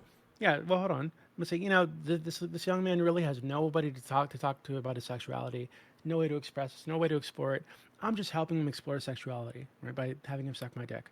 Like you hear, this is like very common from child molesters. And No, right? okay, that actually, the child was having a sexual awakening, and all I did was help them through it.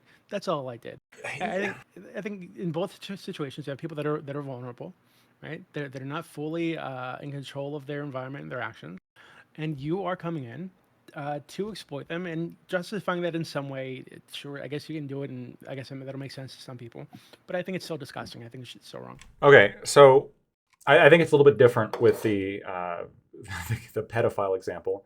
I think there's a lot of evidence demonstrates that's not actually efficacious for improving the child's life. But I almost think that there's I think you're appealing to what I think what is like the classic leftist paradox, which is like the paradox of consent requires an alternative, otherwise it's not actual consent, even if that alternative is simply imposed by nature. So like, for example, like imagine a society of all the farmers said, well, I don't consent to growing food because if I don't grow food, I will die. And I don't consent to that. So I'm being threatened with death in order to so I'm being enslaved to grow food because if I don't grow food, then I'm going to die and I don't consent to dying. Like it doesn't make any sense because of course, you're right. Like there is a compulsion of nature that like, unless you grow the food, the natural processes are that you will go ahead and die. In this case, you have the hooker, right? Who has, maybe you'll disagree with me on this. I think that she has no right to the money or the resources of other people. I don't think anybody has the right to the resources of money or other people. And so she is simply contracting with somebody for the means to survival, just like any other fucking job does, just like the farmer does, just like the coal miner does, just like the slaughterhouse worker does, do all these jobs. The military guy, yes, PTSD, black lung, et cetera, disease, all sorts of bad shit, but they can consent to it. But the hooker, who apparently lives in this dystopia where if she doesn't have sex with somebody, she's going to starve to death. Let's take away your greater context or whatever, like what you want society to do for this woman. Like, let's put it like in the here and now. A hooker goes up to a John, and unless he gives her $50, she will die. All right, let's just say that's the case. Would you prefer she died, or would you prefer that she got the $50? I prefer she got the $50. Okay, so the overall net good is being provided by the John, right? Sure. All right. Now let's take this to the rapper example, right? Like, it almost seems like, well, P. Diddy's providing all these opportunities for him. He doesn't want to step on his toes. Well, okay. So he's getting all these opportunities. Does he have a right to those opportunities? Or is he trading something for those opportunities willingly? I don't think it makes sense I don't think these two things are comparable, and I would disagree with you in saying that. I think that existing within a society, a nation, right, with citizenships and roles and rights and obligations to each other as citizens, I think that doesn't entitle you to the resources of other citizens within that society.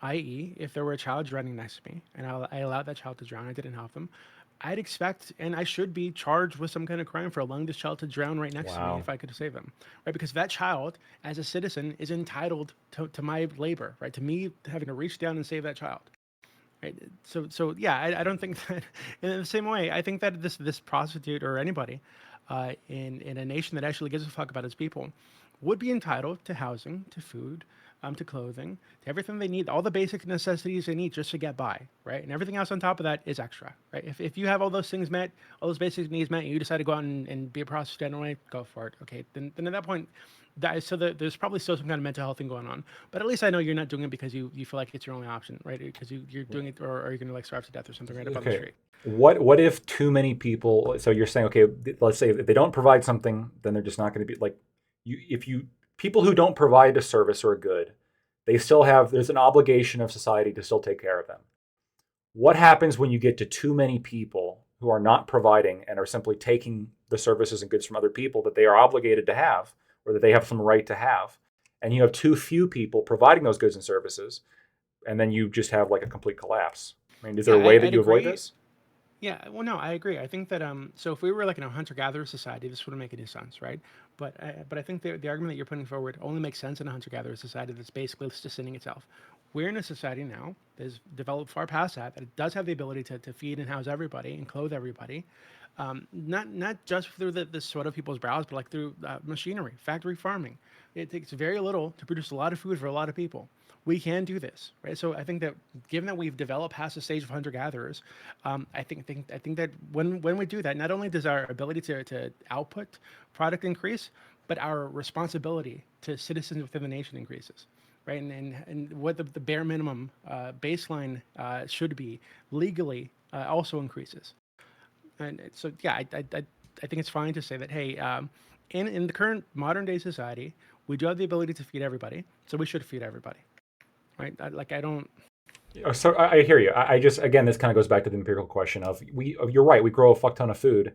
It still requires human labor, but we grow and a lot of human labor, right? It's intensive, but we grow a fuck ton of food. But we do give out food to everybody. I mean, Jesus Christ! Like I've done the math. Like the people who get food stamps, like I've worked it out. Like for $75, you can get 115 pounds of food from Walmart shipped to your door. It's like beans, rice, bananas, fucking, it's everything, right? Everything that you need to survive. Be careful what you do with those bananas. And by the way, and like the average or even the mean or even the lowest amount of food stamps you get, it's not going to be 70. It's going to be significantly higher. And so you have people buying all sorts of like bells and whistles with that money. I just think that it seems to me to be like paternalistic to a fault to tell a hooker, no. It's not good for you to do this line of work. We're going to stop you even if it means that you lose your house. And the hooker's like, but I don't want to lose my house. And you might say, well, I want to fight for a world in which everyone has a free house. But that's not the world we live in. So the current world is you suck dick or you lose your house. Like, and I don't see the John there as being the rapist for providing housing for the hooker. It just seems like an odd, like, either you're so poor that this person is doing a major service for you, or you're so rich that it's not exploitation. So in either scenario, I don't see how it's wrong. Wait, Lactoid. So if this person weren't just poor, but they were like a drug addict and mentally ill, living under some bridge somewhere, and this guy came by and said, hey, if you suck my dick, I'll give you this marijuana, and the voices will go away or whatever, right? Or I'll give you medication. I'll give you your mental health medication, your antipsychotics or whatever. If that was the exchange, you don't think that would be exploitative? You don't think that would be immoral to do? For sure not for the drug situation. For the mental illness, I'd have to take a look at the specifics of that situation. Potentially not. Okay, well... Especially not for the drugs, right? Because, I mean, fuck. There's a possibility that if I went up to, like, some schizophrenic with no... Like, unmedicated schizophrenic living under a bridge, said, hey, if you suck my dick, or let me fuck you in the ass with no lube, I'll give you your crazy pills. You think that would be, like, a perfectly fine exchange, right? You think there's some chance that's fine? So is the argument going to be, well, like, they're going to kill themselves if they don't get the crazy pills? Or, like, they're going to hurt themselves? It's just that they're suffering, right? They're suffering, and so when you provide the pills, their suffering will be alleviated. Exactly, they'll suffer less, right? They'll still be living under a bridge and poor, and life's gonna suck when they run out of those pills. And they might come back to me looking for my dick again. But for the moment, right, the voices will go away. So, well, hold on a minute, Doobie. Then let me frame my answer in a question to you. Like, if you're gonna ban this from happening, wouldn't you be putting this person in a worse situation than they currently are in? Of course. And you're okay with them being in a worse situation than they're in? No, I'd like to alleviate the situation, like, long term, like permanently, right? Which is okay, but assume you can't. Which is why, well, if I can, then yeah, I'll go with the lesser of two evils, right? Of course. Sure. Okay. Right. But what you're doing is advocating for the lesser of two evils. I'm advocating to end the evil entirely and to get us to a place where we don't have to deal with the evil. You're advocating for sustaining the evil for some reason. Well, no, I think the lesser of two evils is not stealing from people in order to provide goods and services to other people, right? So there's a greater lesser of two evil consideration to be had. But I think we both agree that in the here and now, if someone's going to be substantially worse off without their crazy pills, then maybe it's a little bit of a different calculus, right? No, I would still call them a rapist. They're just a rapist that is rapist, a net positive, yeah. A net positive rapist, maybe. Yeah, net positive rapist. A benevolent rapist. Honestly, that might be the answer. They might be a benevolent rapist. Yeah. We've come up with so many amazing terms today. Like it's really it's like incredible. I don't know that wanted I to agree. put forward though a so because I'm thinking about these terms like exploitation. What's the line between exploitation? I think it's really interesting, and it's not as clear as like you might think otherwise. So I'm thinking about Haiti.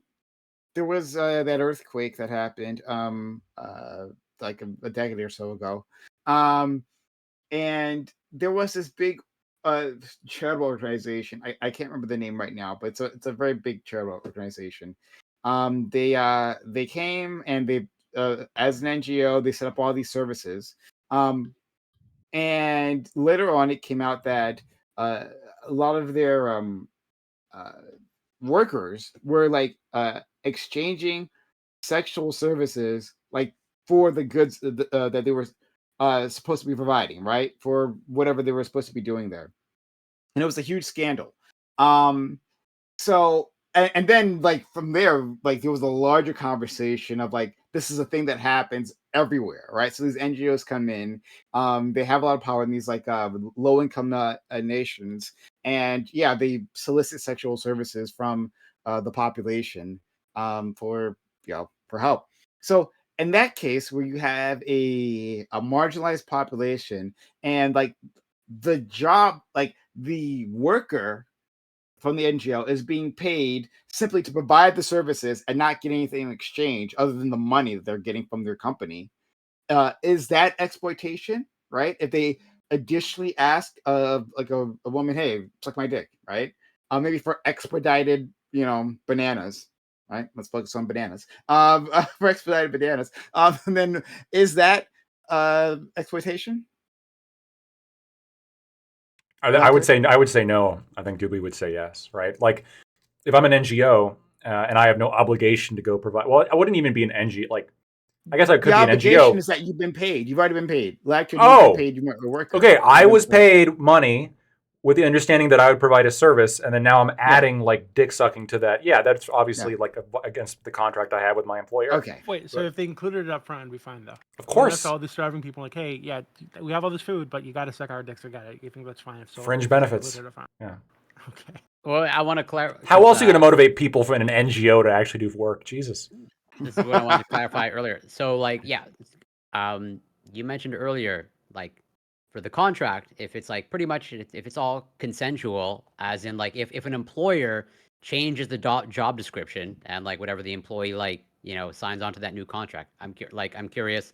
Let's say, basically in your world, can the employer change the contract at any time? As in like, well, you're hired day 1, and then day 2, I change the contract, and then like.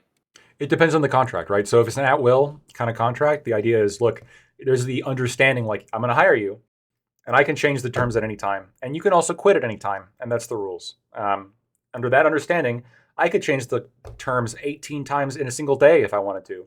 Like, yes, dick suck, no dick suck, depending on, like, how horny I was, right? That's totally fine. But if you sign a contract that's like, you are going to work for 3 years under these terms, I mean, you're going to have to wait until the end of 3 years before you change that contract because that was in the initial contract. That's what you agreed to.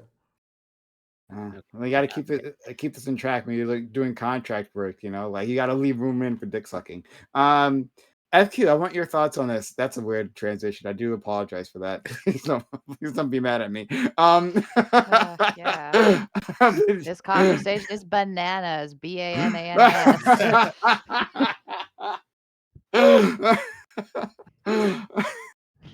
I was wondering if you had any like greater thoughts since you've been listening to us. Yeah. Do you all think that selling sex is the same as providing any other kind of labor or service or product? No. Generally, no. I think it's a little bit different.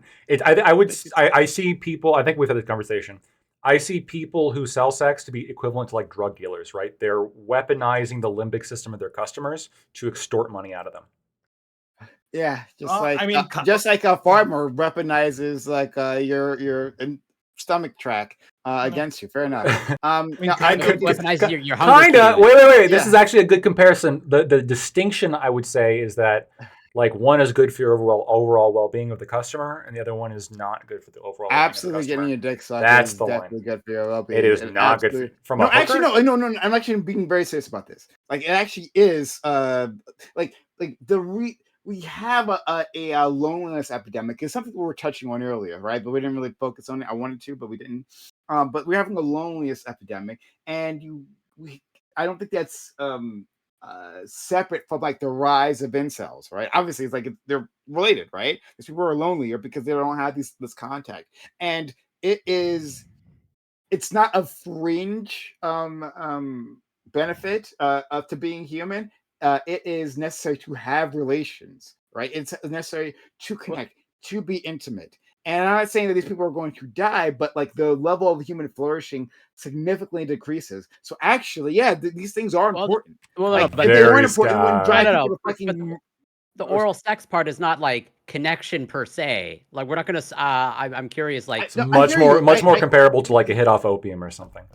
No. It's not the same as a hit off opium. No, like as a part of normal human development, right? For most people, unless you're like asexual, right? As a part of normal human development, like a part of those milestones includes sexual intercourse. And not having it being deprived of that is actually problematic. If it wasn't problematic, we wouldn't see like a whole movements of people who are like malcontents in our society because of this, and they have a lot of anger, right? Because these things are important. Now you can you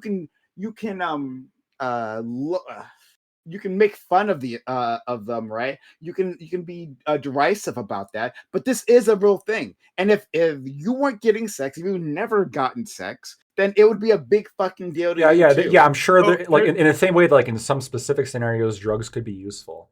Like the vast majority of the time, it's not a specific scenario. Well, no. There's not a ton of research. There's not a ton. Scenario. I understand that you're presenting like a real life scenario. There's not a lot of research on the effects of prostitution on John specifically. The limited amount that I've been able to find actually shows that hiring a hooker has detrimental negative effects for the mental health of the John, the guy hiring a hooker. It increases feelings of self-shame. Yeah. It increases feelings of abandonment. It increases all sorts of like negative emotions because like a flirt, like a random if you have an incel where they have to pay someone to fuck them, like it's more likely they're going to feel like, oh wow, I had to pay someone as opposed to. Wait a minute.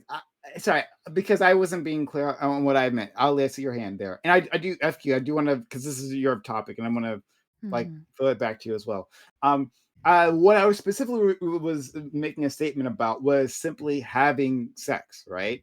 And you were saying that this is like an opioid hit. And I was specifically talking about that rather than like the industry of prostitution. Just like having this access to that is an important. Right. Well, I'm comparing the two industries, right? I'm saying the drug industry is actually relatively comparable to the sex industry in that both sort of feed off of the limbic system and the desires of its customer base, generally to their detriment. This isn't always true. You can have examples of people who do maybe get like a specific boost off of either or, but generally speaking, like the data does not. I don't know if it's generally speaking. Okay, so all right, that's I guess I'm not going to argue on the specific point because I don't think we have enough data to make these cases. So I just leave that very narrow point alone. But yeah, Ali, go ahead. But then I do want to hear from FQ because it was her thing. I was just gonna jump in on Lactoid and Doobie's thing. There's the movie that came out on Netflix where the parents go on Craigslist. They hire a woman, right, off of like the whatever wanted ads. She doesn't know what the job is. She gets there. She's 32 years old. They tell her, hey, so we want someone to sleep with our 18-year-old son because like, you know, he's graduating. We want him to feel the experience, blah, blah, blah. She then accepts the job, right? She's not like broke, desperate, whatever it is. Like maybe she's like broke in the sense of like she's looking for jobs on Craigslist, but she's not like destitute, right? And so it's like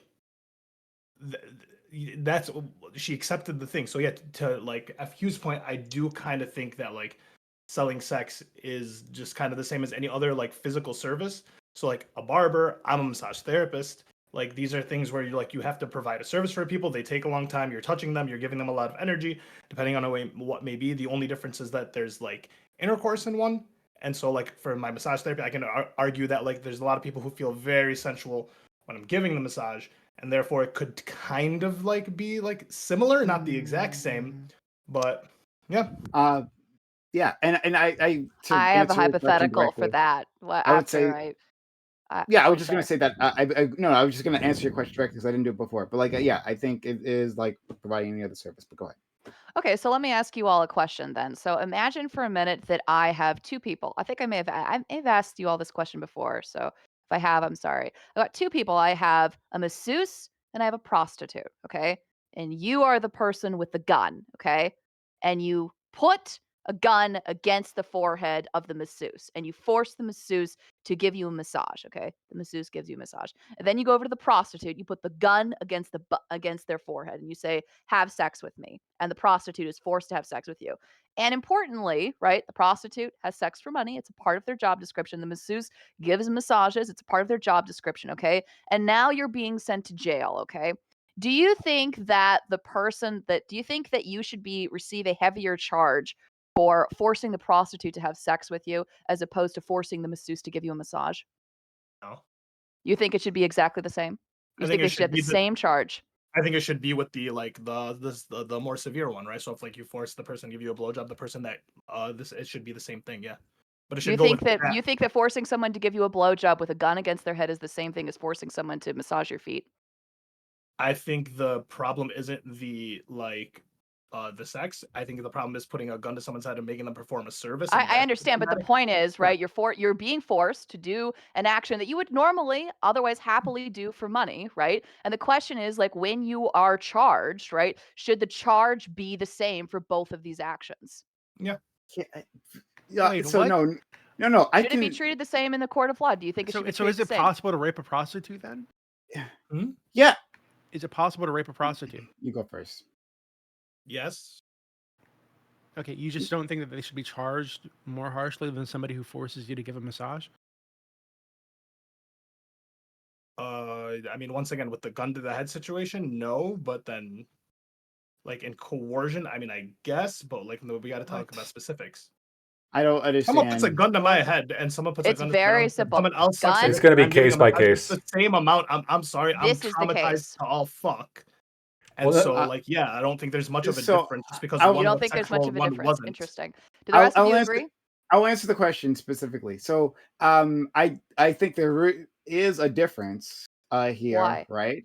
Yeah, because like these people, like they're not providing a service, right? To like you are now engaged in slavery. So when you put the gun to the masseuse's head, they're engaged in slavery. Now we don't have a specific, as far as I know, we don't have like a specific crime for like force. I mean, we have like I guess an enslavement like crime, right? For like forcing a person to do something like that. But like there's that. But then also we recognize that the act that you're forcing the prostitute to do or the escort to do is a separate offense. Is a separate offense recognized by society as an evil thing to do. But that's not a service you're providing. Like we've moved away from the service. But so they're both services that they would otherwise happily do. Forcing them to do against this their is will. Not a service, but this is not a service that they're providing.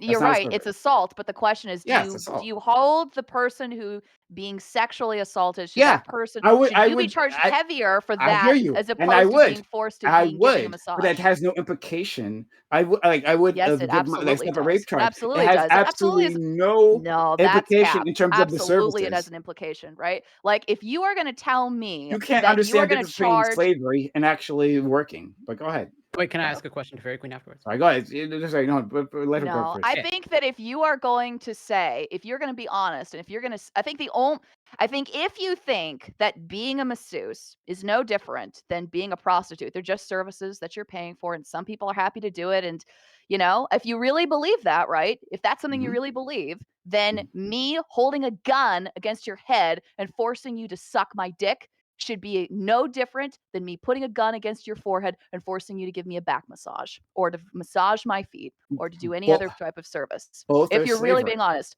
But I think, and I would say that I don't think that they're the same. I don't hold those two actions to be the same. I think that having a gun up against your head and being forced to give a blowjob is obvious.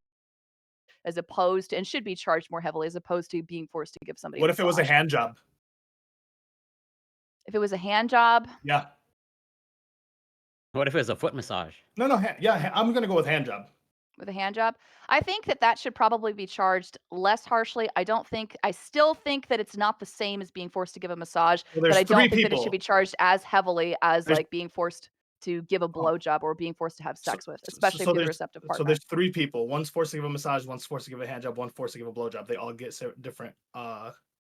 Yeah, so the blowjob person, so you should be charged the most heavily for the blowjob, less so for the hand job, and least of all for the massage. That's what I would say. Why? Well, I'll tell you why. So first of all, there's the level of risk, right? So the part of the issue is like when you we're on Twitch. I know it's gross, right? There is a higher probability of you receiving an STI or an STD with the first one. So there's a higher degree of risk as opposed to you simply giving a massage, which is the first problem, right? So it's not the same action. So you're forcing someone to potentially accept the risk of not just like doing something humiliating, but of potentially like ending their life. They could potentially like kill themselves by doing this. So that's an added layer of provide an abuse STD that you are test laying before, upon man. this person. The thing and that's even the provide hand STD job, to before, be man. honest with you, I mean, I have cuts on my hands. Like even that is like even that could potentially like be weird. Same applies right? for massage. The person could have warts, they could have herpes, they could have all sorts of Same applies for massages. Right? Yeah. And it doesn't, not to a back massage, not even to the. Wait, it's whoa! still I had bad, but it's not I even had to nearly wear to the same gloves degree. on a client the other day because of how many pimples they had on their back. Do you think that massaging a back that is full of pimples is the same thing as being forced to give a hand job that is covered with genital warts? Am I Do you think forced that's to the do- same am- level? Yeah. Do you Yes. think so? No. What if you're lying they to have me. herpes on their I'm feet? not lying. I do the job. What if they have herpes on their feet? Mhm. Then I think probably it would be more comparable sorry. because then you're accepting a different layer of risk. But I still think, given the fact that that's pretty unlikely, right?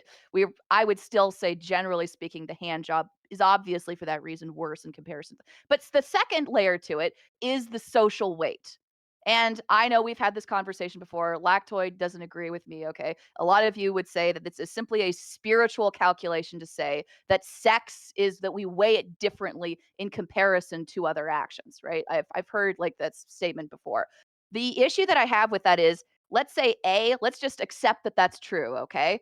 First of all, like, the society simply objectively does not treat like sexual like misconduct or the way that we treat each other sexually as the same. It just doesn't. And like a clear and present example of that would be the way in which happens to you if you're charged with like I looked up like the actual like sentencing laws like regarding like rape as opposed to like extreme physical violence. Like you do get a heavier sentence like if you are charged like as an extreme rapist as opposed to somebody who really beats somebody senseless up in a bar. We do hold these two things to be different. I do think that and I gave this example before. I don't think a person that spanks their kids on the bottom, I don't think that should be thought of or treated as the same as like a parent that like molests their child. Even if the molestation, even if like objectively the person that was smacked on the bottom has worse mental health outcomes, is generally sadder and is angrier at their parent as opposed to the child that like who was molested. Even if you could prove to me that like the impact was worse regarding like the spanking, and even if the rate of physical trauma was roughly the same, I would still say that like the person who molests their child should still go to jail and should still be more heavily stigmatized as opposed to the parent that spanks their kid. And that's because we do not as a society treat sex as the same. We don't view it the same way. We don't prosecute it in the same way, and we hold a heavy amount of stigma and socialization regarding it. And that means that when you ask somebody to suck your dick or else I'm firing you, you're not just asking that person to give you a massage. You are asking them to do something that everyone in society understands that if you do it, it makes you a lesser being. It completely degrades you and it makes you worse in the eyes of every person that you come across. Let's go to Corey, Doobie, and I'll leave. Yeah, so just to ask a clarifying question to maybe hopefully tease out the guiding principle. So Fairy Queen, going with, let's say, your scenario but with a twist, and like to see sort of like how you're analyzing it. So yeah, let's say, basically gun to your head, someone pretty much, asks you like for a penny. versus like gun to your head, someone asked for like the keys to your car. Should those also be treated separately in your mind? So in this situation, you're saying that instead of like, okay, I'll give you the keys to this car if you suck my dick, or I'll give you the keys to my car if you give me a massage. Is that what you're saying? No. I'm No, I'm you're just not saying that. Okay. pretty much armed robbery, one for a Let's penny, stop thinking about one dick for your. sucking, please. I didn't bring it up. I'm not mentioning the fruits either. I see. Okay. But yeah, just like a gun at gunpoint. You give me a penny, and or gunpoint, you give me your car. Like, should those be treated separately in your mind? Of course they should be, right? Because the Okay, car yeah, is more valuable. I disagree, and I'm curious. I don't actually know what the law is, but like, maybe Lactoid has some clarifications. Like, are those actually treated differently? Those would probably be treated differently. Now, if you pulled a gun on somebody, regardless, I mean, there's going to be heavy penalties associated with that, even if it's just for a penny. But if you steal a penny compared to stealing a car, there's going to be a bit of difference there in terms of penalties. Yeah. And I would disagree. And I would agree with that there should be different penalties. It's still wrong to steal the penny, but it's not as wrong as stealing the person's car. Now here's where we can tie the two together. So let's say the penny was a rare penny that was worth more than the car. Then obviously we would agree, well, then you should be charged with more for stealing the penny. In the same way, let's say you had the masseuse and the hooker. Like if you had some evidence that, like, let's say that like you knew or you had reason to believe that the masseuse was going to be traumatized to like some much greater degree than the hooker, then I would think it's actually would be worse to put the gun to the masseuse's head if you had reason to believe that, as opposed to the hooker, right? So like it's all context dependent on like who are the parties in the scenario that makes things worse or better. You could say that, and I wouldn't disagree with you in that situation if that was true, but we have to remember, and again, this is why I said there was the second layer, which is it's not just about like the internal, how you internally feel about sucking that person's dick.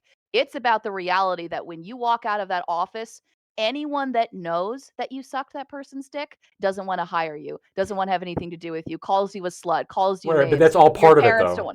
That's all. That's all. Yeah. So the social harm you're talking about is all wrapped up in like the trauma that I'm referring to. So like, let's say we factor all that in, and I still know the masseuse is going to be more traumatized, even factoring in all the sex stigma or whatever. The masseuse is still going to be more more traumatized. Then I would choose to with the gun to the hooker as opposed to the masseuse.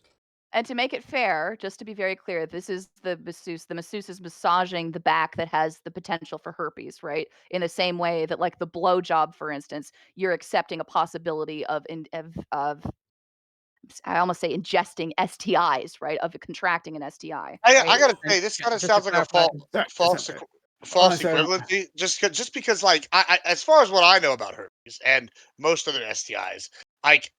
No offense to did you conduct, Gibbs? Like all these things, it was a very intense Bing search. I get the idea of like rubbing a pimply back is gross, right? Like whatever. Okay, I'm sorry, that's bad. That is not like if we're sitting here, we're actually talking about this. Like the idea that this is the same threat level that you're gonna catch herpes from rubbing somebody's back that you are from like getting fucked, like or giving a blowjob. Like we're all lying.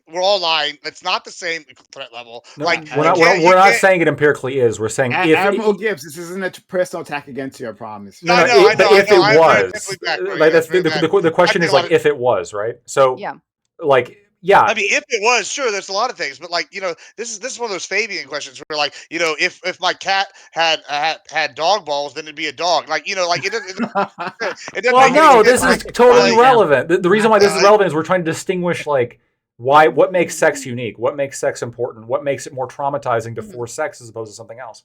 And so in this case, like we're trying to identify the key issues. Yes, like risk for STIs, right? That's part of the trauma. That's part of the negative, right? That's in the calculus. The risk of like social stigma, that's part of the calculus. And in most cases, this would make like raping the sex worker worse because in most cases, that's going to be worse in terms of like the overall calculation. That but is literally you could think inside of you that's somebody else. Right, but you could think of outside. Right, but you could think of a scenario in which, let's say, the masseuse has like some kind of like they're like on a hair trigger, like they're like if they get something stressful happens in their life, they're going to kill themselves and they're going to like freak out. Like this guy's maybe a little bit different. Maybe in this scenario, like you're doing better to not put the gun up against this masseuse, and instead it'd be more ethical to. No, he's a benevolent slave So, driver. I mean, like, yeah, let's go to Corey because he wants to finish this up. Then Doobie, he's out his hand a while ago. Now. Yeah, I should be quick. So yeah, just to hopefully fully understand your position better, Fairy Queen. So let's say again, going with your scenarios, gunpoint, oral sex, massage, and so are you pretty much advocating for like a full spectrum, like so gunpoint, like kiss on the cheek, that's like a lesser sentence than like a hand job? Yes. Okay. Well, yeah, that's a fundamental disagreement. But yeah, that's it. Doobie. I don't think I have anything to add. I think that yeah, I think it's. I mean, obviously it's different, right? I think if you disagree, you think that it's the same thing to give a massage or be forced to make a hamburger. I just can't understand your brain. I don't know how that works. That's an Ali question, I guess. Well, yeah. if we're gonna be fair, right? We're gonna like prostitute. I would assume prostitute has like a more dangerous lifestyle than a massage therapist who is literally surrounded by crystals and soft music all day. And so the person who's a prostitute is more likely than not seen a gun or had a gun pointed around them or at them at some point. They're used to it. And think about like the rates of PTSD, the rates of like mental illness. They're used to it though. I would assume the massage therapist who is not in that lifestyle, who is not a witness to any of these things, has something like that happen, and the trauma is more what I'm arguing. Also, we're going with the assumption. I get that you're going for a bit, but no, it's just not true. It's literally not a bit. It's and also like this is just another thing that's frustrated me sometimes. Like I understand the need to think about sex workers in different categories because it makes it easier to talk about, right? We think about prostitutes, you have strippers, you have porn stars, you have OnlyFans. They're all in the same, and they're all in these very different categories. And when we talk about porn stars, we're not necessarily talking about prostitutes. That's not true. I am. Well, I just want to be very, very clear because I've noticed this happens frequently in conversations like these, where there's an assumption, right, that these two worlds never collide. Okay. And many of the conversations that I've had with people who have done sex work, who have worked as cam models, who have worked as OnlyFans. It's not true. It's not true. There is crossover. It is true. There are people especially consider the fact, like if you're somebody who is on OnlyFans and you're not a celebrity, you're not raking in tons of money. Okay. You're making what most people make, the average, which is about roughly $200 a month, right? You're probably not making a whole lot of money. The market is oversaturated because there are lots of people. Because guess what? All you have to do is to go to the internet and type giant boobs, right? And you have like 8 million pictures that you can possibly look at, right? Some of us type in small boobs. It's okay. So what does that probably mean? It means that a lot of these OnlyFans pages, I think there's good reason to believe, especially for the average person, they probably aren't just doing OnlyFans. They're probably, honestly, it's probably pretty likely that some of these women, these are ads for them being prostitutes. That's really probably how these women probably make money. Eventually, that's probably where it leads up to. Now, there's probably a lot of gross stuff that happens, where you're asked to like do degrading types of like maybe pornography before then. But eventually, like it gets to the point where you have to go in person because otherwise you're not going to make any money from this platform. And you're in for a penny, out for a pound. So you might as well. Yeah. So anyway. I guess Ali, you can respond to that. So I think all these lifestyles are the same. So once again, you can see it's like a gotcha or like a bit, but the lifestyle of a stripper is completely different than the lifestyle of a massage therapist. And the lifestyle of a stripper, they definitely, male or female, they definitely see a lot more nefarious shit, considering the fact that a lot of strip clubs are in the hood. A lot of the strip clubs are filled with the drug dealers. So it's worse for the massage therapist to force to be giving like a foot massage as opposed to like the stripper being forced to suck someone's dick. At gunpoint. I have a question. Yes. Can I adjust this really quickly? It can be. So same person, right? So let's say it's somebody who works at McDonald's. In one scenario, they are forced to make a hamburger. In another scenario, they're forced to have sex, which they do in their private time, their free time, all the time, pretty often, right? It's an activity they're totally familiar with. I'm assuming you don't think that this person should be, the person who forced them to do either of those things should be punished the same way, right? No, I think they do it. I think it should be at the full severity of the rape. If you put a gun to someone's head and you force them to do something, that should, why? So if I force you to make a sandwich, I should be punished the same way as like forcing you to like let me fuck you in the ass. Like, you think those people should get the same punishment? I mean, I don't know what the lesser punishment would be. Like, do you want to give someone less time for doing Well, that? you might get assault with a deadly weapon or like false imprisonment or something for the sandwich thing, right? For pointing the gun at somebody and forcing them to do something. But for the sex, you get rape, right?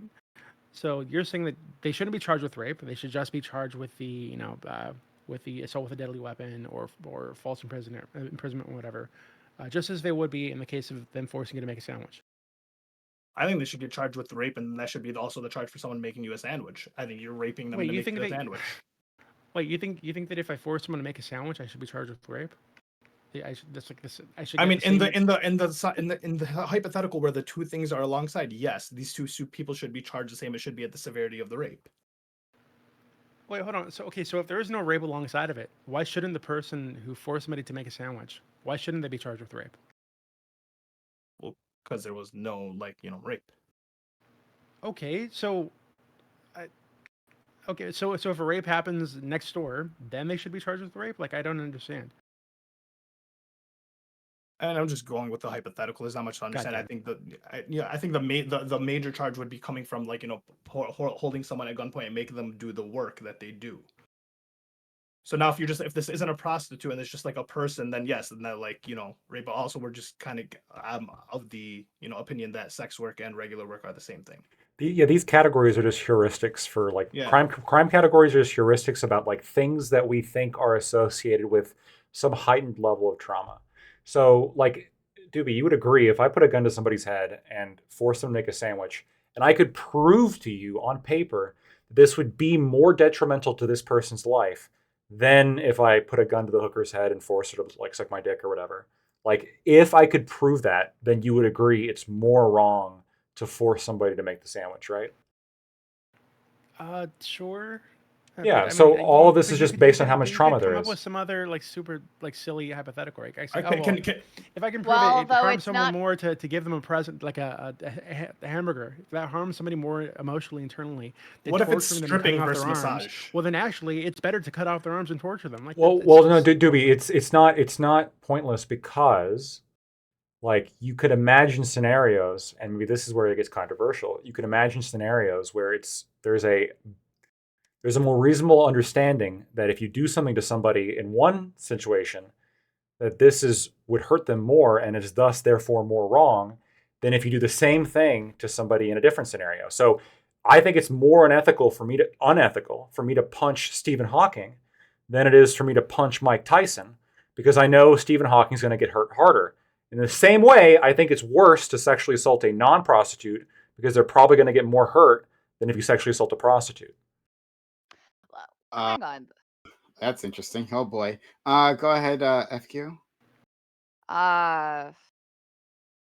So let me ask you controversial. Okay, so let me ask you. So, do you think that it's worse then to shoot a civilian as opposed to shooting a cop or to shooting somebody who used to be a veteran? Potentially. I think that if you, especially like a soldier, for example, if you shoot a soldier, that's much less bad than shooting like a random civilian. Okay. And you would hold this to the same for cops, the same for police officers? Potentially cops too. I think there's like a level of, I actually think it like depends on the situation again. Like if the cop has like a family that's like gonna be like dependent on them, it could be worse as opposed to like a civilian that nobody knew. Then like, yeah, it still like is wrong, but like it's not as like wrong to kill. Do you think they should be charged? So do you think that if we found out, right, that Vosh was raping children, right, and he raped children who'd already been raped, right, many times. They were like been victims of child abuse for years, and then we found out the next day that Destiny raped a child too, but that child had never been raped before, right? Like, which one of these people do you think should be charged more harshly? I guess I would have to combine the aggregate harm from one and compare it to the other. I don't know. Well, I mean, if it's less bad for Vosh to rape that child because it had been raped before, right? Then obviously he should. Right, yeah. So it would. My opinion would be entirely informed by the empirics of the situation, right? Like, and also because we're punishing a mindset, we're punishing the thought process of somebody. we also have to have like an understanding that this person had a reasonable belief that this was more harmful. So I think it's reasonable for most people to assume, based on all knowledge, that raping somebody causes a tremendous amount of harm, right? So that's reasonable. So Vosh didn't know that the child had been raped previously and had been like a victim of sexual abuse for years. Then it would be as bad for him to rape that child as it would be for Destiny to rape a child who had never been raped before. I'm having a hard time following the hypothetical. You're saying that you have Vosh who raped a kid who had been raped before, and then you had Destiny who raped a a kid who had never. A fresh kid, a fresh brand new kid, right? Destiny raped a fresh brand new kid. Please but don't Vosh use had no the word idea. fresh. But Vosh had no idea that child had been raped before, right? He thought he had a fresh brand new kid. He was getting like used goods apparently. Okay? But they both raped the child, so obviously. The monetized channel. I'd probably punish those two equally unless Vosh knew the kid had been raped before prior. Then he'd be punished less. But they'd both be punished. But they'd both be punished substantially. Just to point out, okay. And I would punish them both much more than how pedophiles are currently punished under American law. Can I just ask another question? Okay, so the way we're talking about the charges is it's only about the impact. But the sentence that's given is only based off of the actions of these two people, of this specific situation, right? Is it true that like we pass sentences not just because of what this specific situation that happened, but as a detriment to other people to repeat this crime, to do this again? I can simplify it. We impose sentences not just because of the justice of the action, but as a detriment to disincentivize other people to rape. Okay, sure. I suppose so. This is like a different thought process of criminal justice, like more of like the same reason why in some places, for example, porch pirates get punished worse than retail theft if that area has been particularly hit hard by porch pirates. You know, they might want to like, okay, we're seeing an uptick in this particular crime, and we really want to cut down on it, so we're going to like disproportionately punish it, even though the harm to the person's probably not as much. We just want to cut down on it. It's not even just that the harm to this particular person is different. It's that what is going to be true for the majority of rape victims in most situations, in most cases. So you would agree with me that in most cases, like being forced to have sex against your will with a gun up to your head is probably going to be more traumatizing for most people as opposed to being forced to give a back massage with a gun against your head. Not only would I agree with that, but I think that most people should know that, which is why, like, absent some kind of knowledge to the contrary, people should assume that forcing somebody to have sex with them is going to hurt them more than forcing somebody to give you a massage, and therefore I'm more comfortable punishing it even further. Mm-hmm. So I think that like the pragmatic situation is, of course, like the law is like, but again, everything's a case by case situation. And the reason why I keep emphasizing that is because I don't like this treatment of sex as this kind of ethereal, different spiritual thing. I think it's just a service done by someone's body. Well, you say that, but like, remember we had the child slavery conversation and I asked you, well, why can't you own a person's property? And you said it was just simply a moral subjective preference. Why can't like valuing sex as something like that is different, that is something that we empirically do value differently? Why can't that just be a moral subjective preference? You could, I mean, so you could, right? So in the same way that I value persons like independently of something else, you could just say, well, like, just like, you know, goodness is good and persons are valuable, I think sex in of itself is like a unique act that is defined by these specific parameters that tend to change over history about what is sex and what's not sex. But your definition, and I guess person has also changed definitions throughout history, so it's actually kind of a pretty good comparison. You could just assert that. I don't share your fundamental belief on that at all. So if I can clarify your position, Lactoid, based off what you said earlier, if I'm understanding correctly. So as you might know, there are some interesting, let's say, families or individuals that have this pretty interesting genetic condition where they don't feel like any pain whatsoever. Where like these individuals like, you know, tend to like bite off their own tongue and like burn themselves a lot. So do you think like if that you know individual is shot, that's like seen as a lesser since they they might not even feel it. As in, like that should result in like less percent. Okay, interesting. For sure. Yeah. Like for example, like if I like I don't know, let's say there was like a piece of paper that if I put it on you, you felt immense pain, but the person didn't feel any pain. I think so. Yeah, this person has one less of the bad thing that we're trying to punish. And like now, if you knew the person couldn't feel pain, then I'd be okay with you having a lesser sentence. But if you didn't know the person had the ability to feel less pain, then I still would punish you the same because your mindset is still the same. Well, okay, yeah, that's a fundamental disagreement. And I also wouldn't want to necessarily put it out there like, oh yeah, like individuals that don't feel pain, you will receive a lesser sentence. You would still get a sentence, just a lesser one. Yeah. Yeah. And so would it also, I guess, hold true extrapolating? Again, there's probably I'm speculating. There's probably not a lot of good empirics behind it, but there might be, let's say, some reasons to believe that someone who's sexually assaulted, during whatever them being blackout drunk or asleep, may be less traumatized than someone who's forcibly sexually assaulted. So do you think those should be treated potentially differently? They not only should they be, but like I can tell you with authority that they are, and authority in terms of like I'm a lawyer, not that I'm a rapist. But like they are. I wasn't sure. Was anybody jumping to that conclusion? They are treated differently. And honestly, like in most of the scenarios I've reviewed, like they certainly feel tremendously different. Like, oh, in one situation, like one of them got a little bit drunk or maybe really drunk, and then like they had sex. That's different. That carries, especially in my opinion, a whole different weight than like a forcible gunpoint or grabbing or ripping or that kind of more violent kind of rape.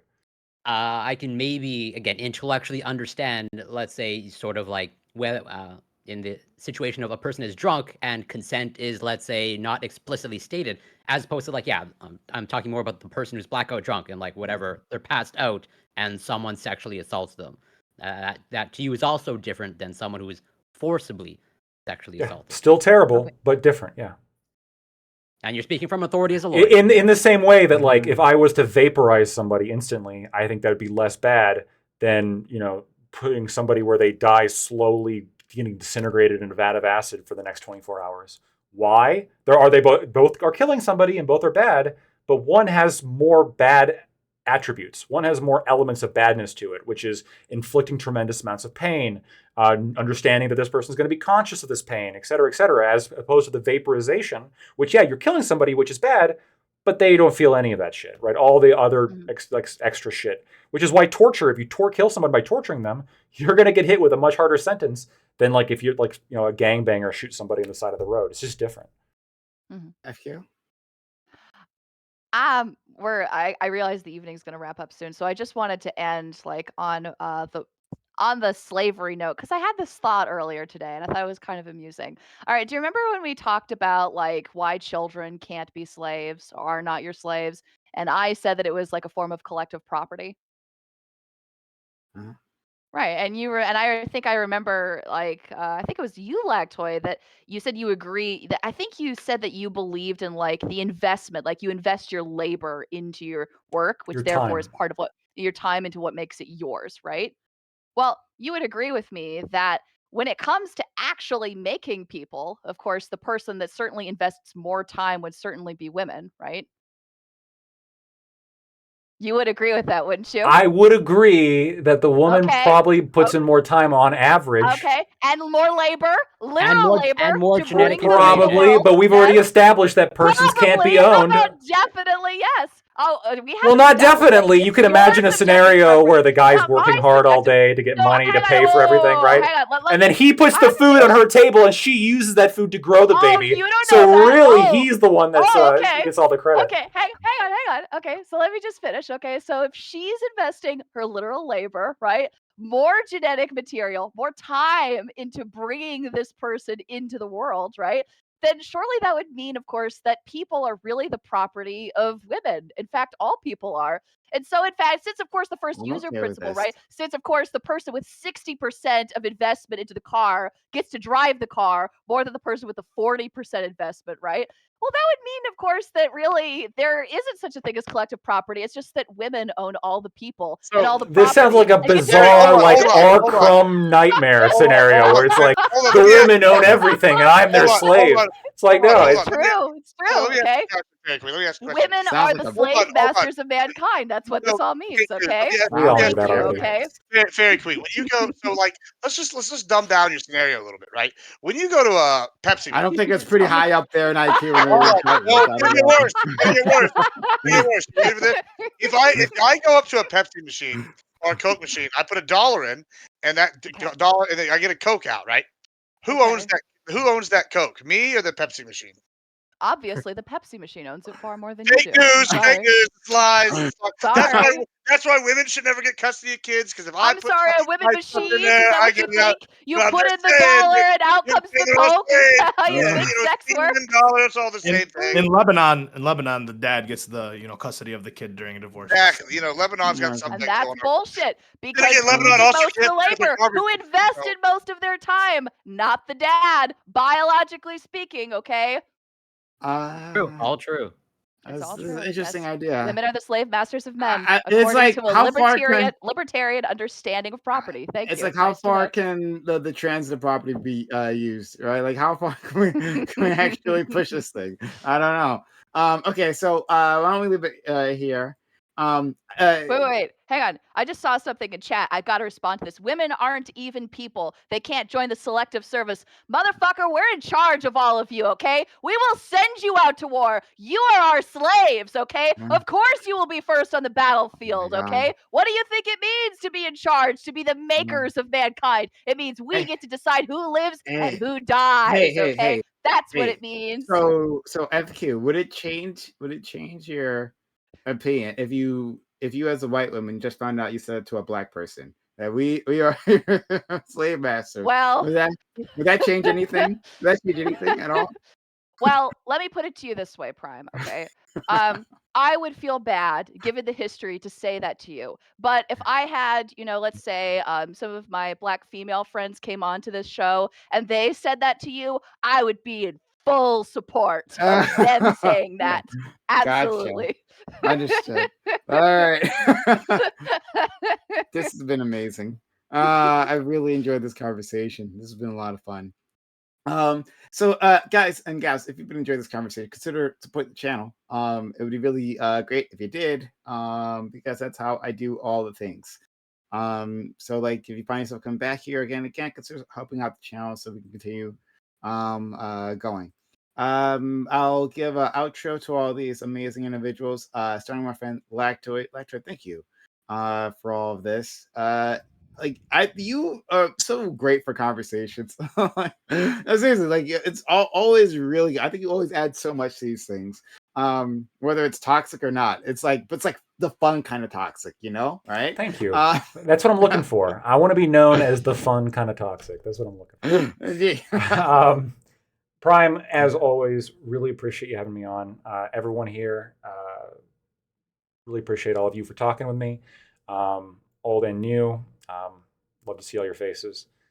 You can find me at Lactoid TV on Twitch, Twitter, and YouTube if you liked what I had to say. And I'm looking forward to next time. Thanks. Thank you. My friend Corey, thank you also for coming through. It was a lot of fun. Yeah, as always, it's a lot of fun. Super grateful, as always, to be here and engaging with these fine and familiar faces. You can find me on Twitch, Corey Campbell 84, YouTube, Instagram, X, all of the platforms. It's Corey Campbell. And yeah, Ollie, Gibbs, Doobie, Fairy Queen, and Lactoid. Always a pleasure. And love you, Prime. Thank you. Next we have FQ. FQ, this was really, really fun. We ended up recreating the first argument you had here when you came on the Reverie, which was extremely heated. I'd love to have this conversation with you one-on-one. My argument wasn't the same as Ali's here, but Ali got all the spotlight. Because I'd like to really dig into this topic. But this was fantastic. And thank you for everything that you contributed to this conversation. Yeah, no, thank you so much for having me on Prime. It's always a banger of a fun, okay? I love coming on here. I love yelling at people. I love saying batshit crazy things, okay? It's always fun. And thank you so much for enabling me to say batshit crazy things. I look forward to the future where I get to say even nuttier things and more ridiculous hijinks. Maybe on the television screen, who knows, okay? But thank you so much. I had a lot of fun. Guys, you can find me at Fairy Queen's Cottage right here at this ticker. Thank you guys. Love you. Hearts. Absolutely. Yeah. Next we have our friend Doobie, Dark Lord and Saber. Doobie, like, thanks for coming through, and thank you for giving this some great question. Right, sparked a lot of conversation. And thanks for just always being a constant help to me. I had to remind you that all the time. You're great. Thank you so much. Yeah, thanks for having me. There. Let's go to our friend Admiral Gibbs. Admiral, like, you are a fucking treasure. Like, honestly, like, you are, and I say this like with like all the sincerity in the world. Like, you are a treasure. I'm really happy that you keep joining us. Because I'm never sure what you're gonna say, but I know I'm going to be astounded. Gonna say whooping. No, for sure, he's gonna say whooping. Oh, that 100%. That's big then. Yeah. Yeah, I'm gonna be honest. I don't always know what I'm gonna say before I come on, but I'm really glad y'all enjoy having me. It's really fun, and like, I really come into these things with an open mind. Maybe I can be convinced. Maybe I listen to halfway through the openings, and I decided it's definitely not that. It's always fun. But yeah, I really love coming on. Thanks for always having me. I really appreciate it. But yeah, I'm Admiral Gibbs. You can find me everywhere as Admiral Gibbs. The rest of the week's gonna be pretty exciting for me, panels wise. So I'm excited. I'm hoping that y'all's weeks go well too. Yeah. All right, let's check them out. Next and lastly, we have our friend Ali, who I'm really happy, accepted our invite. Ali is a lot. I think you also bring like a lot of energy to these, right? Like, it's really good energy, and it's fantastic. Whenever I see that, it makes me happy. So thank you for being around.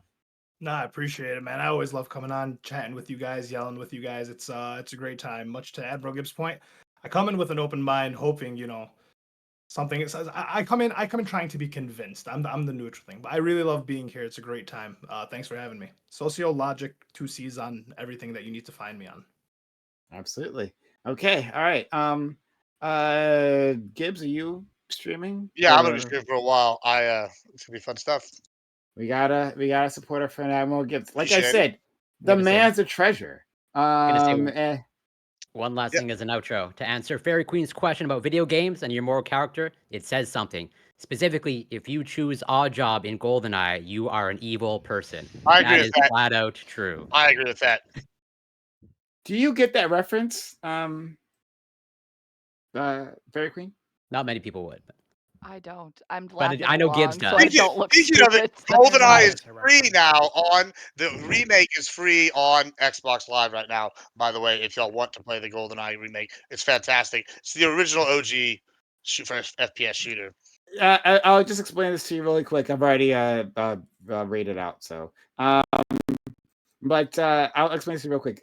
In this GoldenEye, the game GoldenEye, was a 007 game, obviously, right?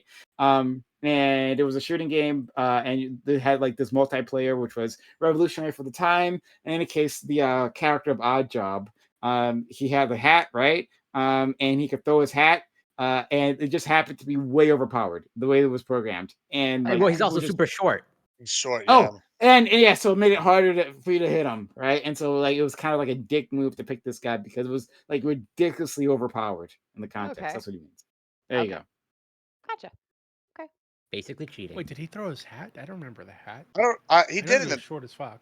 I don't remember throwing the hat in the game. Was it the hat? I thought it was the hat. He did throw the hat in the movie. Short, in the so movie, you run right up to people and they couldn't aim at you. Yeah. Was it? I thought it was that. I never had GoldenEye, but I played it like a few times. But I thought he threw the hat. I think there was like maybe like a cheat code where you could get him to throw a hat as a weapon, but I don't remember. It was like a golden gun, but I don't remember him like generally having that. No, there was the golden gun was the Desert Eagle, right? They had both. They had the golden PP7 and the golden. Okay. Oh, I know. I thought he threw a hat, but in any case, it was hard to hit him. It was a pain in the ass. He was overpowered. Fair enough. And a classic game. Like every time we played that game with my friends, like Oddjob was banned as he should be. No one. If you pick that character, you're just playing. Okay. I need a new video game, guys. You know what's hard? It's hard. Like so. when I have like a new thing, like a new book or a new TV series or a new video game, it is I laser in, I zero in, and it becomes my life. And I'm obsessed and I'm like turning pages. I'm flipping through a Netflix episode after Netflix episode. I'm playing this game all day because I have to know what happens next, right?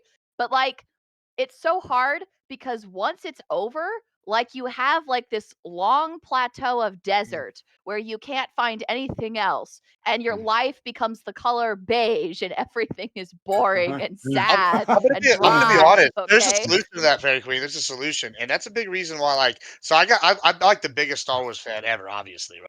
Like a massive collection. I've like gone to all the events. I've got autographs, all this stuff. And I got to be honest. Like, I've like really tried giving Disney a chance, and some of the Disney material real good. Some of it's real bad, right? But like, I have definitely felt disenfranchised with the franchise, right? And so I like had that sense of like loss. Like I've had this sense of loss, this plateau. I'm like, what do I do? And so I'm like, well, I'm gonna have to pick something similar. So I've gotten into 40K, right? And like what I've done noticed is every time I pick like a universe or like a game or something, I try to pick universes and games that have like expanded universe that's going to take me years to get through all the material, and that's really helped with my like even before I did the 40K, I was doing Joe Abercrombie's like First Law universe. Really good if you like Game of Thrones, if you like fantasy. It's like Game of Thrones. yeah, it's like less sex, more First Law is really plot good. violence. It's one of Yeah, my it's favorite really series. good. Yeah, and the newest stuff he came out was really good. Honestly, some of his main books of the series are better than the main ones. Like, I They're really actually enjoyed it. making Best Served Cold. That's actually going to be a movie. They're in the process of Really, making that. that's one of the best. That's the best one. Like, Yeah. hands down, best served cold. That one. Are you a Star Trek fan, Fairy Queen? You know, my sister is. She loves Spock. She has these giant like Spock socks that she loves wearing all the time. And I like Star Trek. But I'm not obsessed with Star Trek like my sister is. I am obsessed with Game of Thrones. I am totally obsessed with that. I was obsessed when I was growing up, like everyone, with Harry Potter, but also his Dark Materials, the Philip Pullman series. I love his Dark Materials. I was so excited when they came out with the new show on HBO Max. I was like, yes, I'm so freaking excited. And they actually had good actors for like the HBO series. Has anybody else seen it? His Dark Materials, HBO Max? No, because it's on HBO Nobody's Max. seen it. Have you read the books? You've read the books though, yes? What do you mean you haven't read the books? You haven't read the books? You haven't I've seen heard you haven't seen I've Star seen- I've Trek seen, or all like, of Star I've Trek. seen few Star episodes Trek. of the Oh, series. stop it. I've seen Captain Kirk and Spock. I know who those people are. That's whoa. There's more Okay. to like Oh not yeah, to Captain bash. Picard, right? And like Yeah, the keep going. yeah. Keep- Okay, that's enough. Captain Okay, Oh, that's Sisko. enough. She doesn't want to talk Yeah, about it yeah, anymore. exactly. I've proved. Okay. Captain Janeway, Captain Sisko. Data, or Data, however he says. All right, everybody. Thank you for tuning in. I'm going to go ahead and right on out into our good friend Gibbs. Alley Cat, I do want to talk a little bit more about like the legal concepts of mens rea, strict liability, et cetera, because I agree with you that impact is critically important, and restorative, like actual restoration, is my critical belief, or I guess my critical interest when it comes to criminal justice. But I have others, and I'm also concerned with some of the ramifications of having a situation in which you had no reason to believe that something was illegal. So ignorance of the law is not an excuse, but you can be ignorant of certain facts that even if you knew the law, could make it that you had no reason to believe like it was a crime, right? Like let's say there was like a bowl of apples and you had all reason to believe that the bowl of apples was free, and somebody handed you the apples, so you start to walk away with it. But then it turns out, no, the apples actually cost money. Like, oh shit, I'll pay. I'm sorry, I thought it was free. In this scenario, like if you had every reason to believe the apples were free, it doesn't feel right to charge you. And most strict liability crimes, I really dislike anyway, right? So for example, one of the examples of strict liability is when you sell alcohol to somebody, it doesn't matter if you're wrong or not. It doesn't matter. Let's say somebody gave you a fake ID and a fake birth certificate and a fake passport, and they had 18 witnesses from the federal government all testifying under oath that he was 21. And then you sell alcohol to him, and then it turns out he was 20. Under strict liability, you get fined. You get in trouble. even though all this reason to believe that you are following the law is there. The idea of punishing you under that scenario seems like wrong, right? It seems like you did your due diligence in requesting information, but that's the way the law is currently, right? Even if you go through all the hoops in the world, if they're not 21, you still get hit with the fine. I think that's ridiculous. Same thing when it comes to statutory rape, by the way. At least in some, I know California has a mistake of age exemption, but that's a little bit different. So anyway, yeah, we'll go more into it later about like the jury's mind reading and what kind of evidence goes to state of mind and how these crimes are prosecuted. But I mean, these are good questions, and as always, I really appreciate you challenging me. I definitely wasn't explaining myself the best over text, so hopefully I'll be able to do a little bit better later. But I do have to bounce now. Thank you guys so much. Although all of you who gave bit subs were active in chat, were disagreeing with me, were agreeing with me with whatever you were doing. Really appreciate it. I'm going to go ahead and raid on out into Gibbs, and I will see you guys later. Thanks.